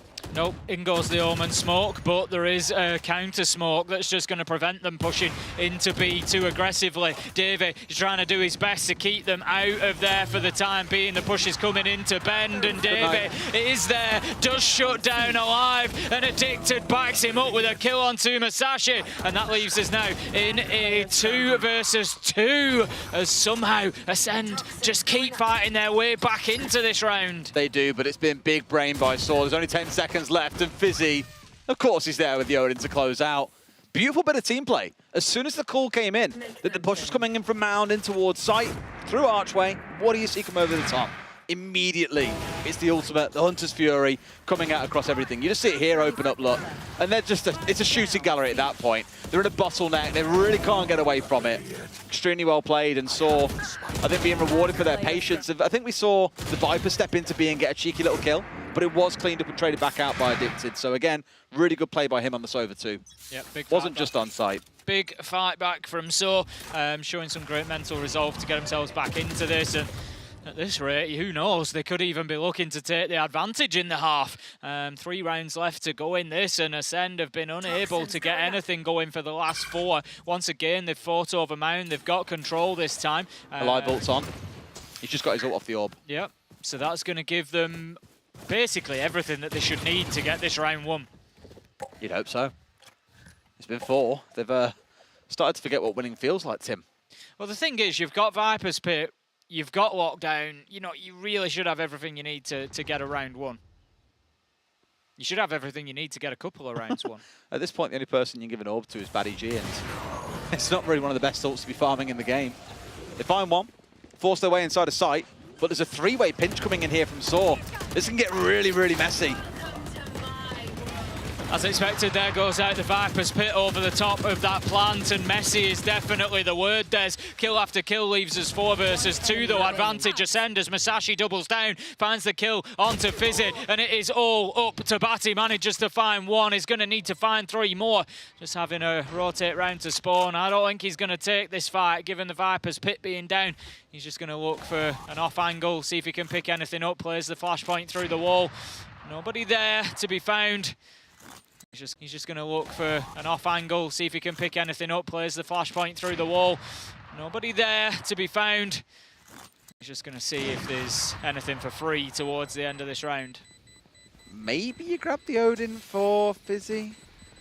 Yeah, I think it would be wise to in that case. He's been playing it pretty much every single round. Wouldn't make sense to deny it away from him now. They pull it off. Fair play. Descend finally getting themselves on the board. Whatever happens, I didn't even clock that was a thrifty as well, to be fair. No, breaks the momentum of So at least. They were on 4 rounds in a row. Ascend managed to use their ults to get that one done.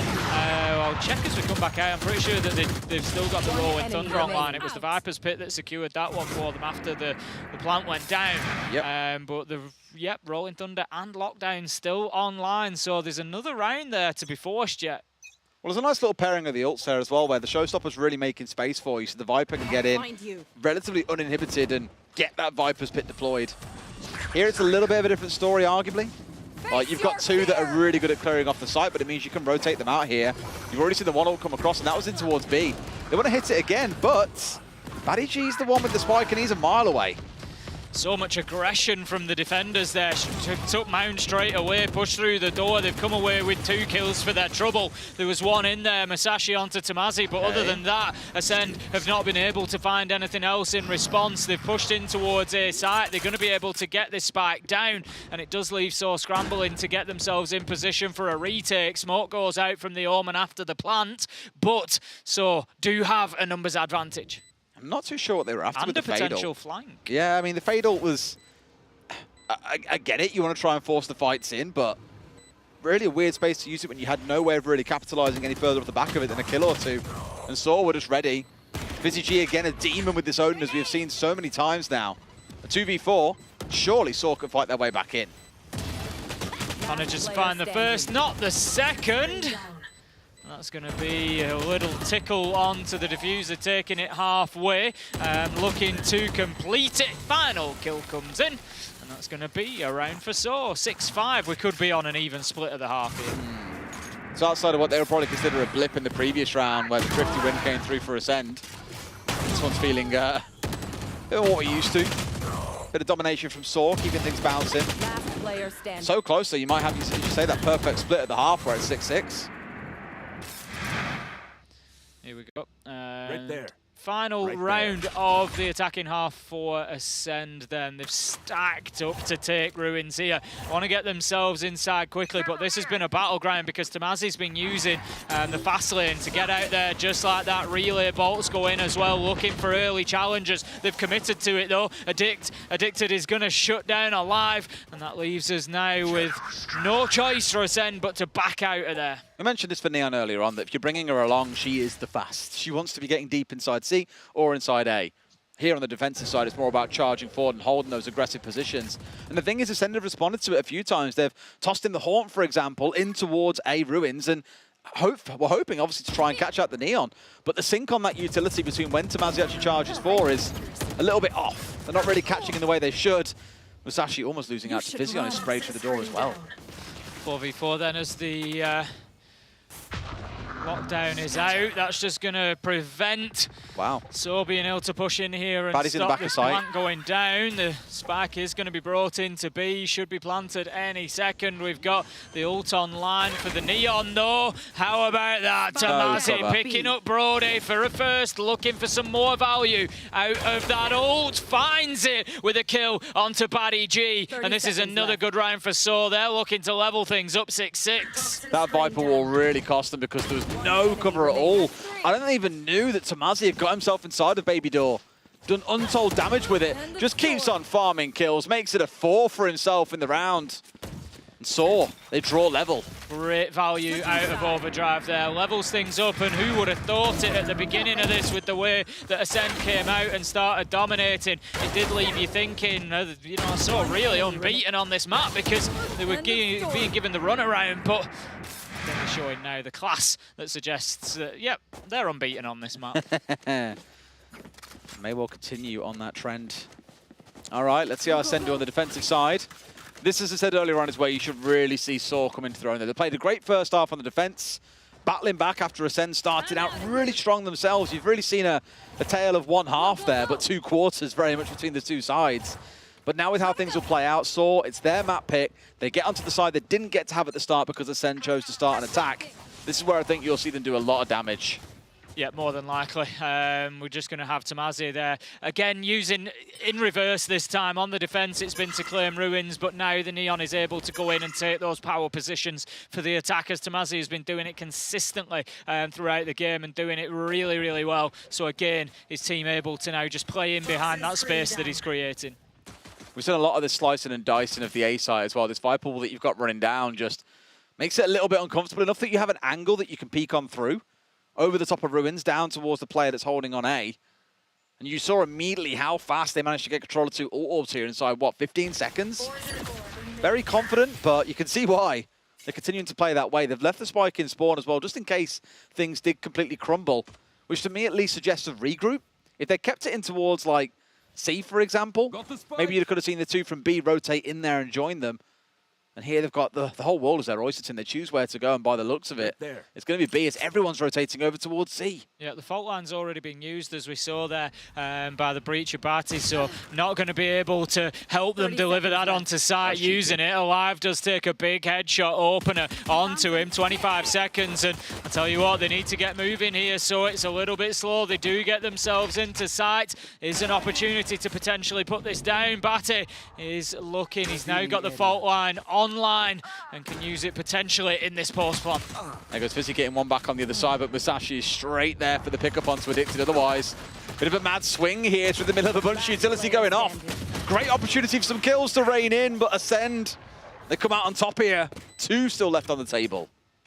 Who knows which way this game is going to go. It's exactly the same as we saw on Split, really. Just so close, backwards and forwards. One team sort of coming out with a really strong start. It was so on Split. This time it was Ascend here on Lotus. But then around that halfway mark, it just seems to level up, get a lot tighter, and is now being very hard fought. It is. All right, what comes out in this next round? This is interesting. Are we seeing like a force come out here as well? By the looks of it, we are. It's not going to be a position we normally find ourselves in. One team will buy up, one won't bother. But it's still marching up into being a spot where, yes, it is a force. So even though sort of lost that first round, they are investing everything in buying some rifles out here to try and have a go. Well, I say rifles, they're not really rifles, but that's because they are the fast. This is what I mean. You don't expect this. You expect to see pistols. You expect slow play potentially, but instead it's been a full-on charge forward, and they've already mown down 2 members of Ascend. 15 seconds. They're established inside of B. 2 kills, and they've started planting. That is absolutely electric pace from the Neon of Tamazi. Quite literally. Quite literally. Manages to get himself a 3rd. Davey joins in on the action. This is likely to be flawless at this rate. Brody just seeing if he can pick anything up here. Beautiful. I mean, he'll try and do his best, but a flawless round coming out. And to be fair, what I said earlier was kind of wrong. You do sometimes see pistol rounds go quick because they want to try and get up close and make things happen. But no one expects a Neon to come sliding round. Flash on the assist as well with the Stinger, and you can see at range how much difficulty they're having there. But just connects, gets 2 kills, opens up the B site entirely, and they absolutely slaughter Ascend. Great round by Saw. Yep, it was 1 apiece in the half then, just keeping us level at 7-7, and you just feel like there's not going to be anything to separate these two as we continue through this. You just know it's going to be hard fought all the way, but that's dangerous for Saw. They want to try and get themselves a little bit of a lead because, of course, if Ascend can get themselves close towards the end and then just nick a couple of rounds, they could win this whole matchup into maps. Door is going to be open. Presence Davey on the other side. Who's going to come away with the kill? The push comes through, but it's going to be Davey securing it. Beautiful. So taking charge here in these first couple of rounds. Now they're all like swinging out towards A, where we've seen a bit of rotation coming over from Ascend. They're all pushing towards B. And there are very few players left on the side of Ascend to really make a difference here. A 5v3. You've only got the one alive, who for not a large amount of time may still remain in that state. One dying in behind as well, a 1-for-1, but I guarantee at this point, Saw are very happy to play the 1-for-1 game. Just trying to get the angle onto somebody's head, but has to challenge the doorway instead. Can't find his man as Tamazi going absolutely big in these last few rounds. Manages to get another kill, and that is going to be the round closed out for Saw. Comfortable. It's the only way I can really summarize those last 2 rounds. The last one definitely catching Ascend off guard, but that one, that was just pure confidence coming out from Saw the whole way through. Arguably a little bit scrappy at the start with the door opening up, but they find the kill, and that's all that really matters. That sort of put Ascend on edge from that point forwards. Davey yet again with another big round to Yeah, I'm interested to just 19 have a look at, and 7. I was just going to say, I want to have a look at Tomazi's stats as well. 15 and 11, and I think about 7 of those kills have come in the last 2 or 3 rounds. So he was like 1 and 6 earlier. Yeah, since switching he had a really sides, quiet start. Tomazi's really come online, and it's actions like this that are netting him the kills, just getting super aggressive this time in towards Rubble. He's already pushing through. There's just no stopping him at the minute. Already wanting to push through in towards site. He's finally going to be forced back a little bit, but he's just absolutely itching for more action. Yeah, as soon as we had the util come out as well, the Devourer just forcing him back. Otherwise could have done real damage, but he's consumed that, he's consumed smokes, he's consumed paint shells. They've thrown so much at him here. And Batty's been the one who's been quietly farming up these ult orbs as well. There's a few of them that aren't too far off, but that Rolling Thunder, as we know, is just so impactful at hitting a site. It is. Basically, nobody can play on the site. Nope. It's as simple as that. You've got to get out of there or you're likely going to lose your life. So unless you're like a sore head in the morning. Well, yeah. Batty, of course, only 2 away from getting that online now. And like you say, that could be another round forced for So. So if they can win this one, you sort of feel like maybe they can start to just stretch their legs here and create that gap that they need. Like I said, the last thing they want is Ascend with an opportunity to just nick a couple of cheap rounds towards the end of the game and, you know, grab the whole thing. So going to be keen to get this locked down. They're going to push on into site. It's going to be C. Tomazi's gone deep through Bend, looking to get in there and take Challengers, spraying through the smoke. Can't find anybody. Charge over the molly. They're inside the site. They've got the control that they need.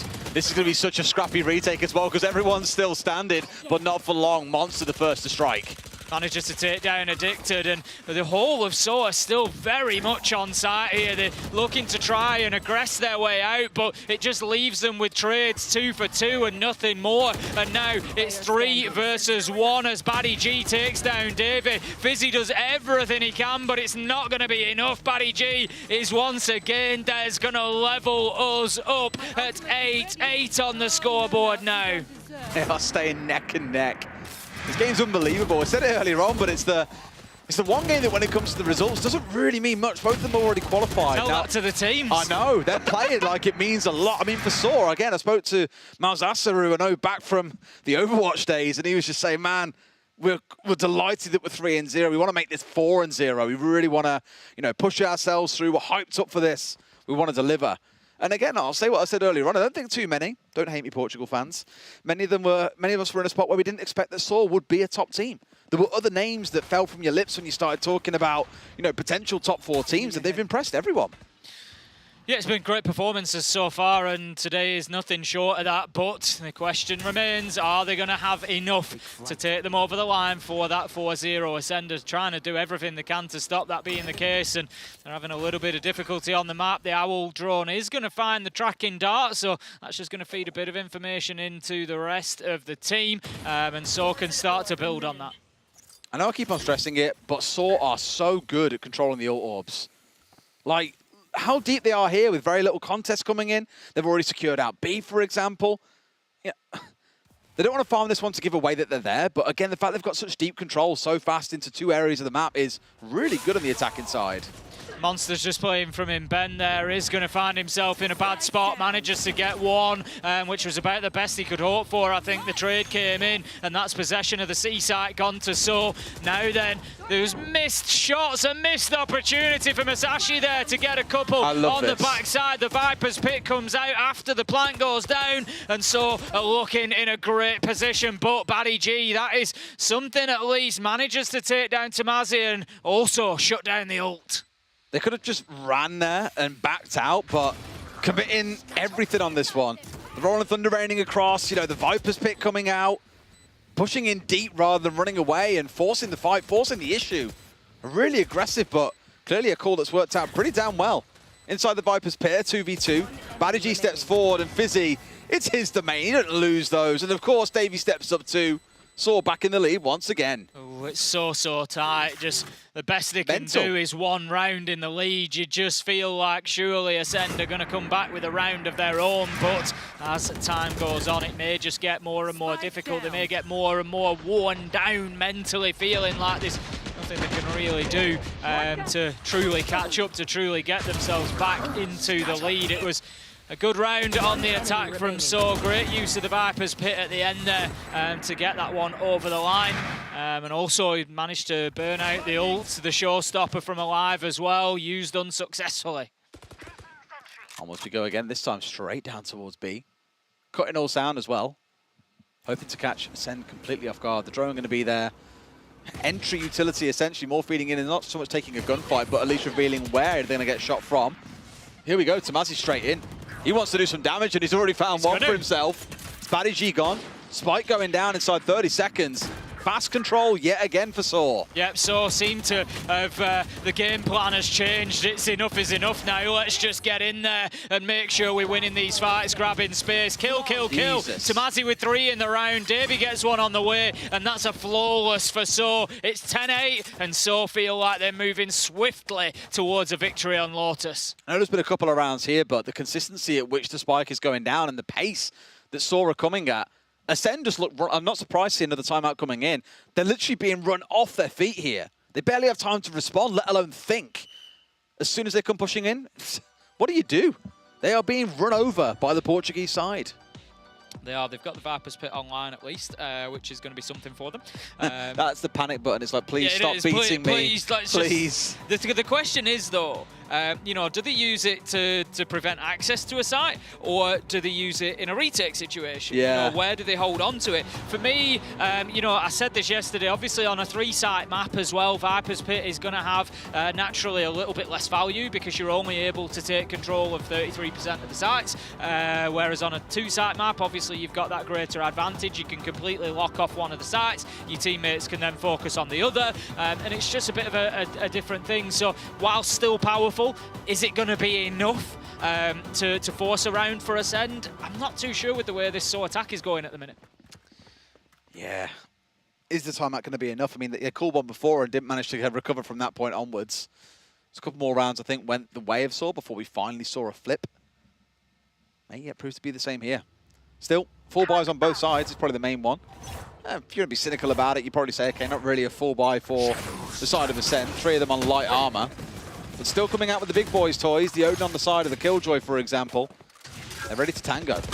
Tomazi has aggressed in once again. It's going to be Batty, however, to pick up the first kill onto a live advantage. So once again, and I don't know, I just get a feeling in the last round or two that maybe Ascend are seriously on the back foot. Maybe they know what's coming here and they know how big a job they've got ahead of them trying to hold So back. That's it, they're onto the C side, they're going for the fights. Tomazi a little bit too quick for his own good that time. Batty G and Brody stand up, and that's exactly what Ascend needed here, was those big kills to shut down sides and force So to limp away. Well, they've lost the momentum builder now as well. They had Tomazi straight in. But once he got shut down, where's the pace? Where's the speed? It's going to be lacking at that point. So now you've got the 2 backline players kind of like, okay, what do we do next? B is their point of call. Everyone else scattered around the map. Look how far back Monster's playing, for example. Doesn't want to get caught up here into a 1v2.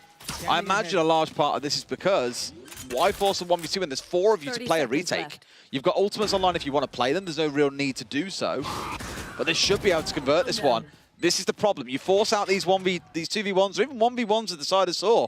This is very doable. There's only 3 players left now. This is going to be big if So can pick this up. It'll be a 2v4, as you say. Now a 2v3. Fizzy just sees Monster before the smoke goes up and manages to get the kill. Turns his back, needs to be careful. Can't get the kill as it's Batty G. Now then, it's all up to Addicted. Been a little bit quiet so far, and even quieter after Masashi's finished with him. That's going to be a round for Ascend. 10-9, and this one just continues, Des. Whew, that was almost a foot-in-mouth moment, I think, for Ascend. They lost those first 2, and I was just like, surely this doesn't happen. Surely they don't bleed it away when they've got such a significant numbers advantage. And that was the win condition they were playing for as soon as they realized that they were in the 4v2. It was well played by Saw, but just not quite enough to get it over the finish line. Batty G, man, as well, through the smoke. Damn. Oh, Ascend, I'm living for this. They just keep fighting. They don't have the good grace to know when they've beaten on Lotus. They always seem to have an answer. They're going to need another round here, and out comes the aggression towards Mound once again that we've seen so many times from So. They go in, they claim it, it's theirs, and they can start working into mid as well. They're just looking to push to the top of pillars, and there's just signaled there. I think they knew somebody was playing in and around there, but that's all dropped back now as Ascend have gone a little bit deeper into B side. I'm ready and waiting. Just for someone to dare walk in the wrong direction, isn't Gus waiting for them straight in the face. That Odin on side again, alongside a couple of Bulldogs, so I won't quite go as far as falling it at force, but they're like, well, we don't need to fully over-invest here. If we do, we break our backs. Saw can just run away with it to the win if we lost that round. So here, there's their chance to be okay with losing a round here if it really comes down to that, and they still have the ability to get their ult back up later. Gonna bait in the full charge here as well. As soon as that ult came out, that was down to their go trigger. Kind of weird. Normally you wouldn't bother, but they've killed Monster. That's Viper's Pit offline, Tim. Really good response by Saw. Yeah, just going wild on the side. Masashi, however, manages to put the big guns to use. Finds Tamazi. Can he find another? No. It's Baddy G who picks up Addicted, but the spike does go down in the midst of all that craziness on the C side. Fizzy finds one, and it's 3v3. Out comes the ultimate from the Fade Alive. Picks up Davey on the back of it, but there's an immediate trade, Des. Fizzy's just better, and Batty's ult's come over the top as well. This should be their time to push in, but they're a bit nervous to do so. They're coming off the back of the concuss. It's all down to Masashi. Him coming up against Fizzy, two of the backline players, and Fizzy wins it out. Big 3K. Saw 2 rounds short. Ascend. Time to start sweating, my friends. Ascend was so close, Des. They were so close. Oh, there was a minute there where they could have got it 1v1 at the end, but no. A good close out from So. Both of these teams impressing me. It's just, as I've said so many times, you get a close game like this and it's just pure entertainment. Entertainment for me, I think, because of the pace as well. Yeah, it's just like, so... Saw are so fast. Yeah, exactly. There's just nothing being left to nothing being left behind. Everything's being thrown at it. See what sticks, and I absolutely love it. This is breakneck speed, like, Valorant. Even here, they've charged past the Viper line. They don't care. But look at these two coming up the backside as well. You got Killjoy and the Viper working together. Viper on the other side, Fizzy. He's keeping an eye on this because they have a feeling something's coming. If he turns around at the wrong moment, they're screwed. Tamazi just getting forced out there, and Baddy is able to pick up the kill. They're trying to sort of push through tree, but we see the door opening. They're going to have to drop back out of there, but here we go. There's one, there's two. Fizzy. Big plays from Fizzy, and that could be everything that So need to get them onto map point. There. Absolutely huge. And he's going out searching now. I think they're rotating over towards C because they know they've broken what would have been the flank watch coming in for the side of Ascend. Now, Baddy G has stepped into their graves. He's on that responsibility here. But again, look at how defensive the side of Ascend are being. One player really per site here. All scattered out, trying to take what map control they can. They have. So have sold the rotate here, and instead they've doubled back. They're going to be coming into A, and they're going to find one man all alone, and it's Alive. How long can he stay? Oh, is it? No, sorry, it's the Fade of Brody. How long can Brody keep himself active for? He's going to have to dip away. He's just running through tree, gets himself into rubble, and that is it. Out goes the Viper's Pit, and the plant is going to have to stick. And they've got a rifle too, which is massive, to be honest. He didn't have one before. Has gone down with it anyway. Fizzy is having a ball kill, 2 on the flank, and then turns towards site. He could be on for an ace here, Tim. 2v2, I still feel like So have got everything that they need to get this done. That door's going to have to be opened. It's going to be the signal that one is coming through. Sprays one side, sprays the other. Alive with a massive double to keep Ascent in the fight. This is ridiculous. Absolutely ridiculous. And now Alive's got his ult online as a reward as well. Don't think they expected that. This is brilliant. You know where I am, Des? The edge of your seat. Quite literally on the edge of my seat with this one. No, that's not how you say it. Edge of my seat, you normally say. Do I? Edge of my seat. I'm on the edge I love how you say that. Do I? I haven't yet found a word that we say in Valorant that you say in the funny accent. I'm sure. I love how I literally have people in Twitch chat that were just like, where's that funny accent from? And someone replied saying, it's funny. And they were like, it's Irish. It's not Irish. It's definitely. Oh, it tickled me so much. I can can assure you. Oh, a momentary pause for a little bit of humour because this is getting ridiculous. Timeout for So. No surprise, Ascent trying to get themselves onto 11-11. At the minute, they've just been able to, you know, sort of last gasp hold on to rounds and just prevent So getting onto the 12 mark, prevent them guaranteeing overtime. And Ascend, if you're going to do it, now is the time.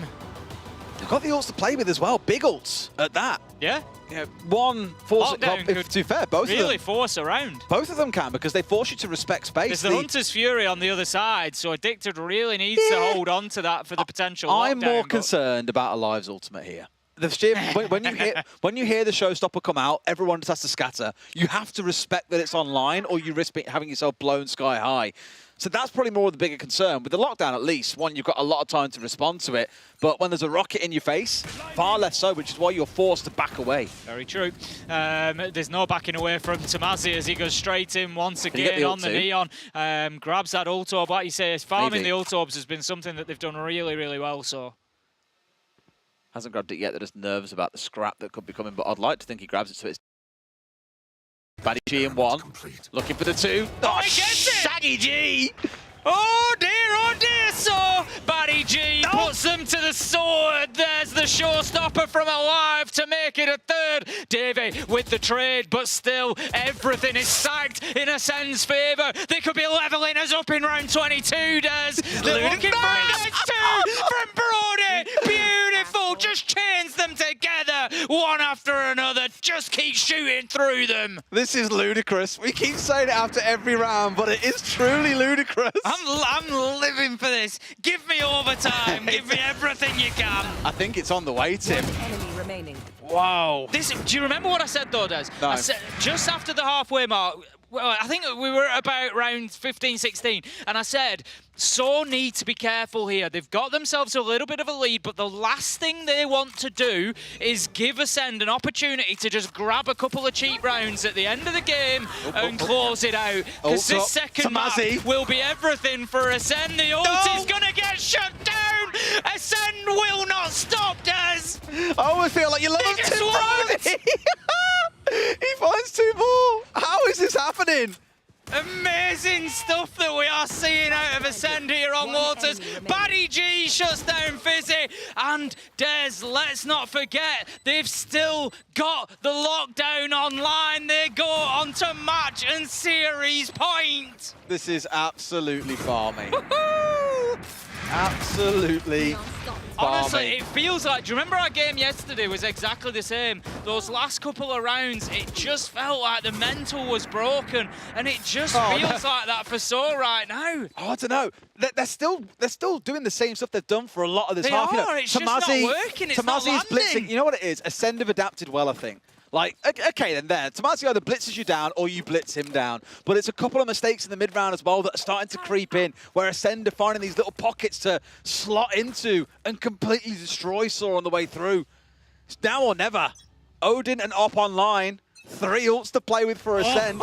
They've got everything they need to close this here and now. You feel like it just starts coming down to a, you know, who blinks first as well with the Hunter's Fury online. Can deny out the lockdown, but are they going to need it for something prior to that or not? Rolling Thunder has been clocked up though, Des. This is going to be an explosive round. What gets brought out when is the big question. That's exactly it now. It's who blinks. Yeah, who moves first. Addicted is like, everyone's pointing a gun at each other in a saloon here. And it's who presses that ult key first. And the thing is, Ascend have got a bit of an advantage in that respect. They're on defense. The clock is working for them. They can sort of hold on longer. Bring them down. The Hunter's Fury and the Lockdown. They're the two that I'm watching. Who goes first? I don't think Addicted's going to pop his until Musashi goes with his first. Go, go, go. He's in spot to deploy it. They're in a good spot. And there it is. It's out. There's the Killjoy. We've got everything just being thrown in here. The Rolling Thunder has gone as well. Oh my God. Musashi with a big double, Des. He's looking for more. Alive it's going to be to find it onto Batty, and surely Ascend can close this out from here. They are 5 versus 2, 5 versus 1. Are they going to do it in style? Are they going to hit the flawless round to finish? Out goes the last ult, and Monster finds the final kill, and Ascend almost out of result. They're living up to the name of the competition, Tim. Ascending towards the end of Ascension's group stage. What a message they've sent as well. That They've not allowed Soul to have the 4-0. Like, we come into this thinking, well, you know, they're both through, there's not much. What a game we've just had. Unreal, I love it. You never guess it's like 20% at night with Tim like this, would you? I'm not going to sleep tonight. What a game. What a series, to be fair. Really entertaining across both maps. And I loved it. I think you were expecting Soul to bounce back on map 2. Many thought they would. And there's a funny little joke going around from the Portuguese fans about how the first map, they have to let it go. But the second one is when they really turn up. They did turn up, but Ascend's bounce back at the end was unbelievable. It was fantastic. Like, they just activated in those final 3 rounds, and it was just they couldn't lose a gunfight. It was brilliant. I just hope at some point, like further down the road, these two can come back together. So let's have a rematch. That's the beauty, is that's just a preview of what's to come, because don't forget we have Apex Gentlemates as well. Yeah, some massive teams. I can't wait. Playoffs is going to be absolutely balmy with these 4. Playoffs is going to be wild. I can't wait for it. What a competition we've got coming. We really do. Exciting stuff. Favourite player of the series? Favourite player of the... I've had a few, to be fair. Because obviously, like, you know, I've come in, this is my first opportunity to cast any Valorant, which, you know, I want to say a big thank you to the team here for having me. It's been absolutely fantastic. So for me, it's been sort of fresh eyes onto a lot of these players. But yeah, there's a lot of names that have stood out. I mean, Tamazi was fantastic entertainment value to watch then. You know, Mystic stands out. I've really enjoyed watching Mystic. He's been unbelievable the last few days. Element's been great. There's too many to pick. Vince, Benny. Can't forget Vince. There's just been too many. I've absolutely loved it. I saw Minnie was tweeting about this actually yesterday. He was saying, right, well, that's all of Apex and several of the players getting picked up next stage, because he's seen just how good some... To be fair, if the Fnatic coach is saying there are some really good players you've got to keep an eye out for, fair play. I'm burnt out here. Tim's absolutely knackered. Fantastic, Producer Sam, are we going down to the desk? We're going to the desk. We're going to Ginny, Tim. All yours, Ginny. Congrats, guys. Tim, we just want to give you a round of applause because it was your first event doing Valorant and you absolutely killed it. Thanks, Thank guys. you very much. Hell yeah. See, even production is agreeing. You're absolutely amazing. Thank you for having me. It was an absolute pleasure. Thanks, Des, as well. So we're now back onto always. the desk. Have a good evening, the two of you. That was great. I mean, listen. Nero, coming into this, you said Ascend, they have to rectify their mistakes. And they did that. And you're smiling. You're looking better than Zesh did yesterday. Yeah, I would give everything to hear Batty laugh. Now get the last laugh at the end of this group. Everything. I mean, you might not know that, but in the interviews, whenever something was going wrong, whenever Ascend was losing, the next week we would ask them about it, and they would say, no, everything is fine. We were just testing things. What do you mean? There's nothing wrong in the team. And I would say at the end of this, everything went as expected. The teamwork was there this time in this series. The firepower was there. The awareness was there. They didn't really get caught off guard many times, and they would probably say, yeah, the opponents played really well, so that kind of surprised us, but everything went as expected. Yeah, both Batty and David on the Omen coming out as the MVPs. Was this expected coming into this? I mean, we highlighted them as formidable players and they delivered. I mean, this time around it's more likely Chatty G. Big props to him. Really done the job. I think particularly what we need to highlight is his defensive much more than the attack. There things didn't look too great for him, but he obviously is not the frontliner, first entry kind of player. Yeah. On the defense, he held the sides much more better. He was really more reliant on some of those late round flanks or late round extremity pushes to get into the retakes. Big props to him. Yeah, big props to him indeed, and big props to Ascend for finishing out as closely as they did. Coming into this, we had a couple of question marks. They lost games that we might not have expected them to lose, but again, as per usual, there are a couple of players, all the players on this roster that have done formidable work. One of them, of course, being Tamazi on the Neon, because that guy can like skr around. Skr. I mean, listen, if this guy is not firing on all cylinders every day, every week, I don't know. He's built differently. And I talked about this with you. It is most importantly that this guy, in comparison to other players, doesn't seem to play this agent just because it is on meta. He plays it because he's mechanically perfectly gifted with it. And also, one of my notes before this tournament from their region was, Tomasz, he has that little bit of craziness that you need on the Neon, and you can clearly feel that when you watch him play. And about that craziness is most importantly for me, that first of all, it's always backed up with utility. It's not like I'm just going in there and just play all on my own. That is not the Saw game plan. They know how good he is, and they use him as this perfect entry tool that is capable to find space where most teams would struggle. And a lot of the rounds that Saw got under their belt was Tamash playing really aggressively, going in with a paranoia support, and this is something that was working out really well for Desire. That's why Desire won against Ascent, because they didn't really give them the time to adapt, the time to think, and Saw, they had some moments where they realized that, where they used that to their advantage. But also, the second round of the second half, where they lost the pistol, they forced buy with a Spectre. Tomasz is just with very little utility supporting him too. He's just sliding into the side, getting a double kill. That's just a skill. Although maybe they didn't give their opponents a lot of time to sit down, think, and get their thoughts back together, they gave themselves a couple of timeouts, and in true Ascent fashion, timeout equals win. Absolutely. I mean, honestly, where is this one guy in the community that is absolutely going to calculate how many rounds in average do you get after an NBS timeout? I need that statistic.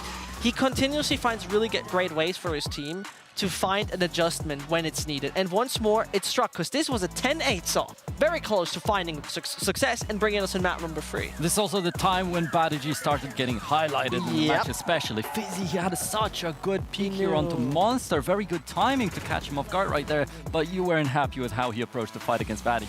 Very scared, right? A little bit intimidated in that fight, and that's nothing I really want to see from Saw. Of course, you can take more advantageous tools. It's a 1v1. You lose 1v1s from time to time. It's human. It's normal. But at the end of the day, as you've mentioned, towards the end of the game, the impact of Baddy became, at least on a fragging basis, bigger and bigger and bigger. And overall, Saw, I think, fell into a few traps that I wouldn't have thought they would usually fall in. Yeah, I think so too. And also, I feel like Musashi was the scavenger in this matchup.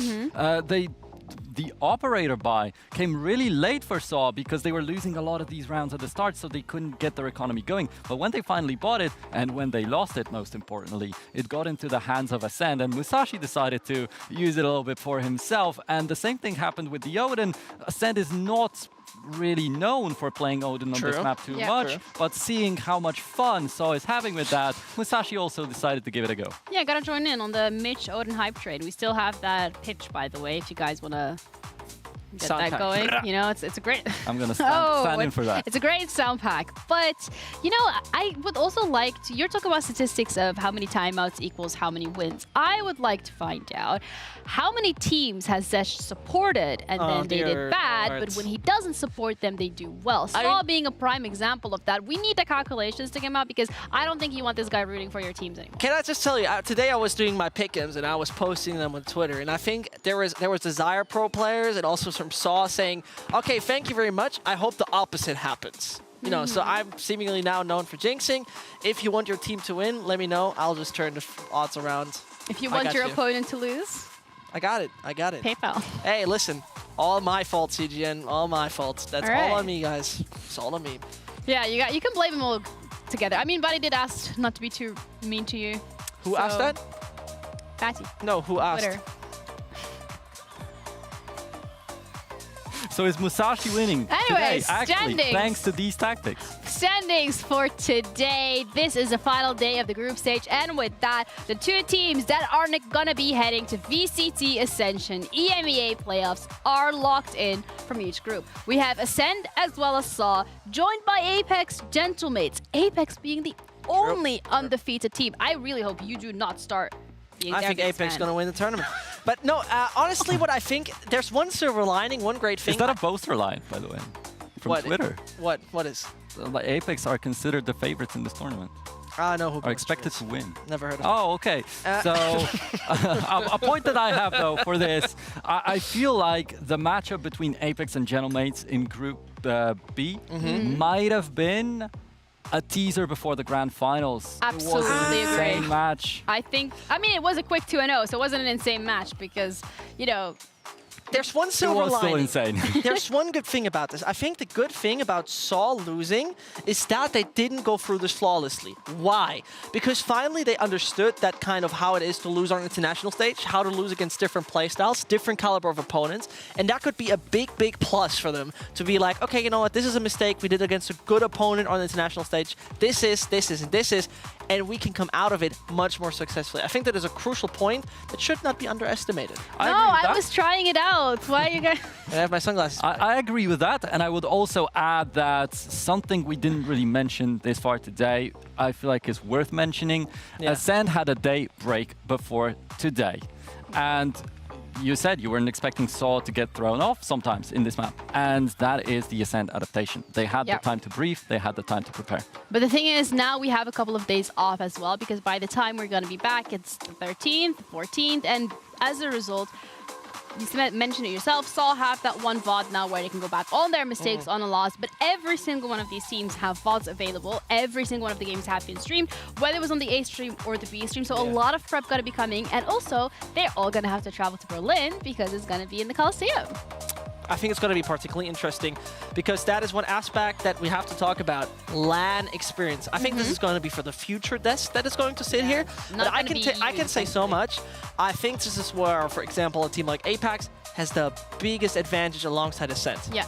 And getting that player experience on LAN, having those players on your team, it brings a lot to the table. So we're going to have to wait and see how that's going to be playing out and whether Apex are going to be the ones to top off all the competition. We're going to have some great vibes here, so make sure that you do join us next week. Before we sign off, Nero, it was lovely to have you on the desk. Is there anything that you would like to share? I'm just really happy that I got the chance to be here. I loved it yesterday with Mitch and Eugene, and today with Zesh, my Bruder from Germany. That's it. I'm just, I would be very happy to come here again. It was lovely to have you. I invite that guy. It was lovely to have Nero on the desk. Not so lovely to have Zash. Thank you guys so much for tuning in for this week. Next week is going to be coming up, and that is when we head into those playoffs. So make sure you stay tuned for that. Enjoy the rest of your week. Take care of yourselves. Shower, touch some grass, and we'll see you then. Nice.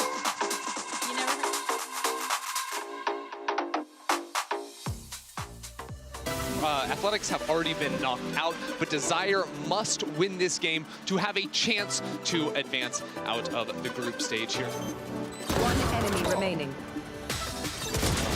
Backs out, okay. All right. It's a dine and dash. It is a dine and dash situation. Take his picture, hang it on the wall. Do not let him back in a long. Wacky in the fight. It's a 2v2. It's the Sheriffs that get most of the work done. Massacre's low, and FakeU delivers. Last player standing.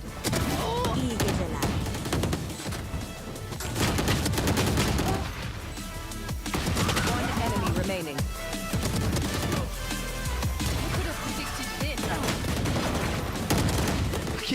He's just too far away, and the time is ticking. He has to move quickly, but he just realizes it's all too late. Tournament hopes on the line. 5 versus 4 for Desire. They have to come up with this. The time is now. That second half was really tough for them. Won the pistol, but after that, we're getting absolutely shut out. Called a critical timeout, and from then on, we're lights out. As winning is a habit. It's a mentality. So both of these teams coming out before heading out of the group stages, they want that final win. And we can see that Ascend are scrambling a little bit here. They've been forced back deep.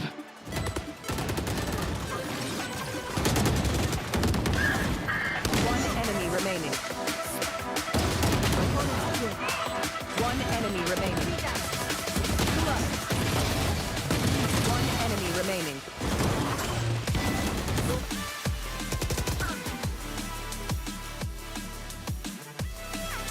Side, tree still being held, and they're literally on top of each other, having a little kiss and a cuddle before they put him in the grave.